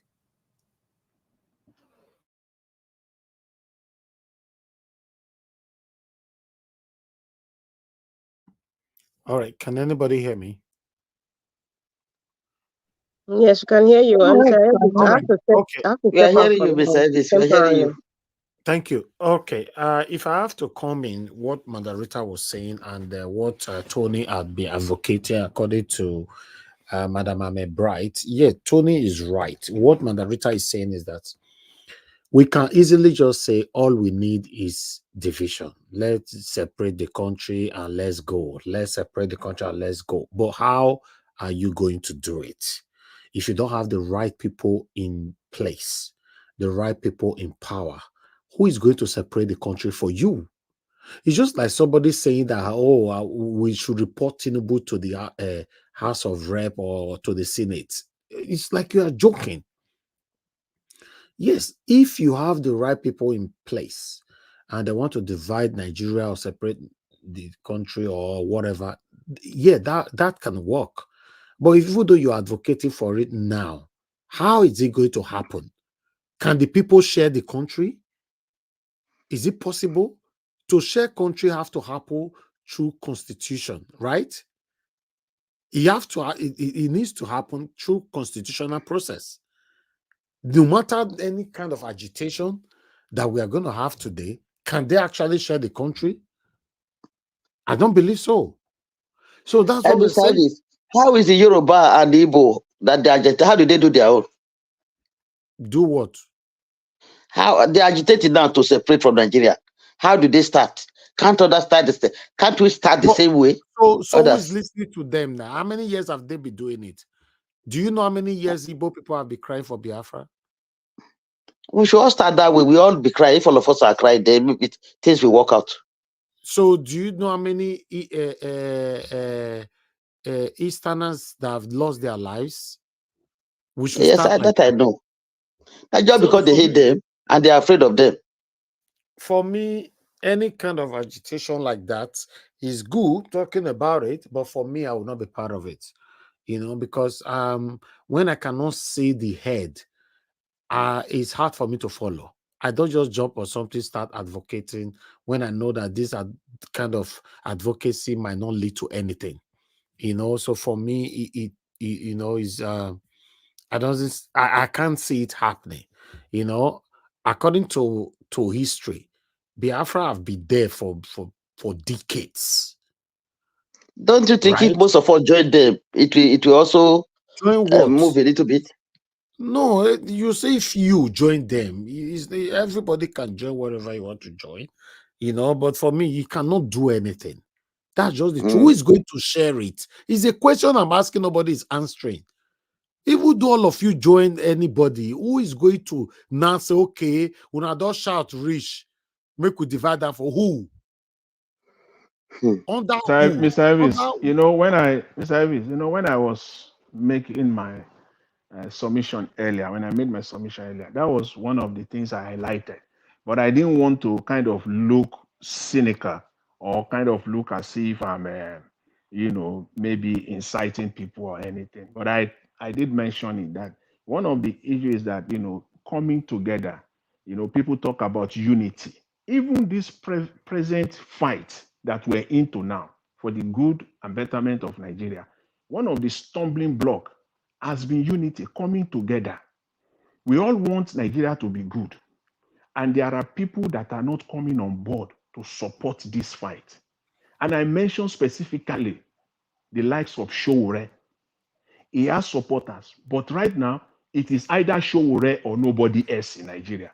It is either Showore, it is either his way or the highway. It does not matter. Saying, sir, I understand. It's like this is another area you're going right now. What Madam Ahmed is saying is that if everybody join together, we can achieve this separation? How? Who will authorize it? Who will grant still it? about Under which government?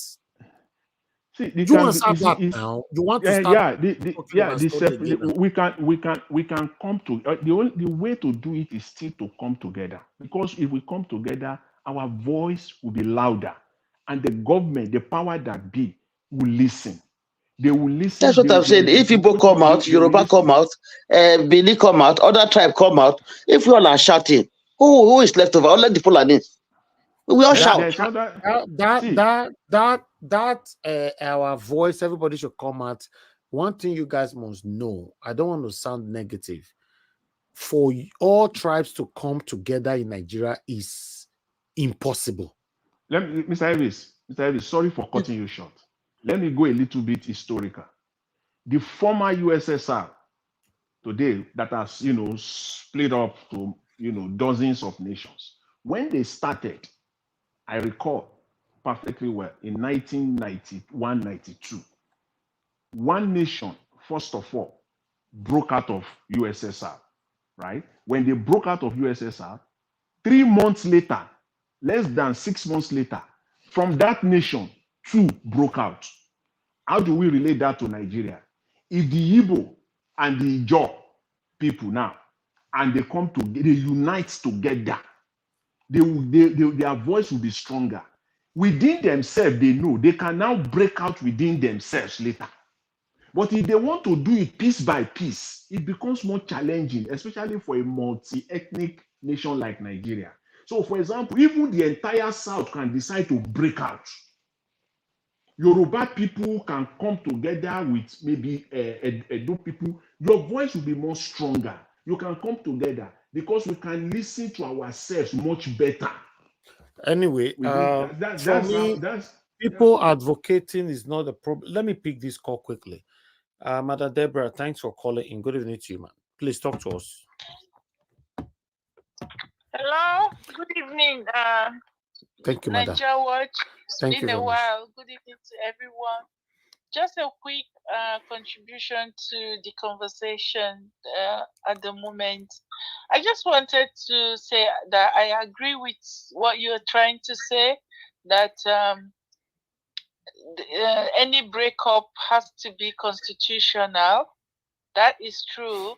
But at the same time, if there are no agitation, it's the agitations that will make the government to say, okay, now that people are angry and they are agitating to go their way, then how do we resolve the issue? That is the only time that they can come to sit down to say, okay, what's the way forward? If people, for example, if somebody is treating you wrongly and you just kept quiet and you're not saying anything, nothing is going to change. Even in the issue of Scotland, the Scottish people are agitating. Yeah, but I know. You cannot do that kind of comparison, Scotland or whatever. These are structured country. Even though we are agitating Nigeria, under which government that will listen to you to do this? Are you okay? For example, are you going to tell me now that Tinubu's government can share this country? They will, even if they don't, but if the agitation, when the Niger Delta, I was in Nigeria, I was in Bayelsa then, when the Niger Delta agitations were going on during, I think it was Yaradua then, that was the president. When the Niger Delta people, the militants were agitating, at a point in time, they had to sit down with them to negotiate, to say, okay, now that you people are making a lot of noise, how do we resolve the issue?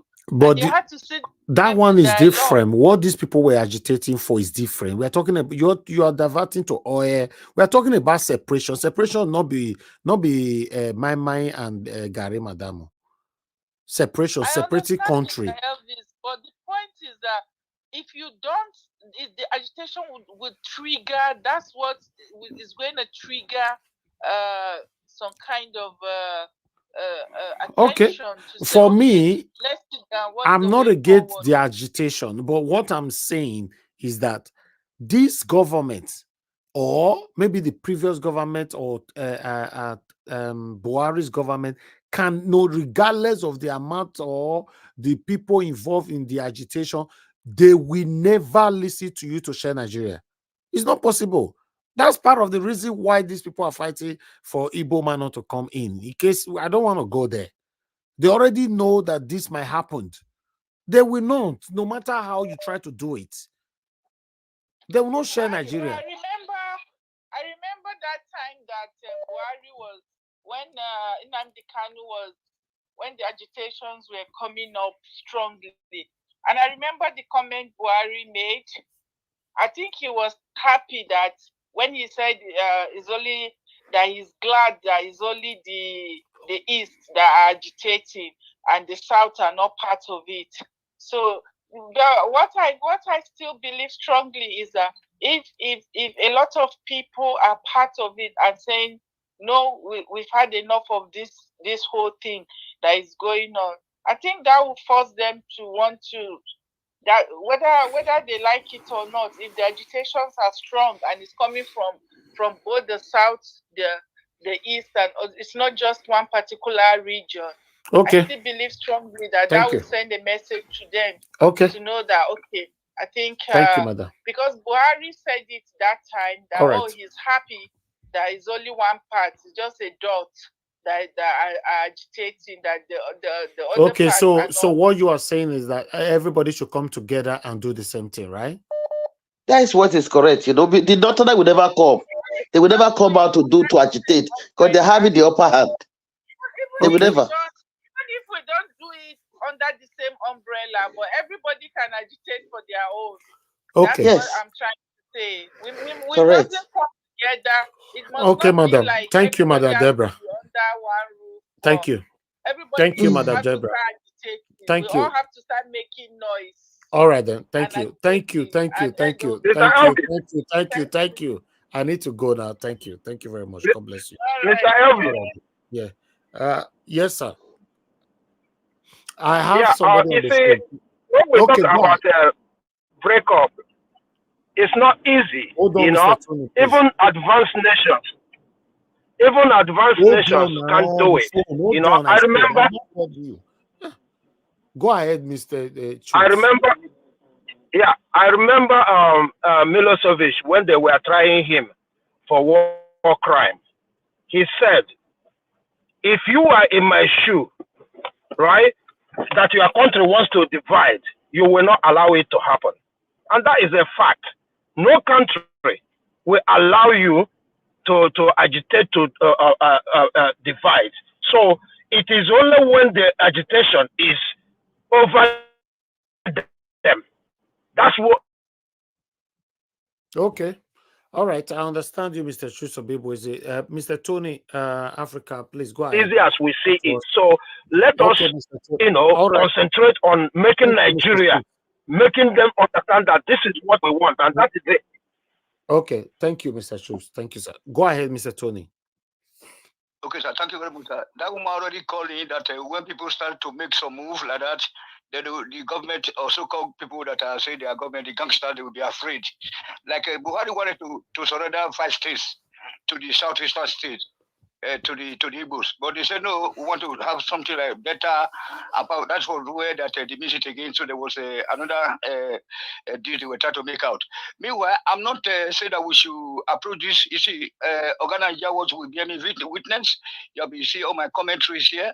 You tell me not to you see not to be violent. I always say peaceful separation will happen. And then I'm quite sure that now that they said that Tinubu will remain there now, and then he's dethroning the Northerners now, that power, the power that is the problem, the root causes, which Madarita is misquoting me of now, that I just have to divide. Not like that.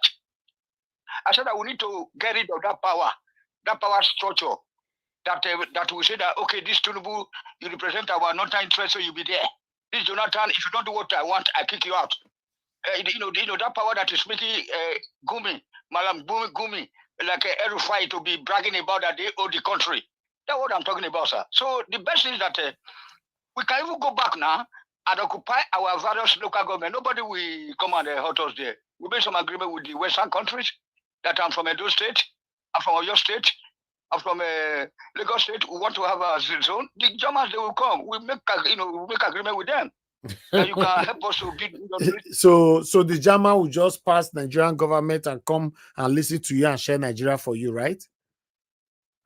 No. They will support you. I mean, Support what?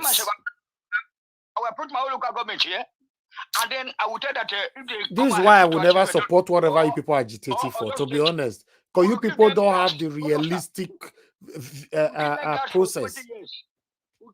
You go and meet the Germans to come and help you. They'll not listen to you and show do local government for you, right? No.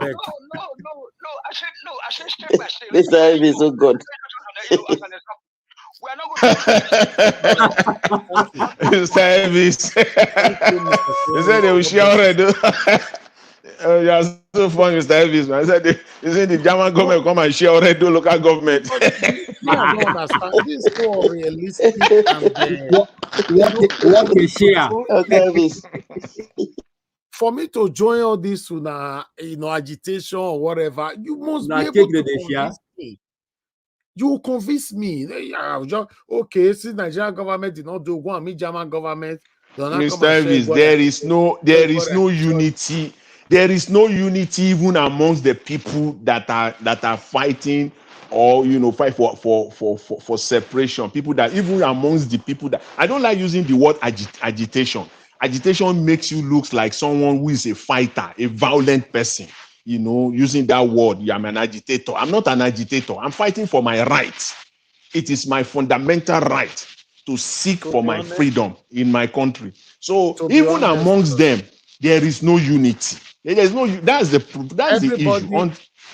issue. Like Oraka talk, say don't be this one where some people don't already get prime minister. So now, that's the thing now. Some people don't appoint, say they will be prime minister, and everybody wants to be prime minister. See, Mr. Elvis. See, Mr. Can you imagine? In Yoruba nation, in the Yoruba nation camp, people that are campaigning for somebody don't already appoint ministers. He don't appoint chief of staff, chief of defense staff. You can see that they are joking. These people are joking. Okay. You see? To be honest, a roundup, I will say this. My own mission, I'm not talking for anybody right now. My own mission, my destination, my dedication to what I'm doing today is to see Nigeria work for a better Nigeria. I don't know about tomorrow prospectively. I don't know. As for today, everything you all are seeing I'm doing here, that I've been doing that for the past a decade, is to see Nigeria work. Sorry, Mr. Elvis, how could Nigeria work when the Fulani, the northern part are holding the rest of us ransom? That's your opinion, madam. That's what I'm saying just now. Let me express my own opinion. Everybody have their opinion. For me, it's to see Nigeria work, and that is what I'm doing. Nothing else. I believe anything to do with agitation of separation or whatever will lead to violence, and I'm 100% against that violence. That's my fear. Me don't just like that. So if Mr. A, you like it, is your opinion. You can't take my own opinion from me. And I believe Nigeria can work 100% if you have the right leader. The reason why you and I complaining today, or the reason why we are having agitators here and there, is because all the leaders that have been ruling us, all of them are satanic. So the day God will bless us with the right leader, like we put it in the effort to bring Mr. Peter Obi in. If, for example, Peter Obi was in there, I believe Peter Obi would have been able to change a lot of people's mindsets. Then you now start seeing people that were agitating before for separation. Some of them will now be saying, I prefer the way it is. Even Mr. Elvis, even separation is even more possible when the country is working than when the country is not working. Exactly. Because that's what Mr. Tony thought. Peaceful separation will not get to come in if there's any need to. yes, I will support them. But for now, the way you people are going about it, there's a lot of violence. There's a lot of you can even feel it from people's voice. You see people calling to this show now. Maybe they want to contribute to this argument that will be having since. You even hear the violence from their voice. And you say, We should do it peacefully, not with violence. Peaceful. Me, I'm telling you what I'm seeing here every day, Madam Ame. I mean, some people they call here now. Oh, Mr. Evie, don't just say that. Don't just say that. The only thing we need to Nigeria. No, I don't want to do that. I'm not part of it. If you shout finish, just drop the phone. I don't want to be part of it. No. I don't want to be part of it. Like what Mr. Jonathan Kisley just said now, when there is peace, we have the right leader. Separation can even happen. Then what Mr. Tony was saying will come in place. Peaceful separation. But with the way it's going now, to achieve it might be possible, but it's going to go through the dangerous path. That's why I don't know. So I just hope we find the right leader that will unite Nigeria. This one will be saying at one session, I get Nigeria passed. So, yes, I understand everybody's plight. Yes, I'm not beginning to see it because Datti Ahmed talk now for the past 24 hours. No PEM for the whole Nigeria. No PEM, fly, no fly for the whole Nigeria. This one alone opened my own eyes. Say, it get the people, those all the real proper cabas who knows they get Nigeria. No PEM, no PEM. Some APC people come interview to fear not let the talk go that area. Sorry, Mr. Evis. Sorry, you never said for Benin say if we touch one Hausa, they will finish a 10 Benis. You never hear that one? You dare not touch Hausa in Benin. No, that one not the apple, madam. That one not the apple for Benin. No, that one no. I don't believe that one. I also not feel come Benin come they misbehave. Say me they not touch you. Now Benin be your state. That not feel the apple. I don't believe on all those kind of things. But what I'm trying to say now, we're talking about the elites that is ruling Nigeria, that hold Nigeria, that have the key to Nigeria. So yes, I agree with many of you that Nigeria, we all are in big trouble. I understand, but I will still not support anything to do with violence. Dear, make it ononuga, buy ononuga. If they're really serious, the comment that he made today about Peter Obi, make him make 10% of it about that. If he will still hold that position, 10% Abi. You say mention that name. You by the end of this year. If he will still there for that position by the end of this year, they will not kick him out. Jonathan, you they say me make 10%. Best way you write a whole full dissertation, university dissertation, ain't right today.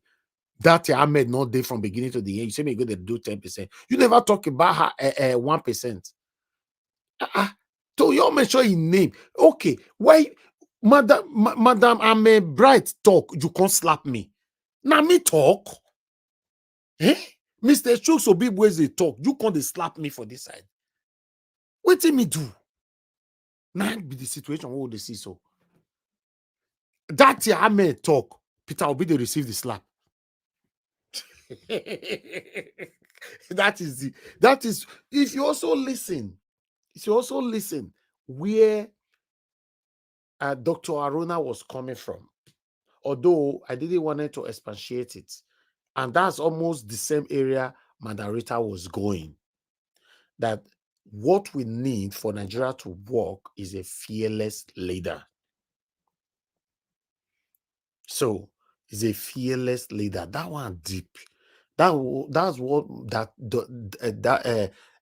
Aruna was saying today on this channel, and that is the area Mandarita was going. Me personally don't just want to talk on it, but the only area I would like to talk on is to add to what Dr. Aruna said. Let it be it was the other way round. Datti Ahmed is the presidential candidate. Peter Obi is the running mate. He asked today, do you think what is happening right now will happen? You see, the reality most times is some of us shy away from it and argue and go home. Me, I don't argue to win. I've never argued to win. I argue to learn. And I listen when you are speaking. I will be here. Most time you people will be talking here, say, I not there. I give on a platform now, you they talk to guy. I don't want moderate anymore. No, me say I know they listen. I learn from you guys as well. We are here to learn. The truth is bitter. We got to say it as it is. A fearless leader. A leader that will say, no, not under my watch, this will happen. The people will say, yes, leader, we follow you. Yes. But these people have so much hate for Mr. Peter Obi to the extent that even Mr. Peter Obi no know what he want to do, may not go fall for their trap, because they set trap everywhere around this man. And they not send only one. They not set only one for Datti. Even Datti. See the plan where happened yesterday, in case you don't understand. Peter Obi and Datti sit down, they draw him. Say, okay, let me do a press conference. You will just stand with me, not mention anything throughout the press conference. In the evening, you will go one of the channels, Arise or channels, and go and do yours. So, okay, sir. Okay, sir. You know that I make respect our principal a lot. So, okay, sir, we'll do it like that. So, Peter Obi do you, he go house, go chop and the damn. That I make can scatter everywhere, both the table, both the neighbor, both everybody will use IC. He destroy everybody. And he tell them, you can't do anything. He said, I listen to myself when I'm speaking. I don't talk anyhow. I don't. A sitting president, he call him drug baron, a certificate forger, a criminal, everything. On a national TV, as I dey speak, no mainstream newspaper have talked about it. As I speak, nobody from APC have addressed it. Now that they slap Peter Obi. Peter Obi we don't reach house. Now in the morning they do you don't reach out, they chop better part of the yam and a goosey soup. They go, they slap her on top of the table. Say, Peter Obi, come here. So that's what Dr. Aruna was saying. A fearless leader. Regardless of the consequences. A fearless leader. But let me ask you a question before we go. The people I still have here. Anybody that is still on the panel now, or anybody can answer as well from the comment section. Do you think if Showore was that lucky to be in the position of Mr. Peter Obi today, see this crowd where they follow Peter Obi today, now Showore get this crowd, and this thing happen? You see, Showore your entire house like that. It will be war. Nigeria will be turned upside down. Nigeria will be, I repeat it, Nigeria will be turned upside down. Nigeria will be turned upside down. In fact, Nigeria will be turned upside down the very day a certificate was issued to Baba-Ahmed Tinubu. So we're they wait, say, let's go to court. So we said it. Right from the very day Yakubu Mahmoud selected Tinubu, there would have been war. So to be honest, my people, if you digest it, like I don't want to really expatiate on that. It's not up to you. Everybody where they listen to me. So all of us now adults, go digest that on your own.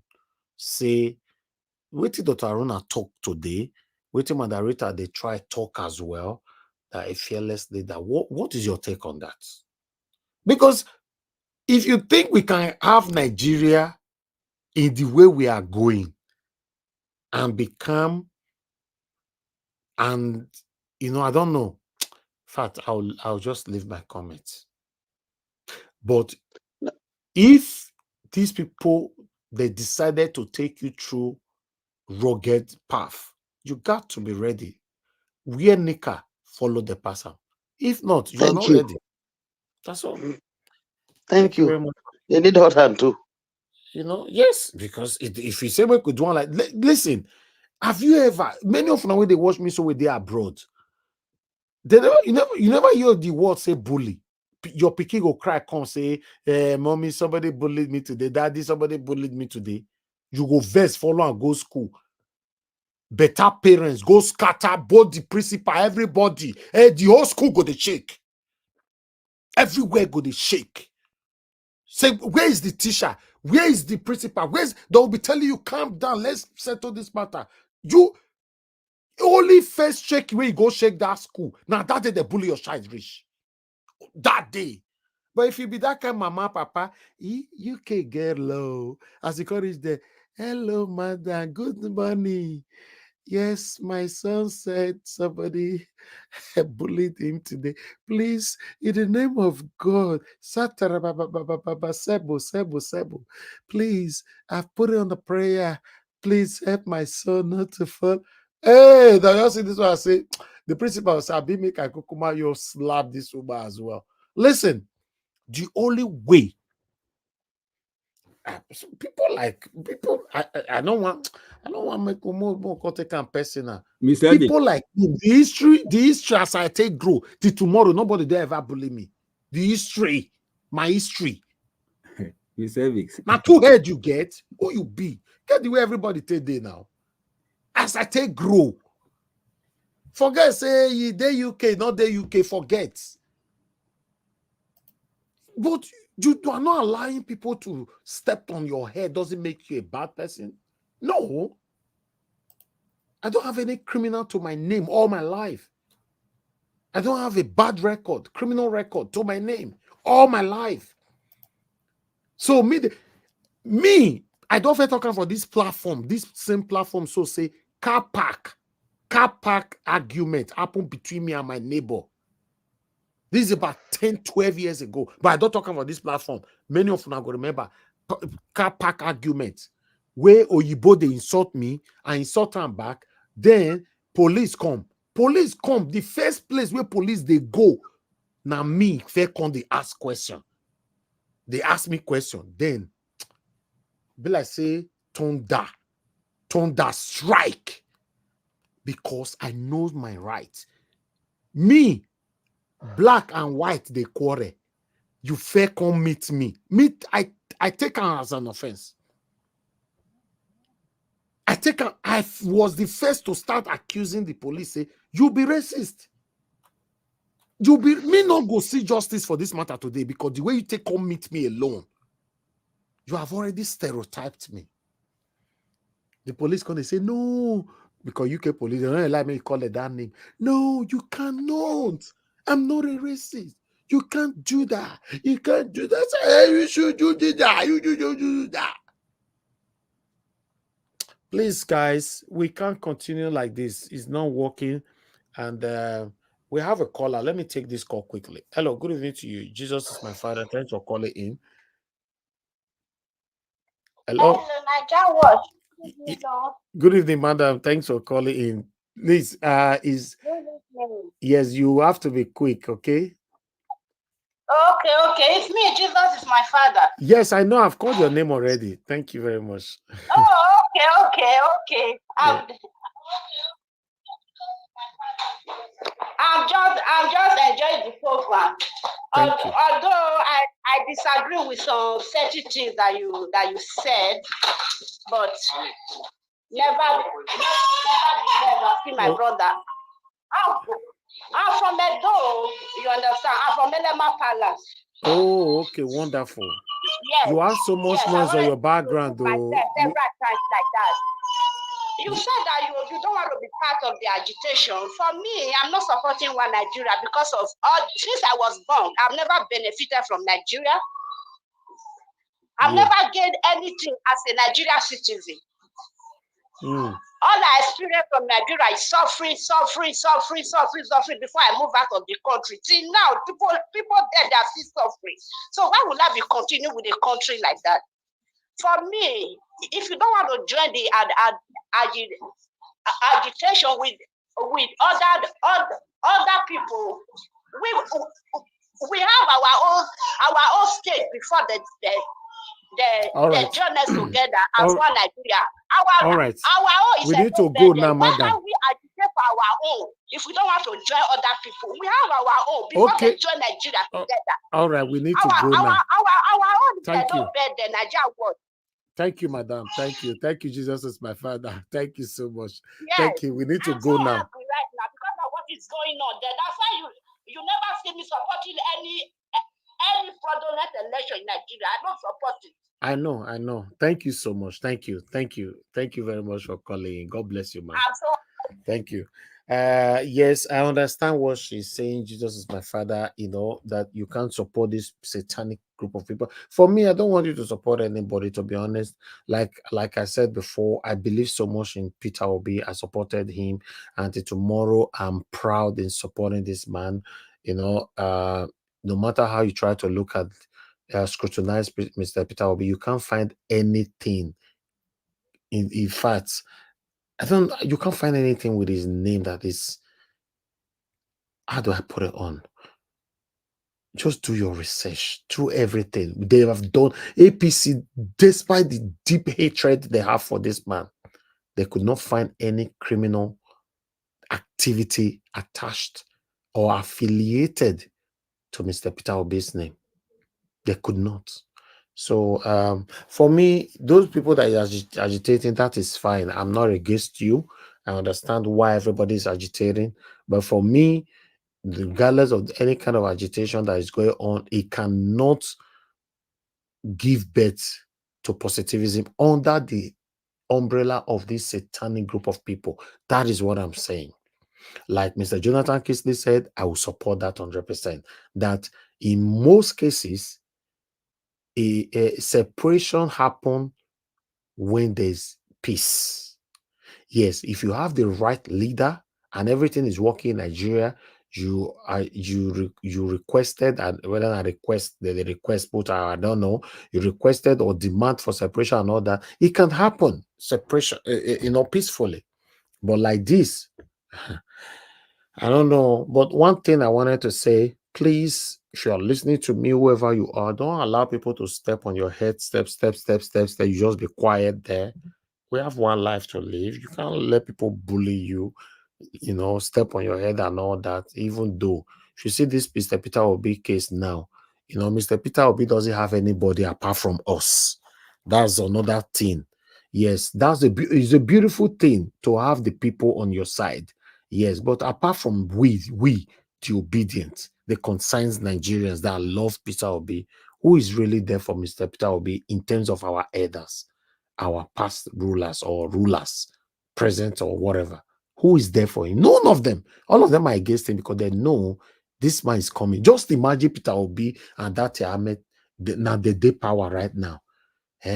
Just imagine the way the year say the other one, EFCC don't carry the prison. The other one, they don't carry this one. That even Peter Obi not do, and Datti Ahmed, Datti Ahmed, they don't already see him. They don't see him say,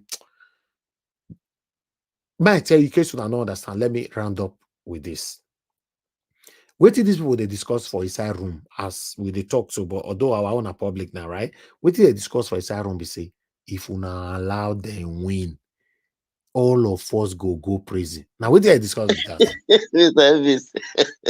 Yes, just now, it goes, if you not try if you want try, so you go prison. Remember, I said you do something 10 years ago, we pardon you, you go prison. That's just it.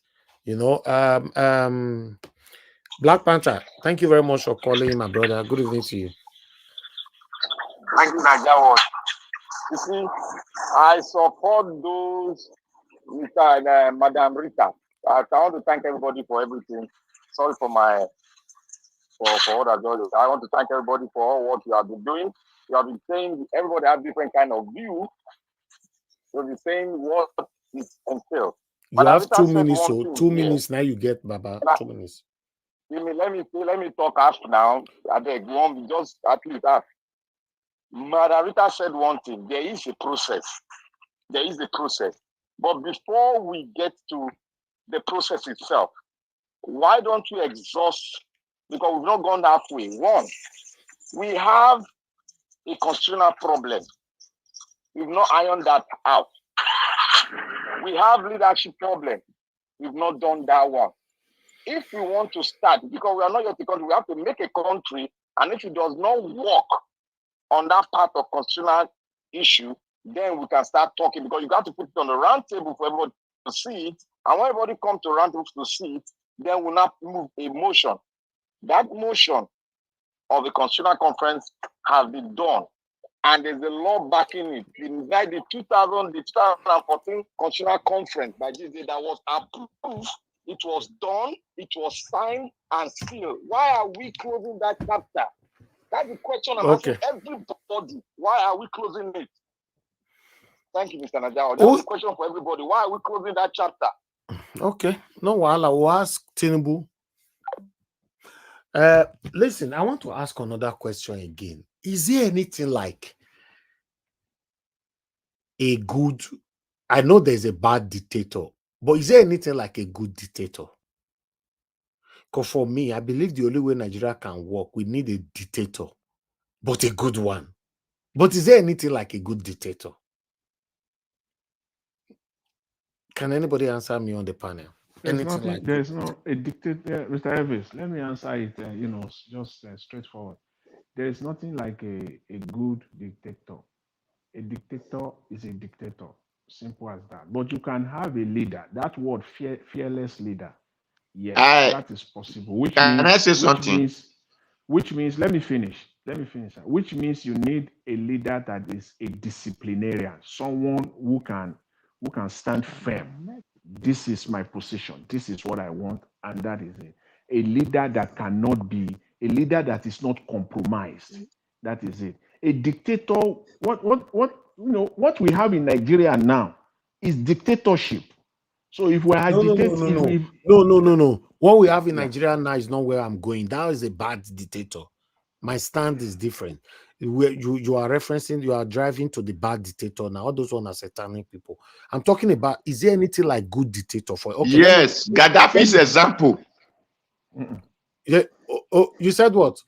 Muammar Gaddafi's example. A dictator Gaddafi is not a dictator. Gaddafi was a dictator, sir. No, he was a nationalist. See, when you're talking of good dictator, it is unless you want to give it another name, good dictator. Okay. Let me expatiate. Yeah. What I'm looking for, I believe the only way Nigeria can work, we need a dictator that will come in because of the people. But the dictator will capture everything in Nigeria. You understand? Elvis, let me help you out. Okay. Sir, when we say dictator, military are the dictators. Okay, what I mean, what I'm trying to say, let me quickly finish. Okay. That dictator will come in and dissolve everything, including judiciary, dissolve every single thing. So what you're looking for is people-oriented dictator, right? Yes. Okay. You understand? This dictator will dissolve every single thing. It's just like, because if you come in as a good leader, as a president, you are still going to have a big problem with the Senate, right? As of the senators or the judiciary, with the kind of decision you'll be taking, you're going to face some issues. Am I lying? Even our brother in Ghana, Rawlings was a dictator.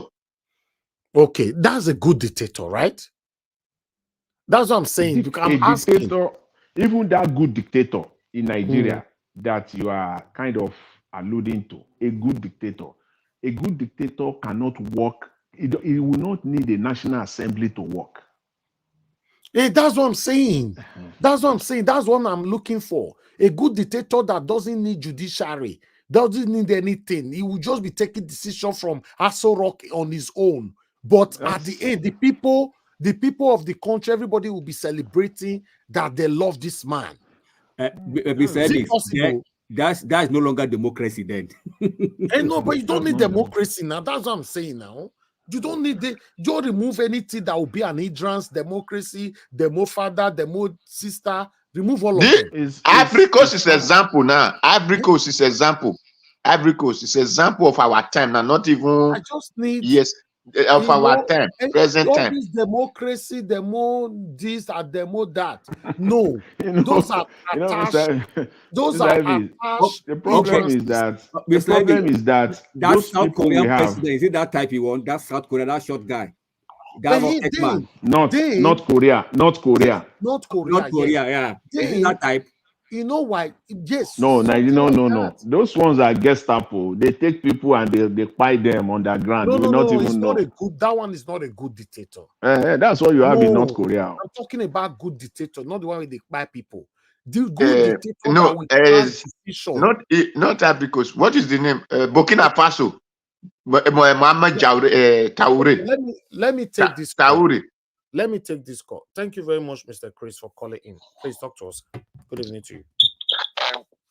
Good evening, Mr. Nanjawas. Good evening, everybody in the panel. Can you hear me? Yes. Yeah, good evening. Thank you very much. I'm sorry for calling late, but the discussion is very interesting, and I decided to call in. My name is Chris, and I'm calling from Dublin. Well, I understand the passion of everybody for a united Nigeria, for a divided Nigeria, or for whatever we stand for. But I think from the last election, it ought to be clear to all of us and from the events that are going on that Nigeria, what we call Nigeria, is strictly for some group of people. And the rest of us that want to pursue this cause, one Nigeria, we have to understand that we are ever going to remain a second-class citizen. The issues are very clear. Now, if the powers that be, if they cannot respect the authority of the Supreme Court, who else are they going to respect? Now, we need to understand what our law says.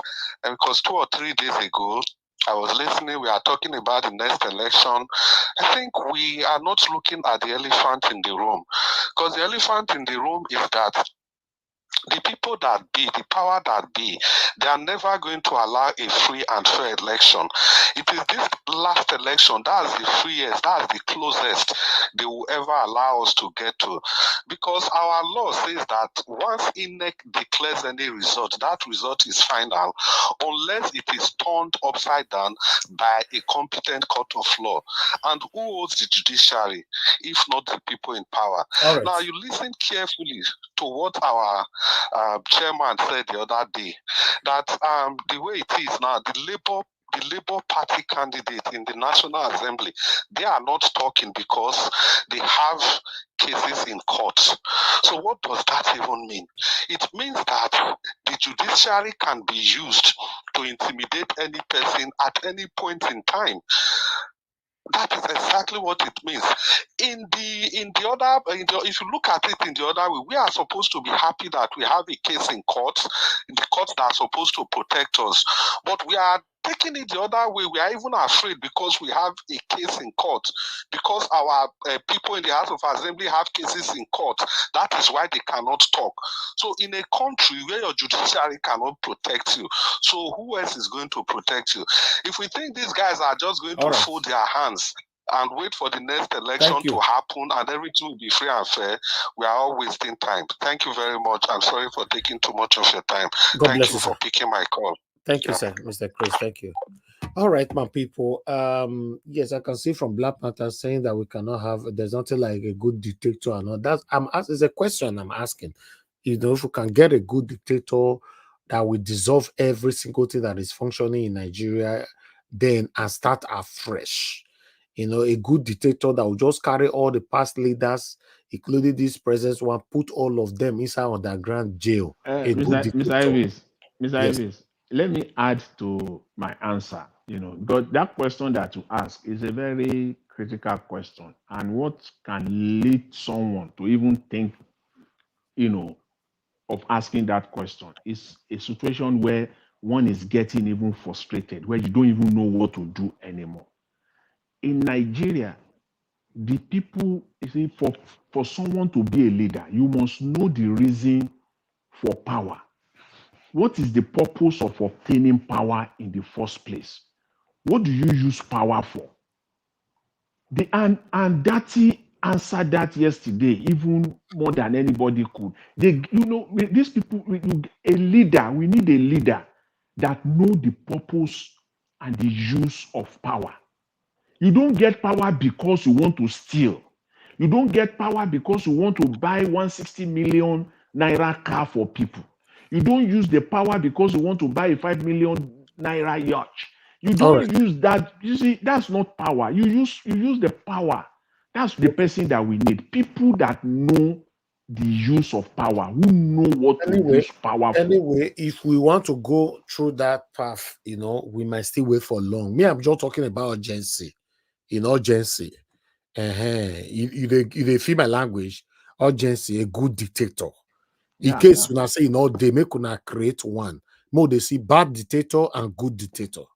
The good dictator will be dissolving. Remember the way Abacha dissolve. I know saying military be that. Now make me no one reference to that one. Is me no 1 year military. You know, dissolve. Yekoriomo dissolve. If you get dissolve. if you get that kind of leader, they will need more land to build prison in Nigeria. In fact, they will need land to build a lot of prisons. Now you are getting what I'm saying. You know, your face start to build underground prison, they full everywhere they go. Then you can't go build cinema, open glass cinema, any politician where they catch with corruption, they'll go to put them for that glass house cinema. So if foreigners go, they come they use money, they watch them. They go only wear buluku, they not go wear shirt. That their big belly go show. Though they side glass. After go bring more money come now. Go bring more money to Nigeria. You generate more money now. People will be paying to come to that museum. Come they watch convicted Nigerian politicians who stole money. They will be there. Go they watch there. You go carry your children weekend. Go there. You say, my daughter, this one. So his name is called Abdullahi.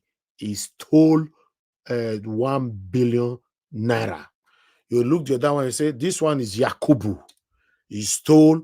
Your people, oh, daddy, is it? Yes, he did.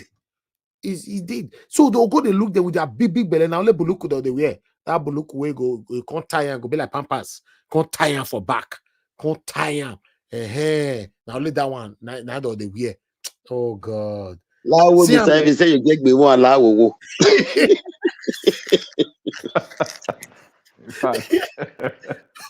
Oh God. These are the kind of dictator me they talk. No, I don't get with you they talk. I need a good dictator that will come in for the people. Then it will be against the corrupt leaders. That's all.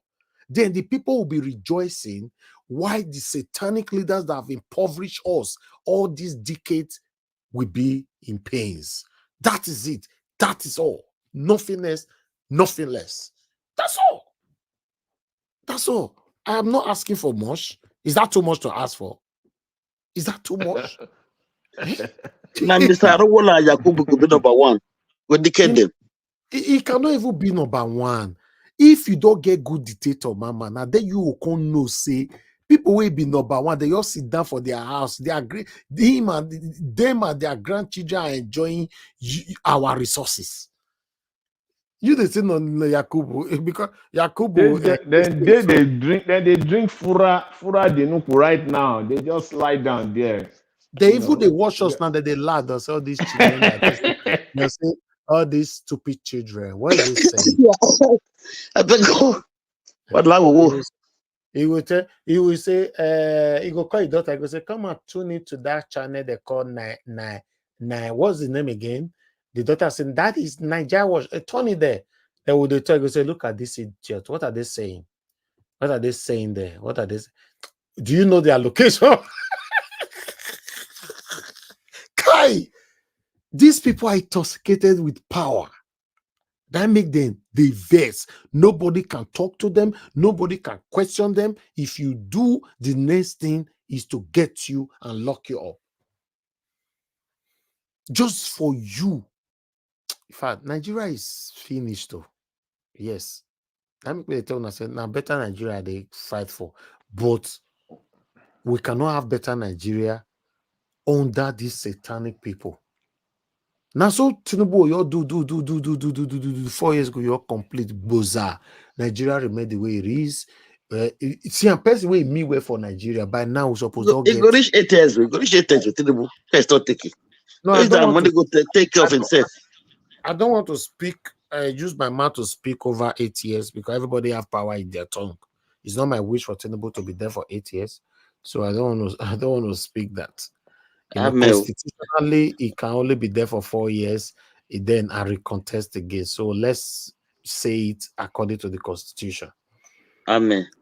Ladies and gentlemen, now here now go draw the curtain. It's good to have you all. We talk here every day. We learn from each other's. You know, I hope somehow, someday, in our time though, in our time, even though I know Nigeria will certainly be better, but when? It might not be your time, but by the special grace of God, let it be in our time. Meanwhile, experience Sam. I want to experience Sam. As I go to Dubai that day, I say everywhere, I say Jesus. I want to experience. I know say no come they argue with me here. Say I just want Nigeria to be in Dubai overnight. That's not what I'm saying. Give us 10% of Dubai, 10%, just 10%. I'm not greedy. I'm not greedy. Asking for just 10%. Give me 10% of Dubai. You know, in 4 years you can give us 10% of Dubai in Nigeria. You can. Number one, give us permanent lights. You guys can do this because you guys are satanically affiliated with satanic people that is producing generator and gaining or profiting from the suffering we are suffering in darkness. You guys don't want to give us lights. Not that giving light to Nigeria is difficult. They don't just want to do it. They deliberately don't want to do it. Not that to do it is a problem. Give us permanent light. Give us security. Take us back to the old days where at this kind of time, you can still be strolling on the street without no fear of anything. As I talked to Una, so if I end this broadcast now, I think go my street now, go run. Yes, sometimes around 12, 1, I'd go to do jogging for street for UK here. Around 12 or 1, I jog. That's why I just feel sometimes, okay, let me just go jog before I come back and shower and before I sleep. Can you dare do that in Nigeria? Give us security. What we are asking for is not that much. Give us permanent lights. Business are not working in Nigeria because of generator. Everything is terrible in our own country. It's terrible.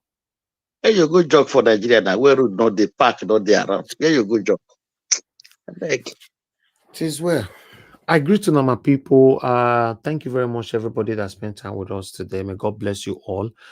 You guys managed to drag me to 5 hours, 3 hours. I'm still looking for what the day where I go achieve my 3 hours. 3 hours. Before I come on air, I'll say that 3 hours I want to stay. When Peter Obi become the president. No, guys. Absolutely, I agree with you. Sometimes I'll just plan, I'll say at least maximum 3 hours. When I go drag, and then you can see a shook or God shook so big boys will come at late minute. You can see Black Panther who come pass window enter house. You go if Emmanuel come God. Exactly, or God see him. Or God see him go or God see him they break rules anyhow. You say as I talk and so say my people, all right, no, they go your gas and go your land. What be all this? I bet make I go come and down before you go really land. But I'm not go use my mouth to go call out there and call the regret. My people, I appreciate every one of you who's calling in. No, you can't call in this time. It's too late now. Oh God, go and sleep. It's time to sleep. You know, Gassian be that too. No, not a pick call again this time, my people. Well, I love us. You know, go to bed. Go to bed. It's time to sleep. That's what Madam. You see, they know they attack me again this time. If I don't say we don't close, why are you attacking us this time? Hey, all this enemy. What is all this? See them. They don't come again. See enemies everywhere. See, I don't see everywhere. They're black. I don't know what I want to see for that side. See. Don't worry. We have a way. Do you want to pursue me? They go now. So Una they show me which I'll take it counter on. I'm not worry. Now God go the punish on one by one. You know. I appreciate every one of you, my people. We've come to the end of this broadcast. Please help us to press on the like button before you leave. Help us to share as well. And God bless you, my people. Thank you. Let me quickly, 1 minute. Let me quickly acknowledge those of you that are still on the panel with me here. You know, Mr. Jonathan Kingsley, Madam Ahmed Bright, Oga F. Emmanuel, thank you so much. Mr. Chooks Obibweze, thank you very much earlier on. Thank you so much. Everybody that came in, Madam Rita and Co. I appreciate every one of you, Madam Edith as well, Madam Patricia, and many others that were here. Thank you so much. Now God will bless you now. And those of you that supported the channel today. I would like to appreciate Dr. Alexander Gomez. Thank you very much. Patricia Osarete Enofe, thank you very much. And Obi Oshuko, thank you very much. May God bless you all, my people. I appreciate you all. I would like to quickly appreciate the people right there that called into this show today. May God bless every one of you. Thank you very much, Mother of all, Mommy Diaspora. I appreciate you, Mommy. Thank you so much. Tony South, thank you so much. Appreciate you all. Peggy Modi, thank you. Jesus is my Father. Thank you so much. Michael Organ Emaro, and many others. Stella Masevedo, thank you. Tony Africa, thank you, my wonderful people. Yes, we come to the end of this broadcast. Now go join the culture. I want you guys to understand that we are not perfect on this panel.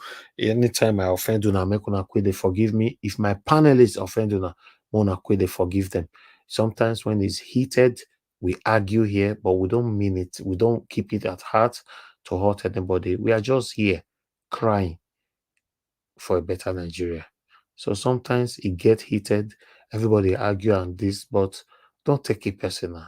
If you take it personal, it's not nice. That means you never actually met, to advocate. I don't want to offend anybody. I'll leave it there. But please, forgive easily so that we can manage ourselves and move on. That's what we're doing. I appreciate you all. Adama 82, thank you so much. God bless you all, my people. Help us to press on the like button and share. Now we'll draw the curtain. It's been a long day. I'll join you guys again tomorrow by 6 p.m. by the special grace of Almighty God, and let us continue to talk about the things that's affecting you and I.